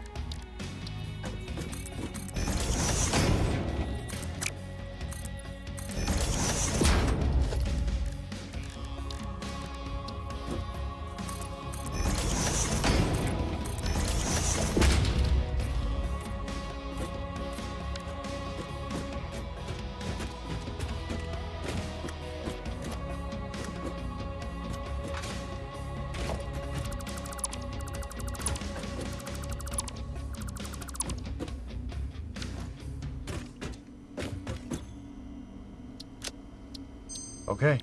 All of the junction pieces, the X junctions, are working now. With the proper spacing and everything.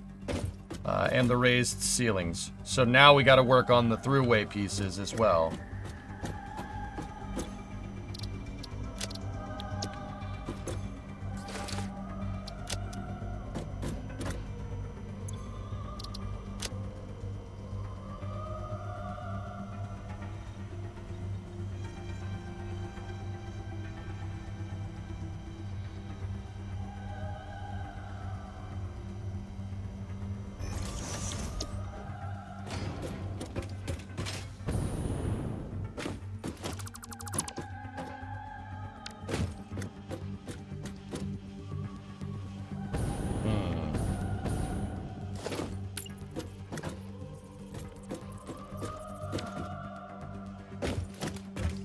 No, hold on.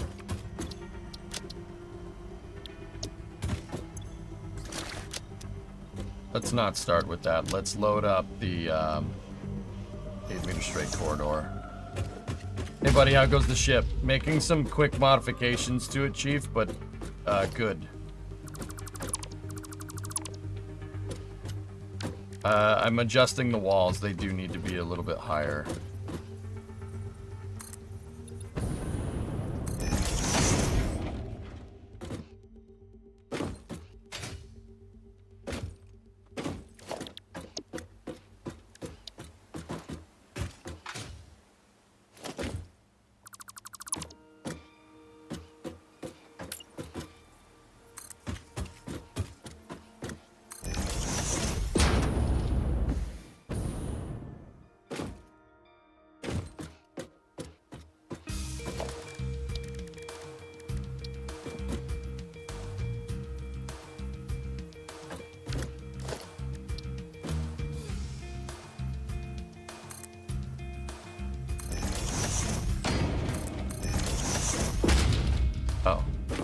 That's easy.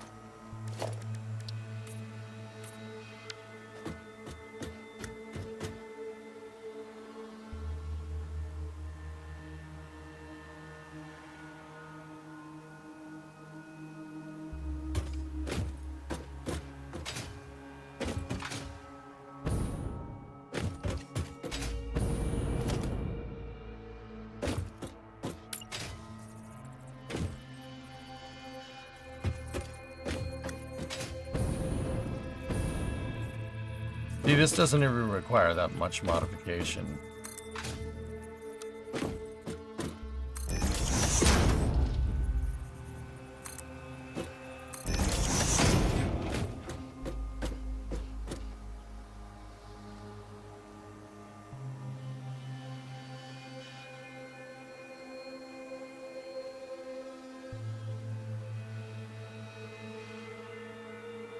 Yeah, see, it's a step up right there.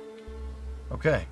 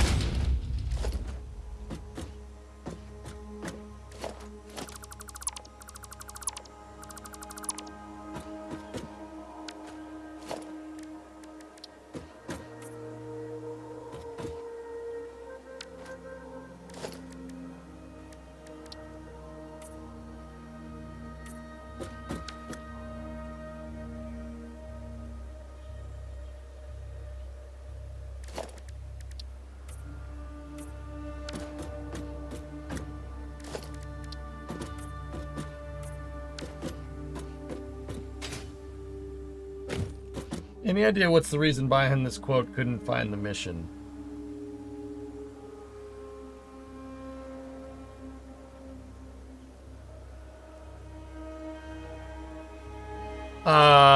That's the... Why does the golden slug keep getting brought up today? That's the second time. That...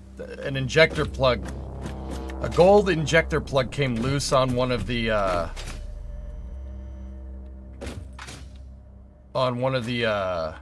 shuttle main engines.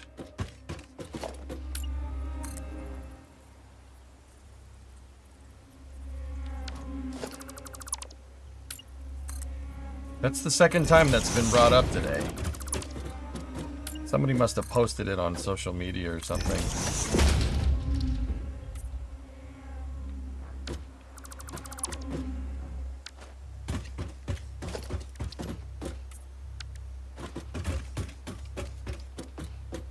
No, this isn't getting spacing correct, Super. This particular one is,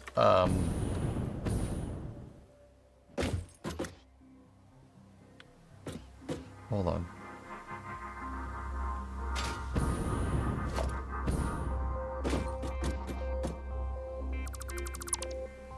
Give me a moment.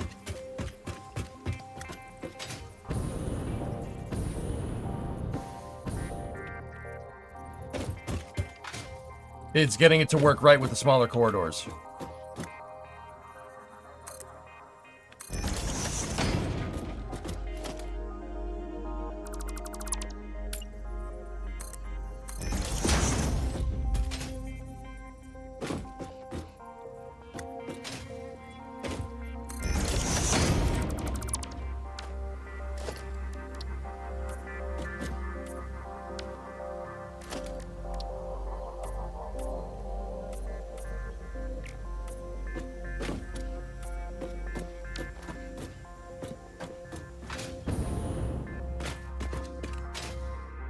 I forget which Columbia mission that is, Aaron, to be honest with you. It was in the 90s. I think STS 91, maybe?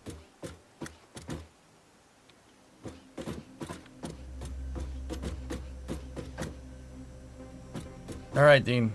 Have a good day at work, man.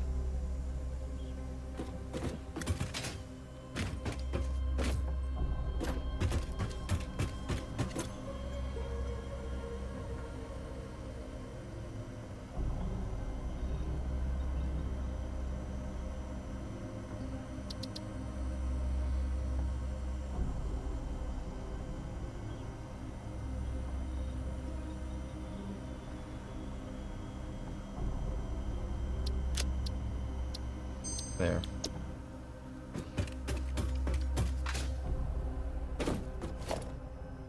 And still, if you wanted to put a door in here, it should still fit.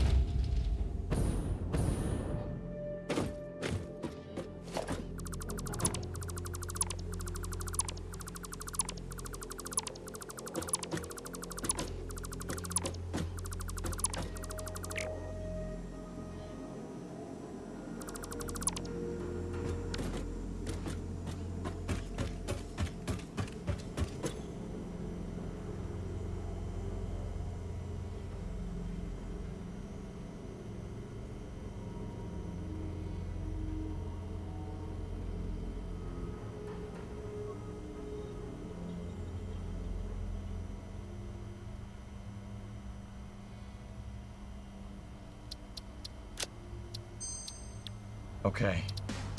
Cool. Now we gotta take this with the raised ceiling and we gotta do the cut version. So what did I do for the...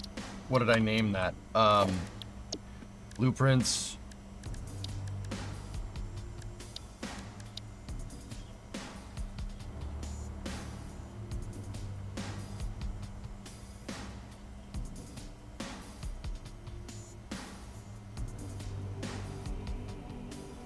Clipped. Okay, it's called clipped.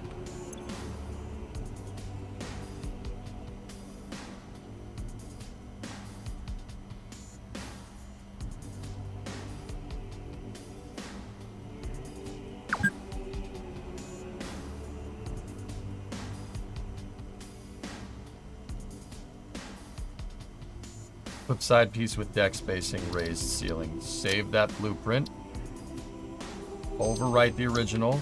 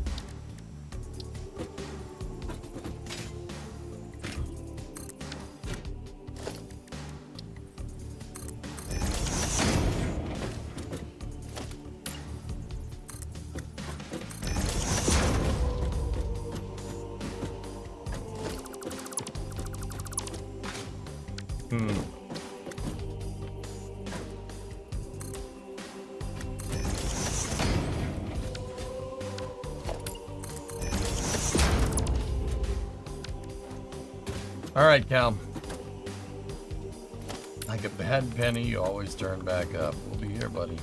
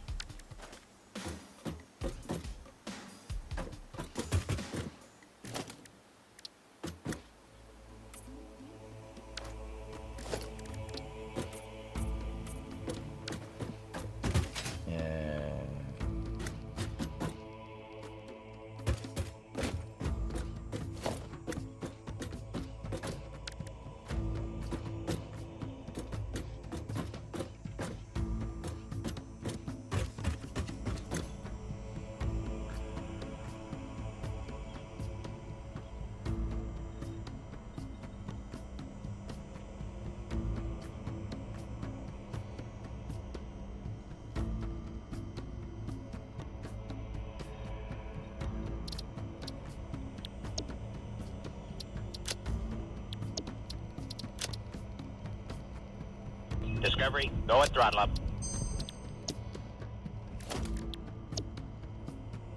Clip E. Oh, we named it Clip E. Nice.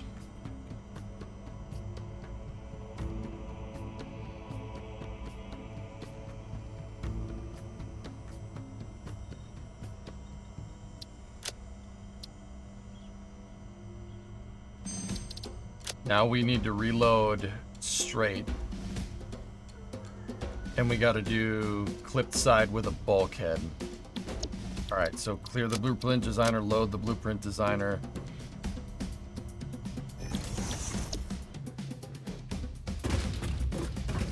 They are about to do booster at Starbase!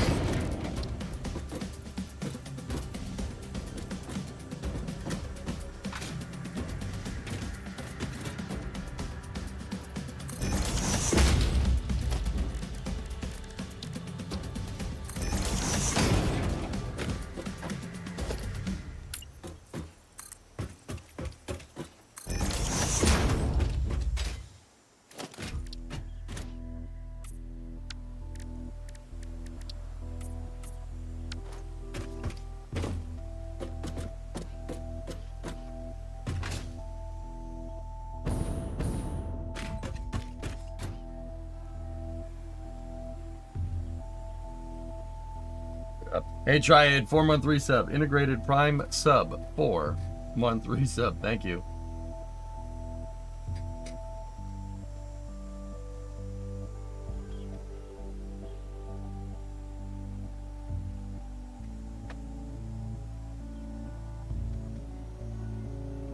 It looks like I staggered those back. Yeah, so we gotta... Screwed up.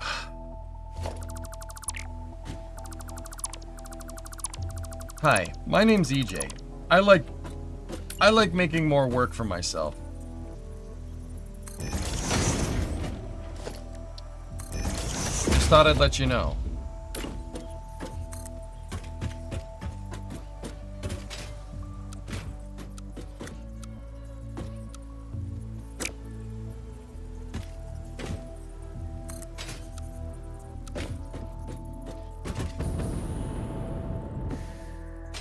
That's exactly what's going on, Italia. What's up, man?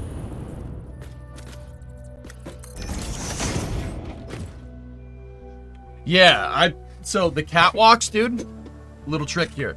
Catwalks have light cast through them. They don't cast a shadow for whatever reason. You know what? I'm not gonna question it. It's fine. Totally cool. Not gonna question it. It's fine. Yep. So that's yeah, that's how it do. You know what I'm saying? That's how it do. You know what I'm saying?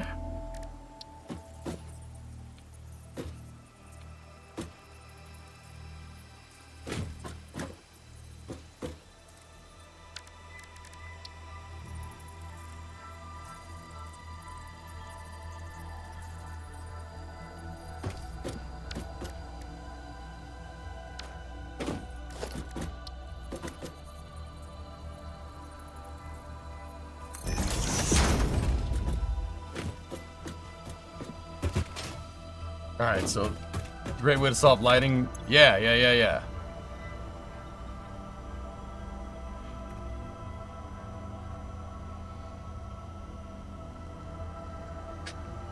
Clicked.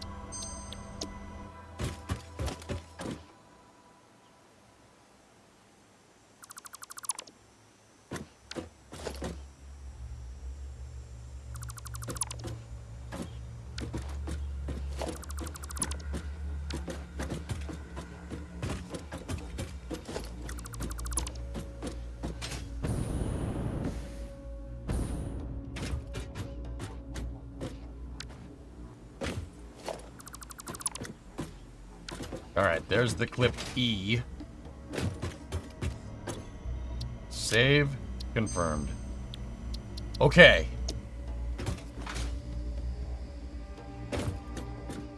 There it is. Let's do another test to make sure all this jives together.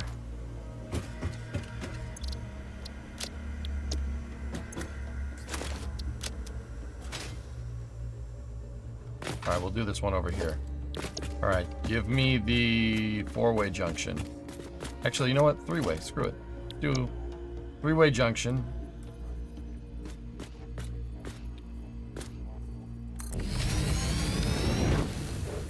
Now let's do straight corridor. Maybe I want a 16-meter corridor, so let's do straight E with no bulkhead.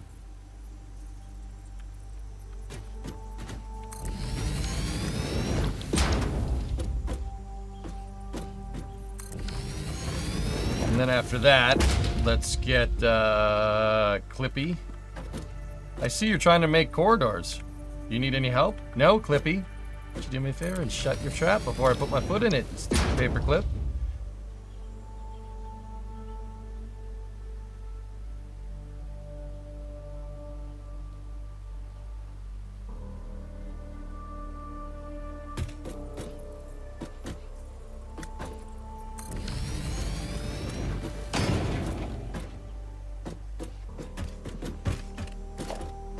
My 4-meter corridor is not going to work. Straight 4-meter is not going to work, but it's still cool to have it. Actually, I don't see why it wouldn't with that shortened ceiling, but...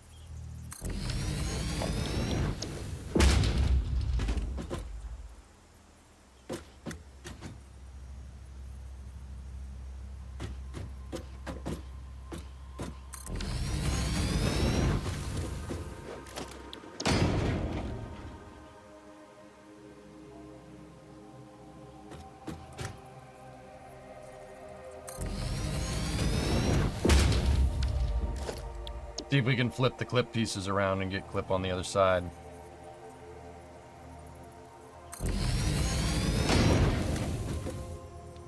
Yep, that seems to be working. Seems to be working well.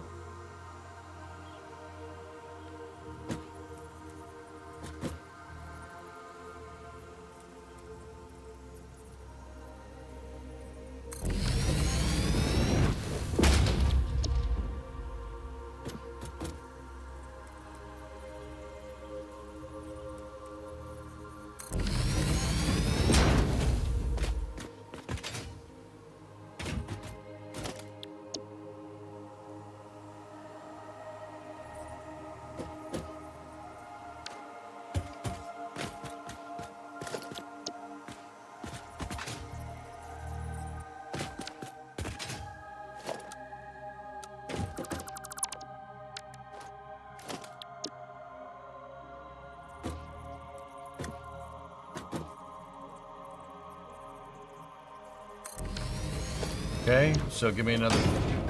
Let's do a corner junction here.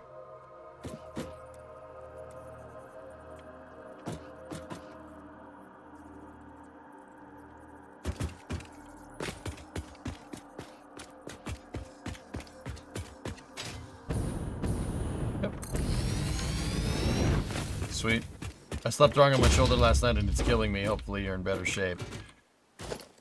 My neck still hurts a lot, but it's, you know, it is what it is.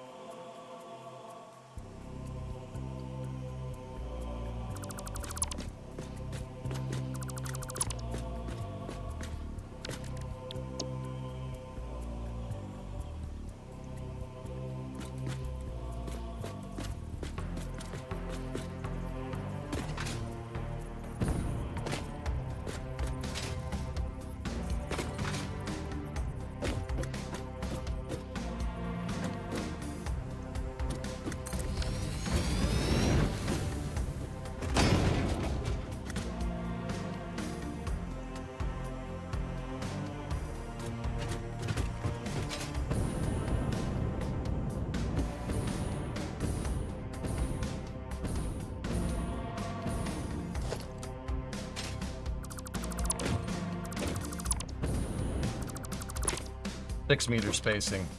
Yep. Okay. Cool. I saw what I saw the mistake I made.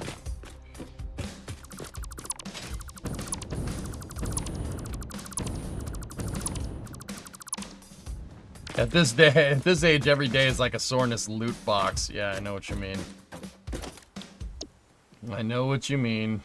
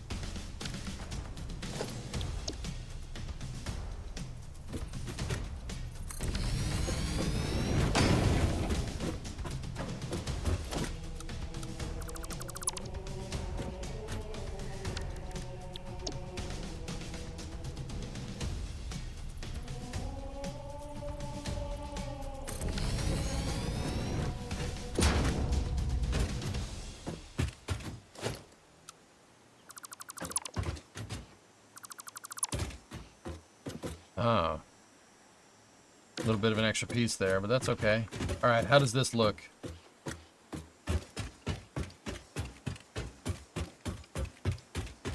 It looks better. It looks better.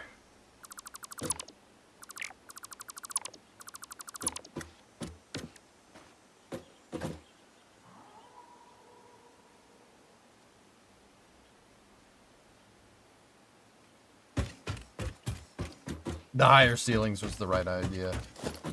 I noticed there's an extra one of those diagonal pieces on my, on the straight template, so we're gonna need to modify that, but that's okay. Other than that, we're good. Any way to utilize the void space? 4 meter corridors, dude. That's the whole reason I raised the ceilings up, so we could put the smaller corridors in here. Yep. Yep. I also made this so you can... If you want a doorway or something, all you gotta do is just take the wall and make it a door. And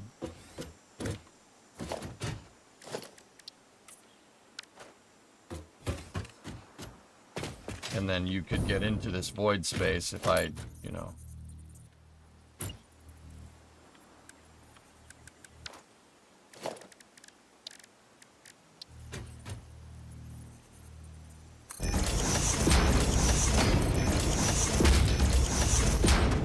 We could put belts, pipes, whatever in here, or we could, you know, if you want to get crazy, cheese whiz, you know,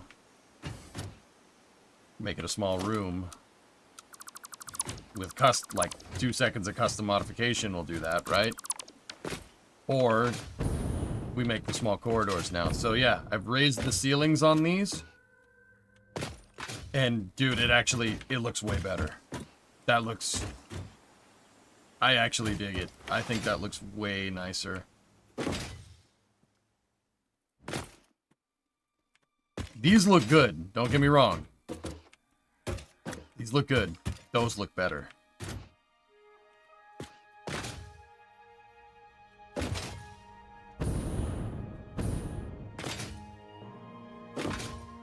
That one's better.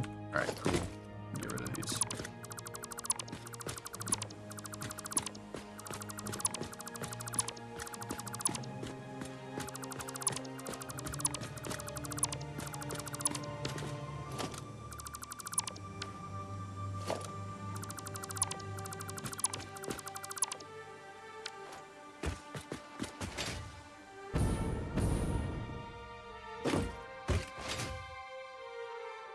Can't wait till you get lost in the ship at some point and have to deconstruct your way out. I don't know what you're talking about, man.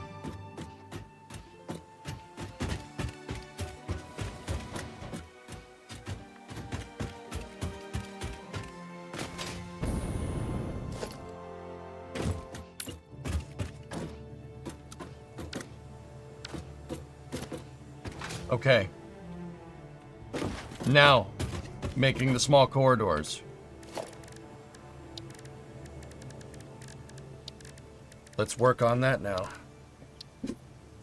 We still got about a half hour until space news. So let's do it. All right, now get my deck spacing test article. You gotta make sure your dick is, you gotta make sure your dick is measured right. Your dick. You gotta say it like somebody from New Zealand. And now we can afford to make ours a little bit shorter.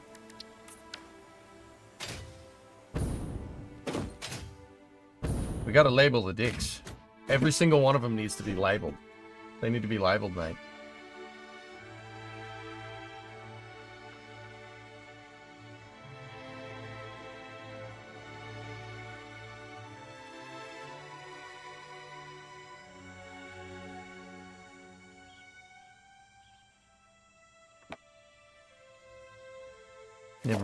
You never want to make your geek shorter.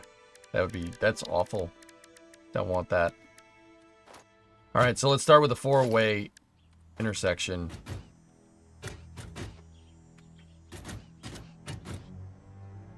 As a Kiwi, you approve. Yeah, mate. You got to make sure your dick's right. Can't not be right, mate. So what did I do before? We started off with this. Here. Okay.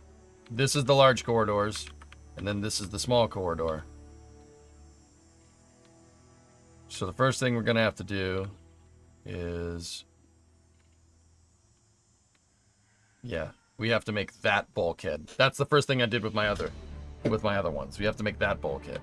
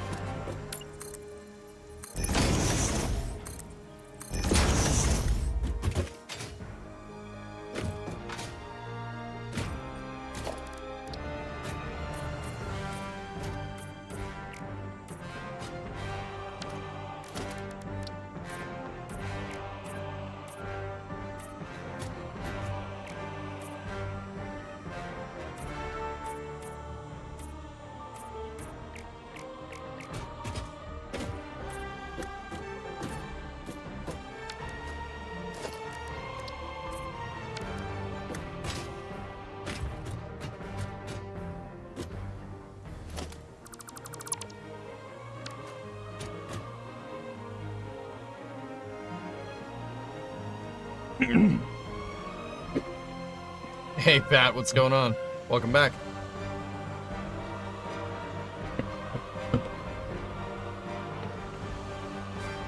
No, Raiden, you don't need to worry about saying you told me so, dude. This was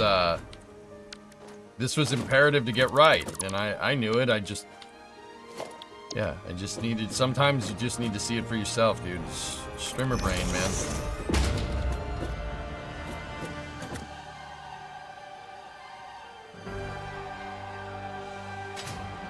This doesn't look bad, dudes. It really doesn't, but I don't like the... If I could make those a different color, that would be amazing, but I don't think we can.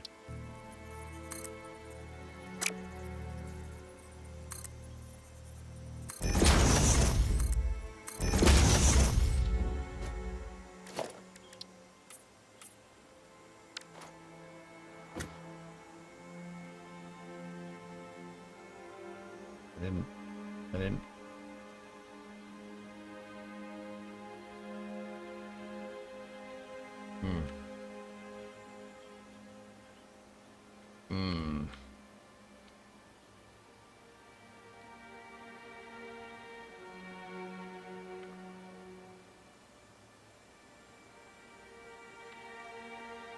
I'm injecting your Hoover to see if it sucks and blows. Oh, okay.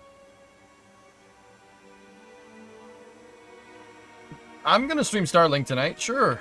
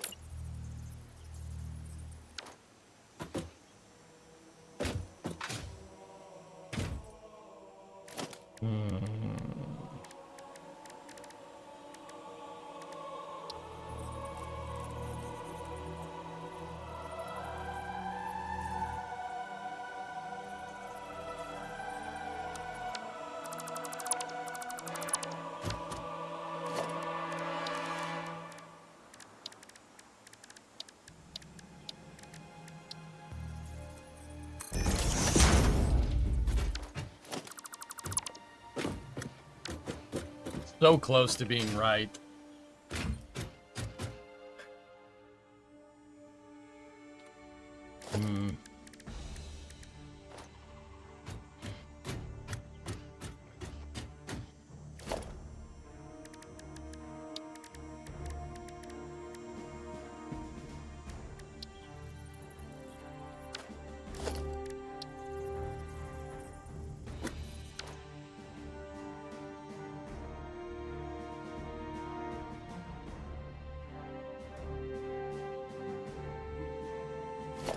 Wish we had 1 meter tall, like a 4 meter tall wall that was 1 meter wide. That would make this a lot easier.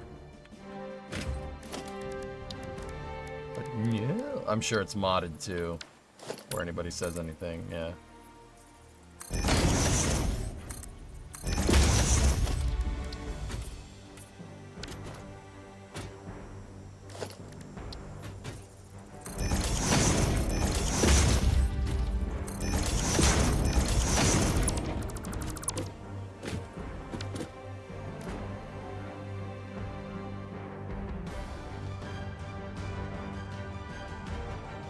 Mods or shortcuts?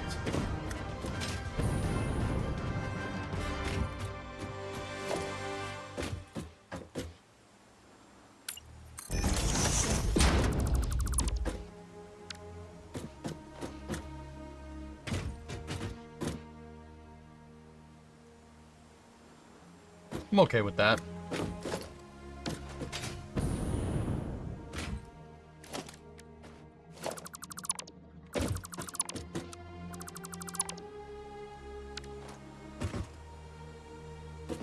close enough.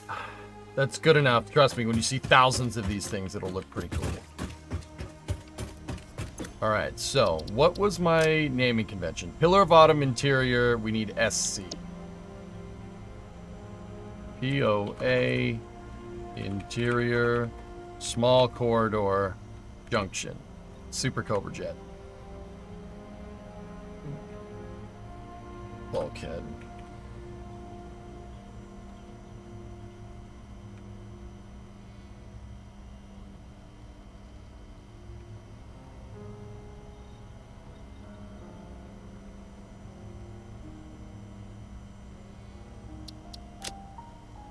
So let's use a different piece for, I'll use the small frame for small corridors, and we use that for wide corridors. That's fine.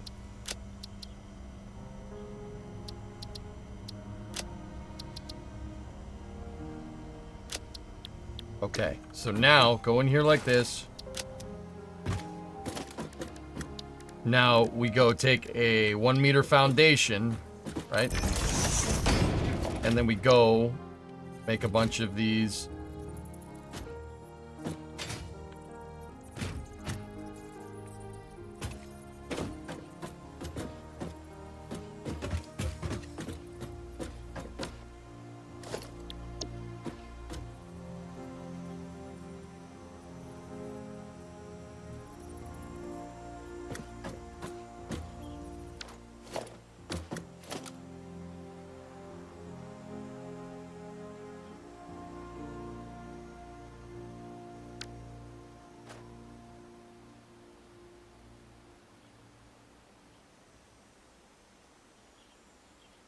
You can make a 4x1 wall from a bunch of painted beams. They are 1x1 and can stack. Yeah, but they're thick. That's my problem. That's kind of the reason why I said that. So something is funky with that blueprint, so we're gonna have to, you know, make it again.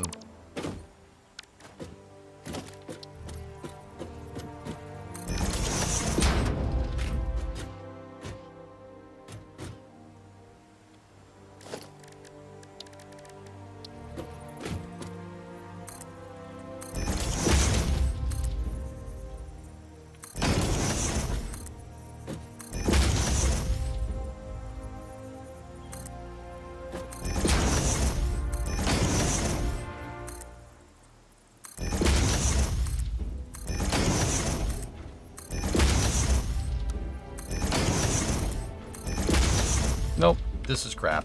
Get rid of it.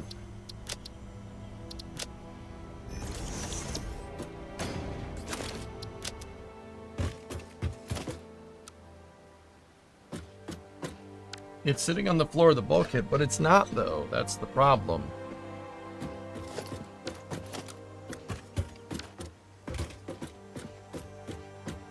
I don't understand.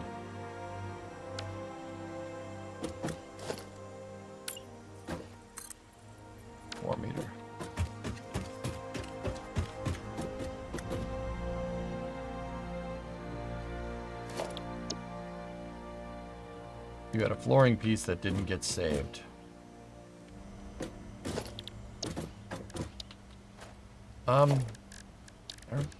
That worked before, dude. I know, Glitch, that worked before, though. That's what I'm trying to tell you.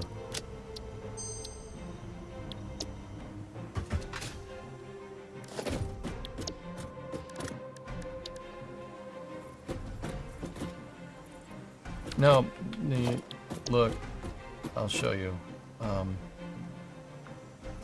See? It worked before with the bigger bulkheads. See what I'm talking about? I'm not sure why it's not working with that one.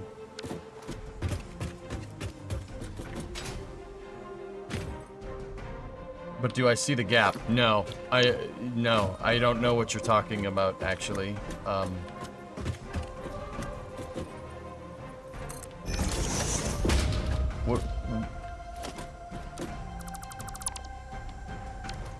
This gap right there. Yeah, those have that. Why wouldn't that one?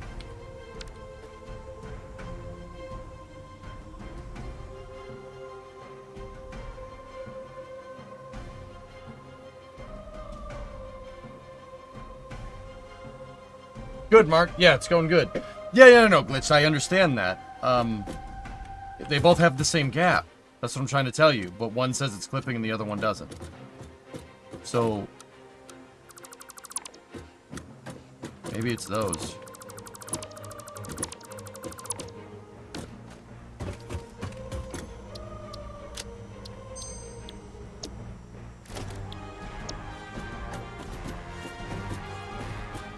No, look. Look at the blueprint for this thing.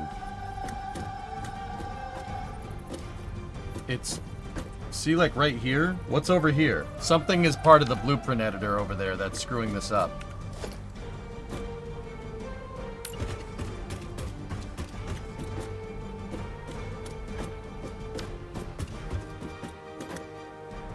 Maybe something is clipped.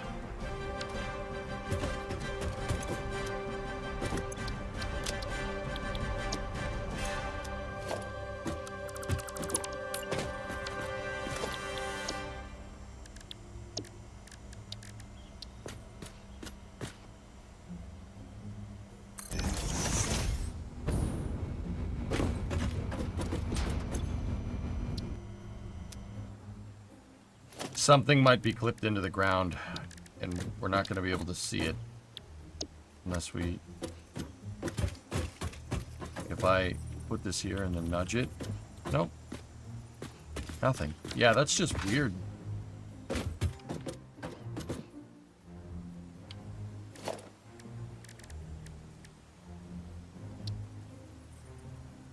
Alright, I'll make it again. No problem. If we have to make it with the floor, we make it with the floor.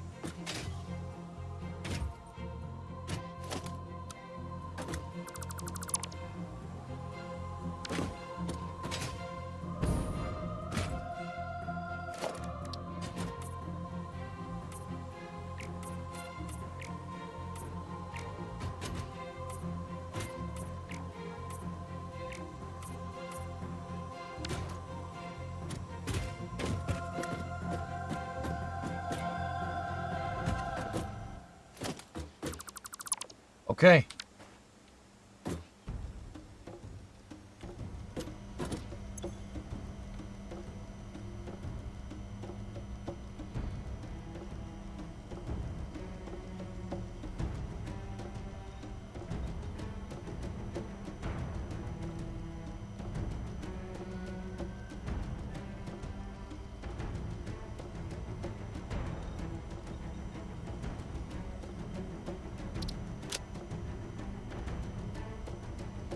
All right, that should do it.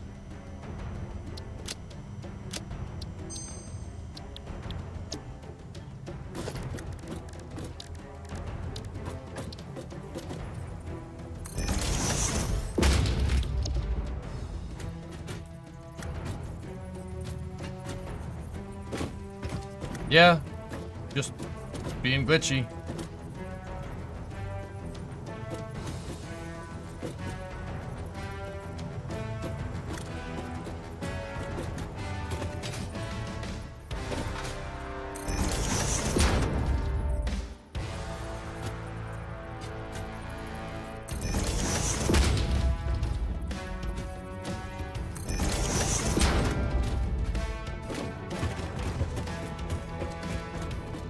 need a diagonal wall. I found a really fast way of doing it.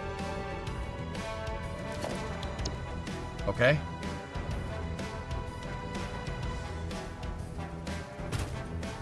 Yeah, glitched. That was, well, glitched.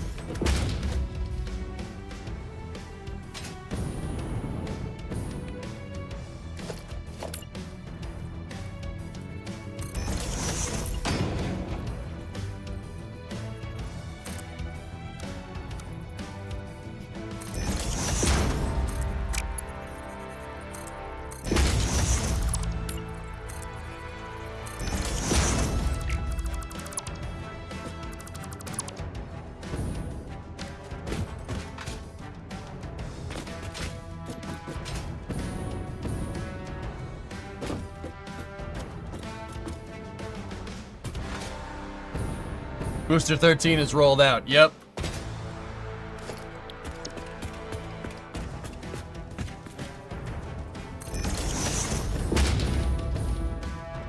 Okay, so the top of the attachment beam needs to be basically aligned with the top of the gray. Are we doing that over here? We are. And now... Good.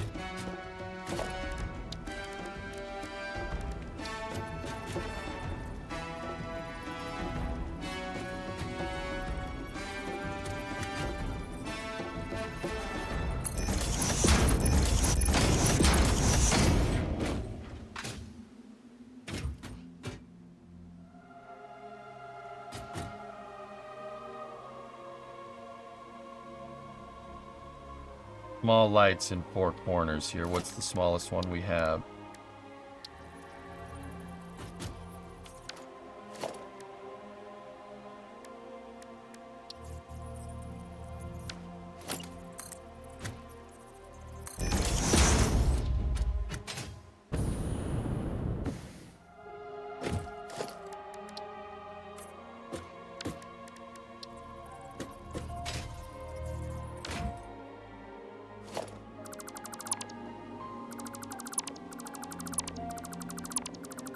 Flat roof might be better.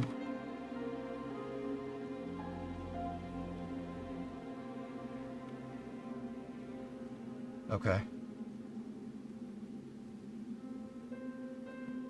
Yeah, it might be better at breaking up the,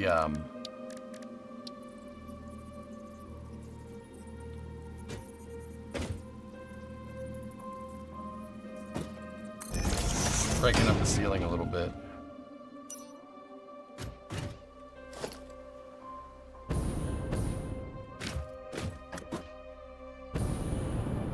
But actually, hold up. The roofs on this thing, the roofs in these corridors are pretty dang flat, dudes.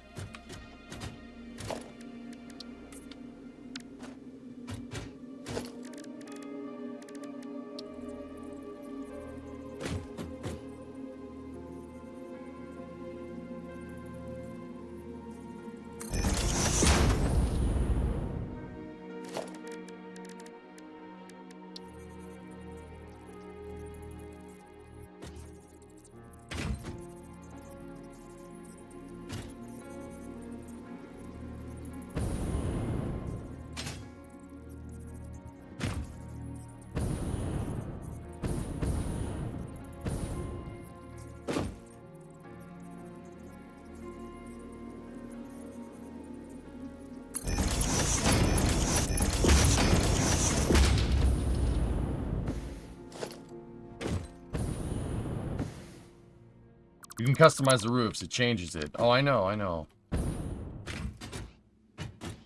Yeah.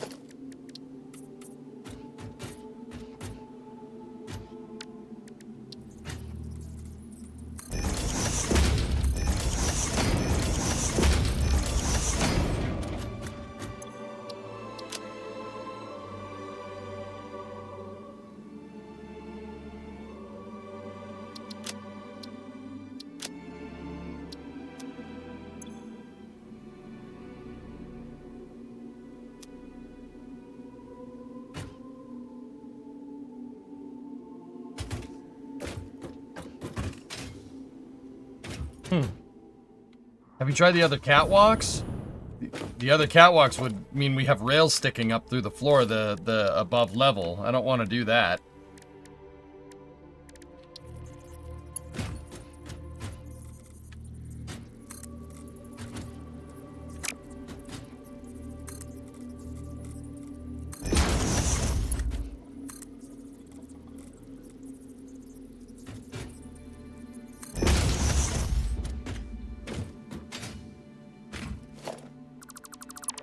I thought that might look nice, but it doesn't. So place the painted beam from the corner to corner, like 45 degrees, cut 3, 4. Then place a 1 meter painted beam in the middle, aligned to the diagonal. Then snap a wall to the vertical beam, and it's a perfect 45 degree. It's a wall of text, but it's easy to do.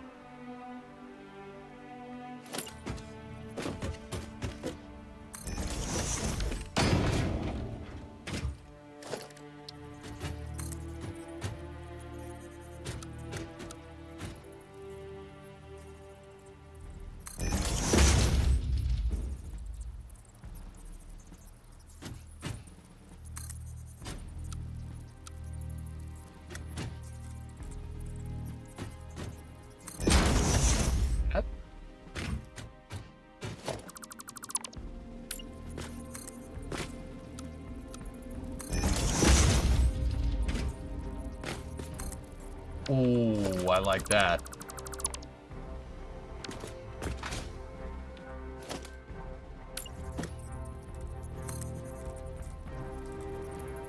You could just get away with it doing this.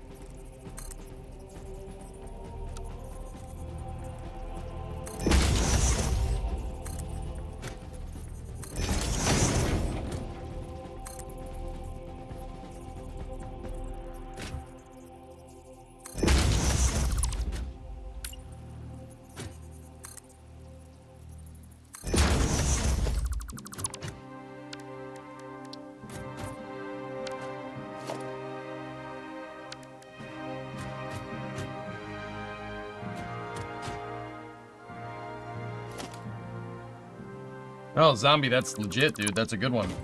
I like this a lot. That's gonna really, really help that shape.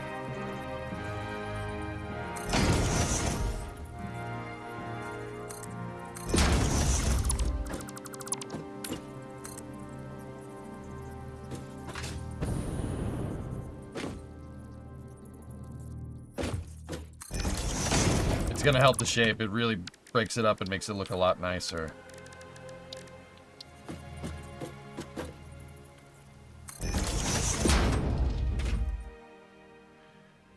Yeah, see that?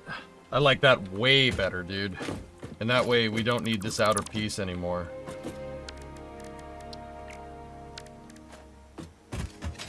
Yeah, no, that's super nice. That makes this look like one more bigger integrated piece.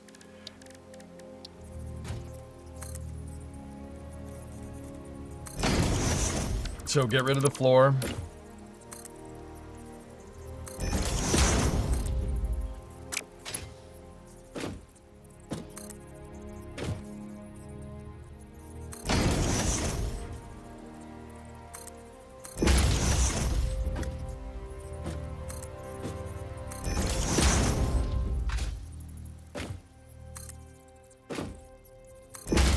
Now, yeah, see, we're gonna make... Gotta do it twice here. It should be a 5 meter, and then you gotta select from there, and you gotta go down 1.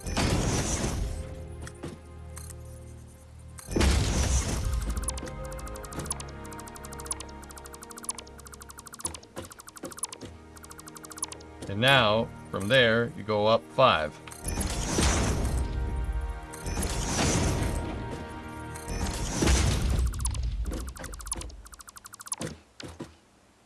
Dude, good call. At first I was like, I'm not really sure what you want me to do there. Like, what are you trying to get me to do? But no. I had asked a second ago, like, how to break up the ends. And that looks amazing. You did good, man.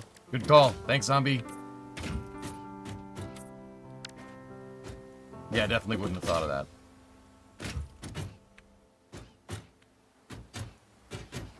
Thick.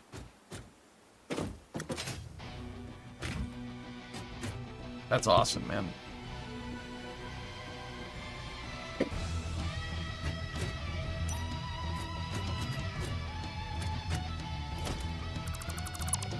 I noticed that beam is too low.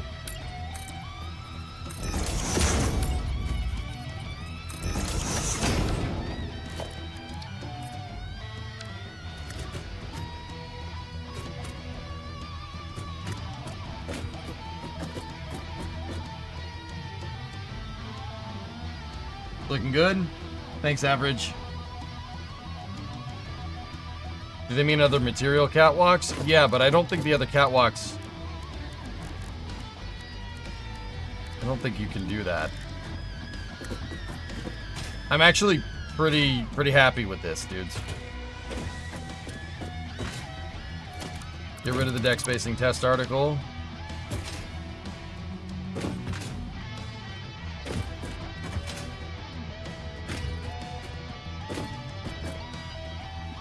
Okay.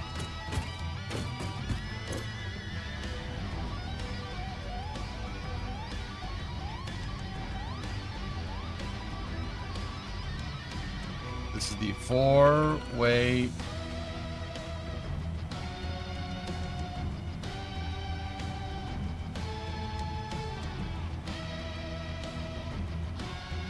Four-way small corridor. Done. All right, now we make the 3-way variant of it.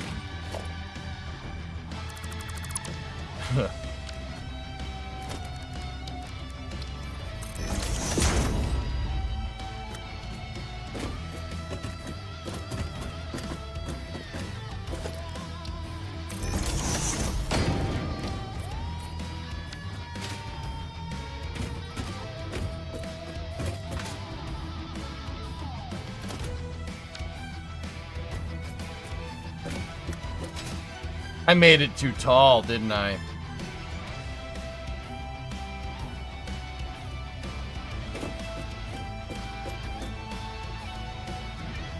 It's one... Oh, I screwed up. Dang.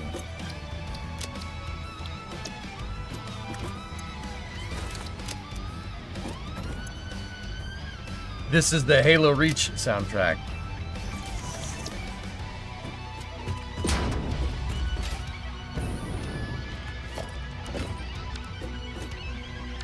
Yeah, I made it too tall, guys.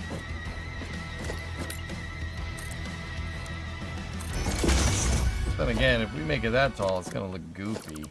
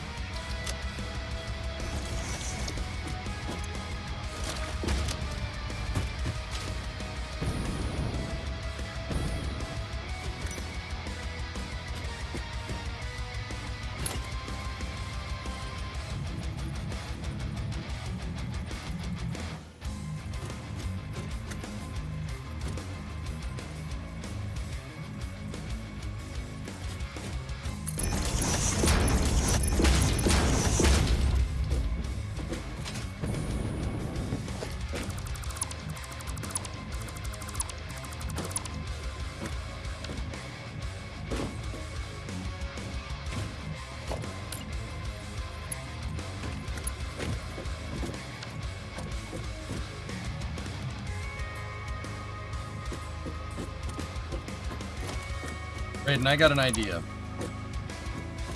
Get rid of that.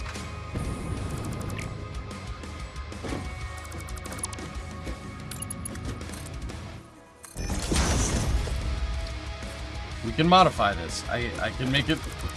We can fix it. I can fix her.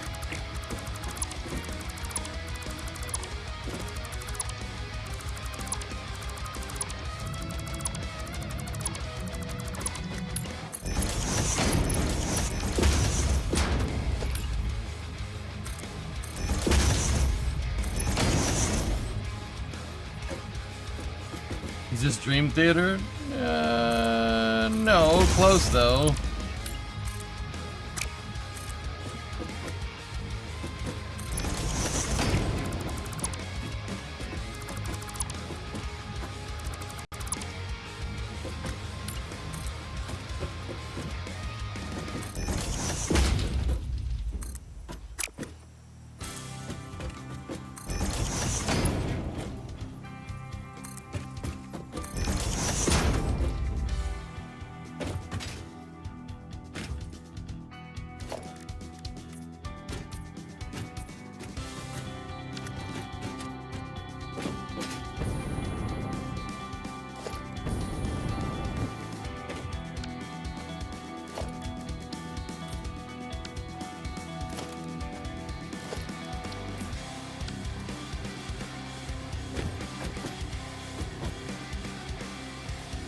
EJ plays the guitar? Wait, what?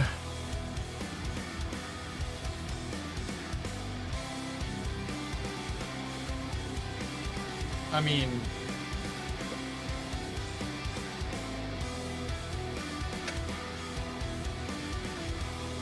I don't know.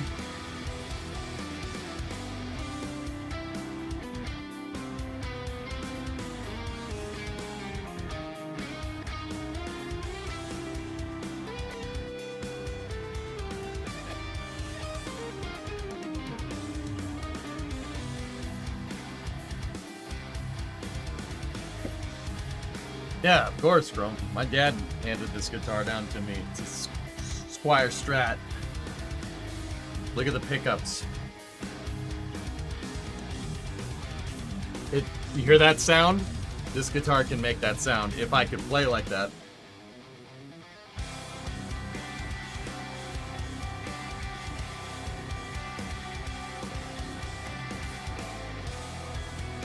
I'm pretty sure that's Steve Vai playing, not me. And you know what? Steve Vai is a way better guitar player than I am. You have a Firebird and an SG. Nice.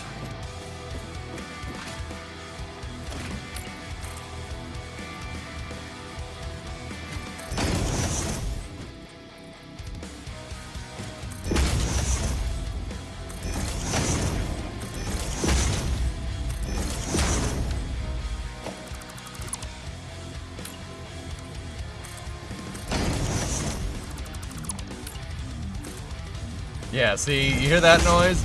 I can't make my guitar make that noise. It's not Satch, it's Steve Vai.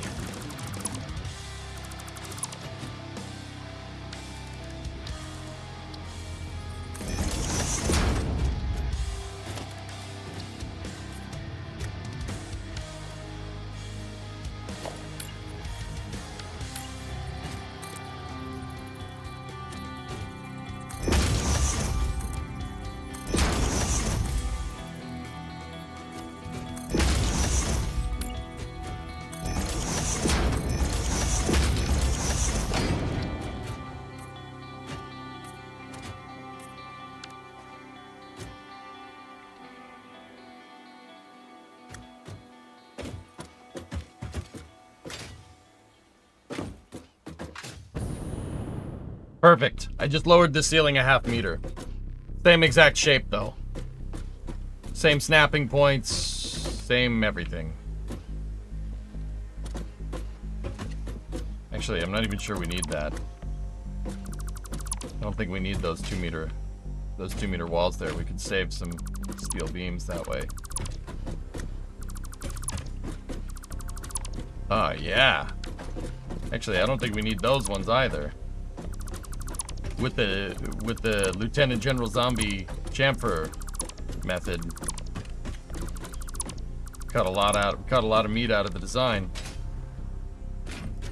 Yeah, still looks good. Excellent.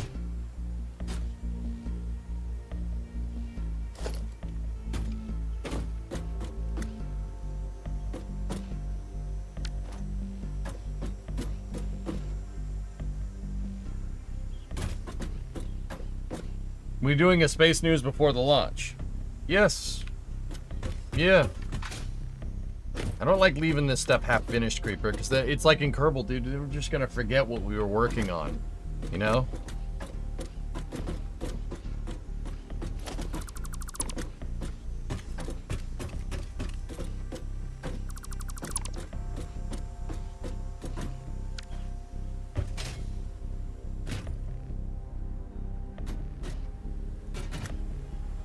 Yeah, Megas, I saw it, buddy. Thank you. How you doing, Megas? Long time no see, dude. How's things? I'm going full EJ and building the Pillar of Autumn. Because I have a death wish.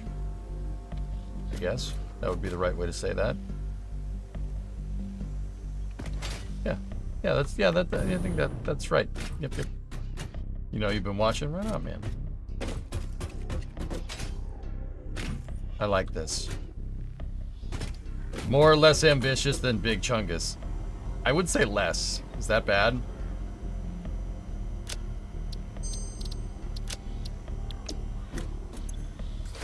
Alright, let's, before we jump into space news, let's take a trip over to the Titans and see what's going on.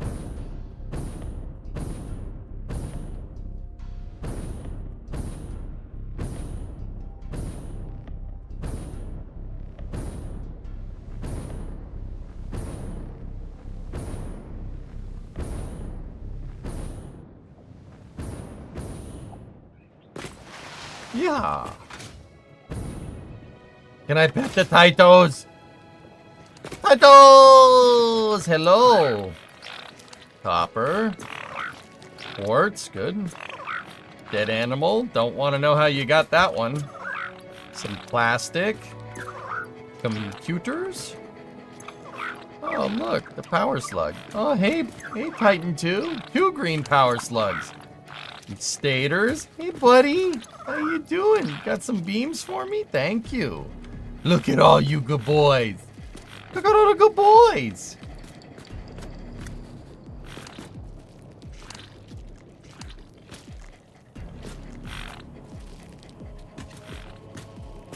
Hey, what's wrong, buddy? What's wrong, Titan 9? Sit. Sit. Sit. Good boy. Good boys. Sit. Hey, sit. Hey, sit. Oh, that one's tired. Just not in the best place right now, but I'm getting by. I just don't understand people, EJ. Not just you, a lot of people.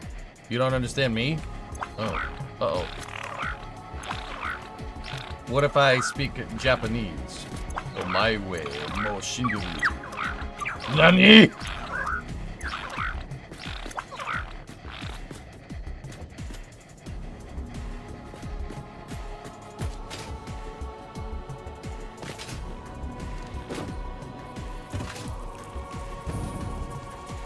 Does that help?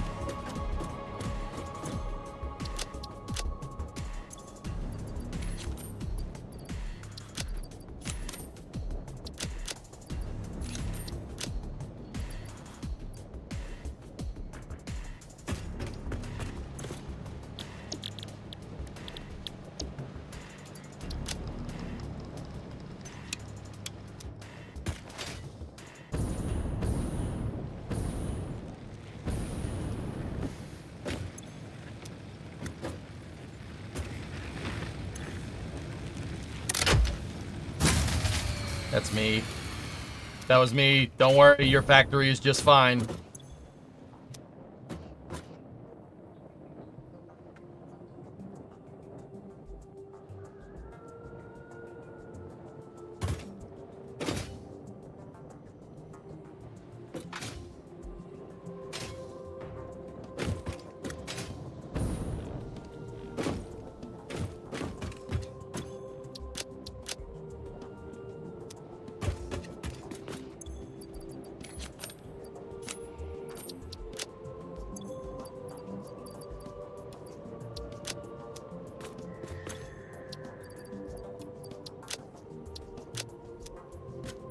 Okay.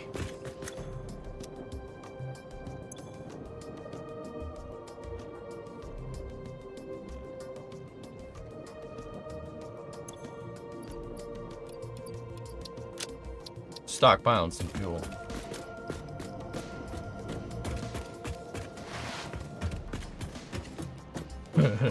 Nice, Ellen. All right. Cool. All right, let's go back up there.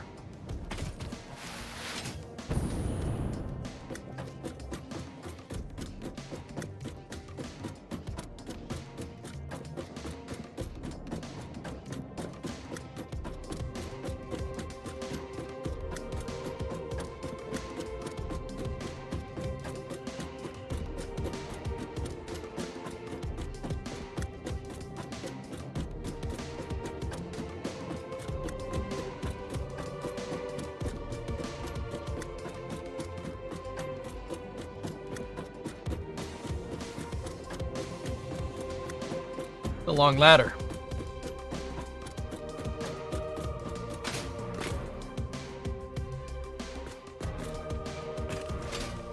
Yeah, we're working up here.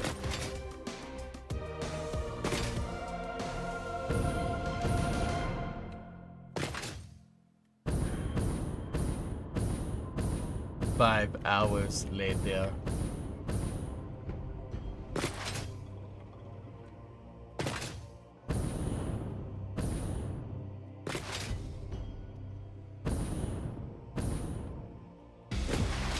Wish you could take all that solid biofuel, render it all into liquid biofuel somehow and save a lot of space.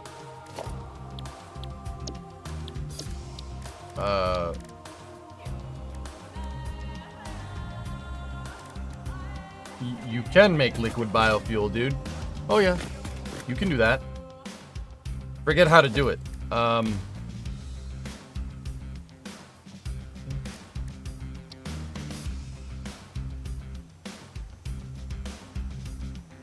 You can take water and biofuel in a refinery, and you can make liquid biofuel, and then you package liquid biofuel.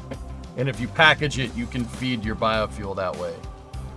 Once again, you only have a finite amount, which kind of sucks, but yeah, Megas, here, check this out. Hokey, I saved the, that's an awesome picture, but that's not what I want. I saved that. There it is. Here, look.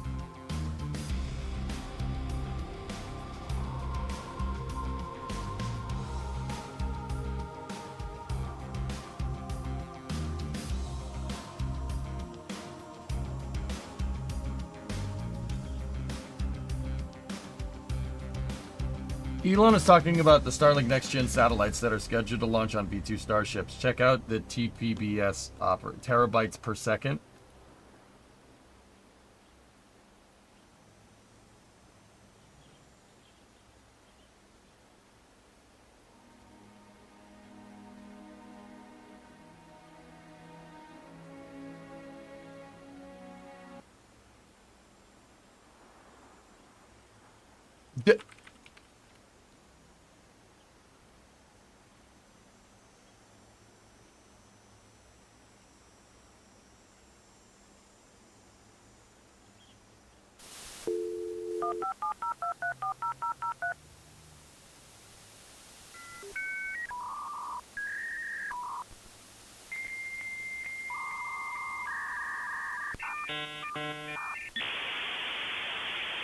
That's a lot of bandwidth.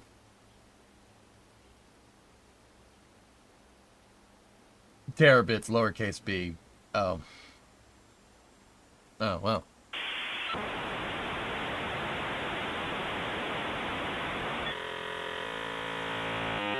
Okay.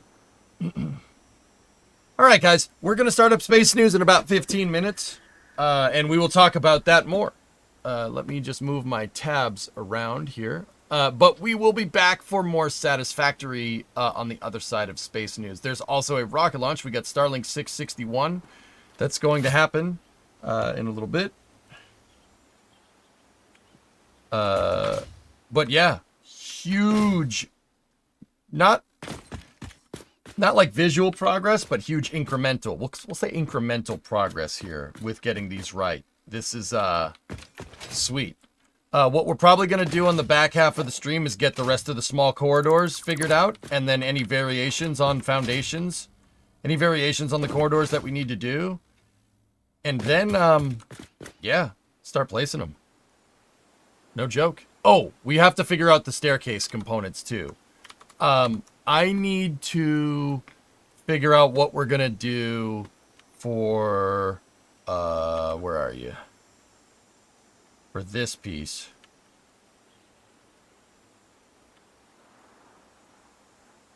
Staircase components. I think we should do a variation on this room.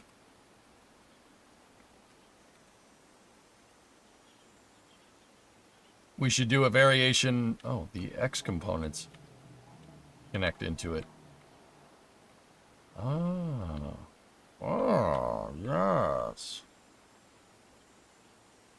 Yeah, we should start making these staircase components and figuring those out. Yeah, we'll put staircases in them. And they seem to be a 4-way. I wouldn't make the staircases that large.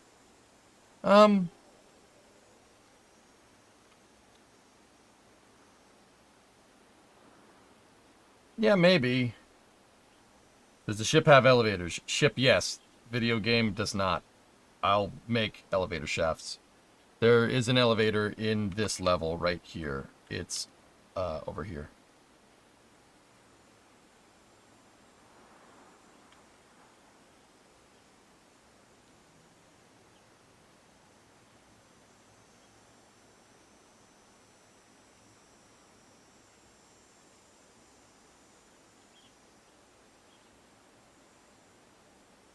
Whee!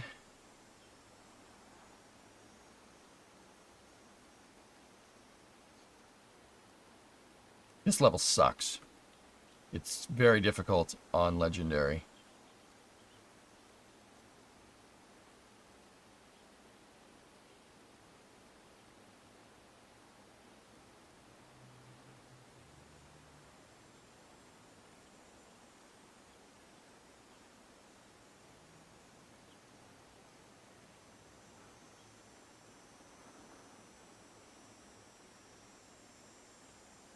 Yeah, we should figure out how these corridors jive with the rest of the design as well.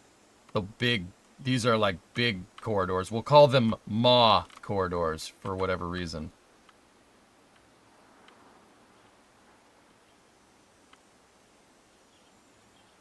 These ones right here.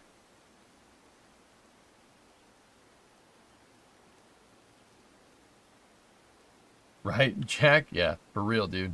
For real. And then there's an elevator shaft. The elevator shaft's a very interesting shape. Yeah, that's a very weird shape. But yeah, I'll put an elevator shaft in the game and we'll just put hypertubes in it. We'll put hypertubes in it so you can get to any level you want. And then I'll, maybe another elevator shaft. We won't have hypertubes in it. We'll have resource elevators in another one. Of course, our elevators are not going to be that tall. Our elevators probably are going to be that tall at best. Because if you notice the front of the ship right here.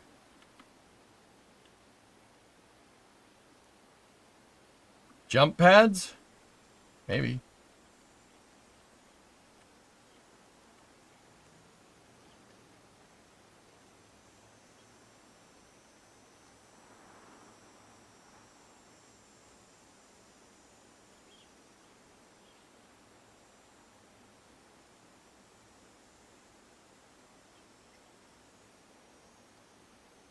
Yeah, these engineering bay corridors shouldn't be, or the engineering bay areas shouldn't be too hard to do. Do you remember hitting the hitting the coupling, and then you got to jump on here and then throw the, oh, dude, on Legendary, that was awful. It was so bad. That was such a pain in the butt, man.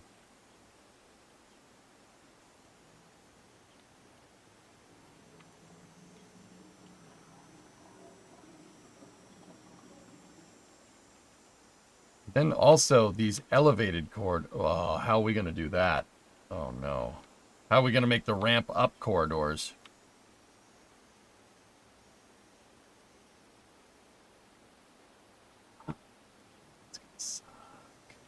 That's going to suck.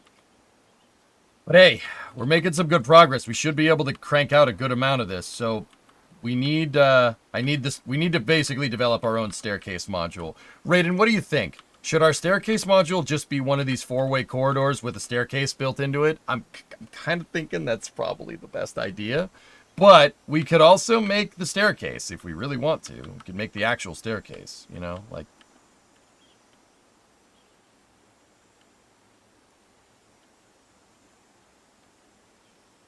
Four-meter double ramps, yep. Whatever happens, I'm afraid this ship will be cramped and you'll have to use the launch pad to keep the machinery that won't fit.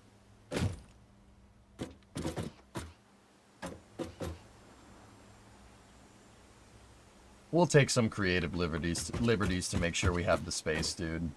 Yeah. If it absolutely has to be that way, it has to be that way.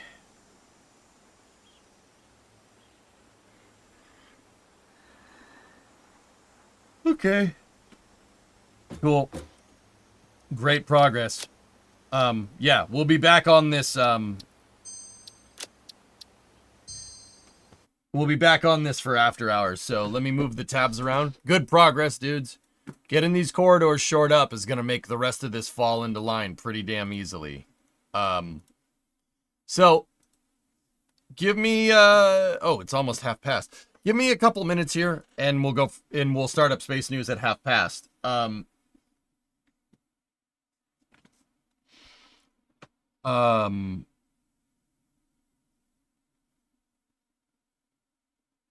Making dial-up noises up here again. Yeah, okay. So, I'm going to stop the YouTube stream, and we'll start the Space News YouTube stream. If you're watching on Twitch, don't go anywhere. I will be back momentarily for Space News. Give me 5 to 10 minutes. Thank you very much for watching. And if you're watching this on a YouTube VOD, this part makes no sense. But also, thank you for watching to the end of the video. That's kind of cool. Like and subscribe and hit the bell! Or something. I don't know. I'll be back in a second.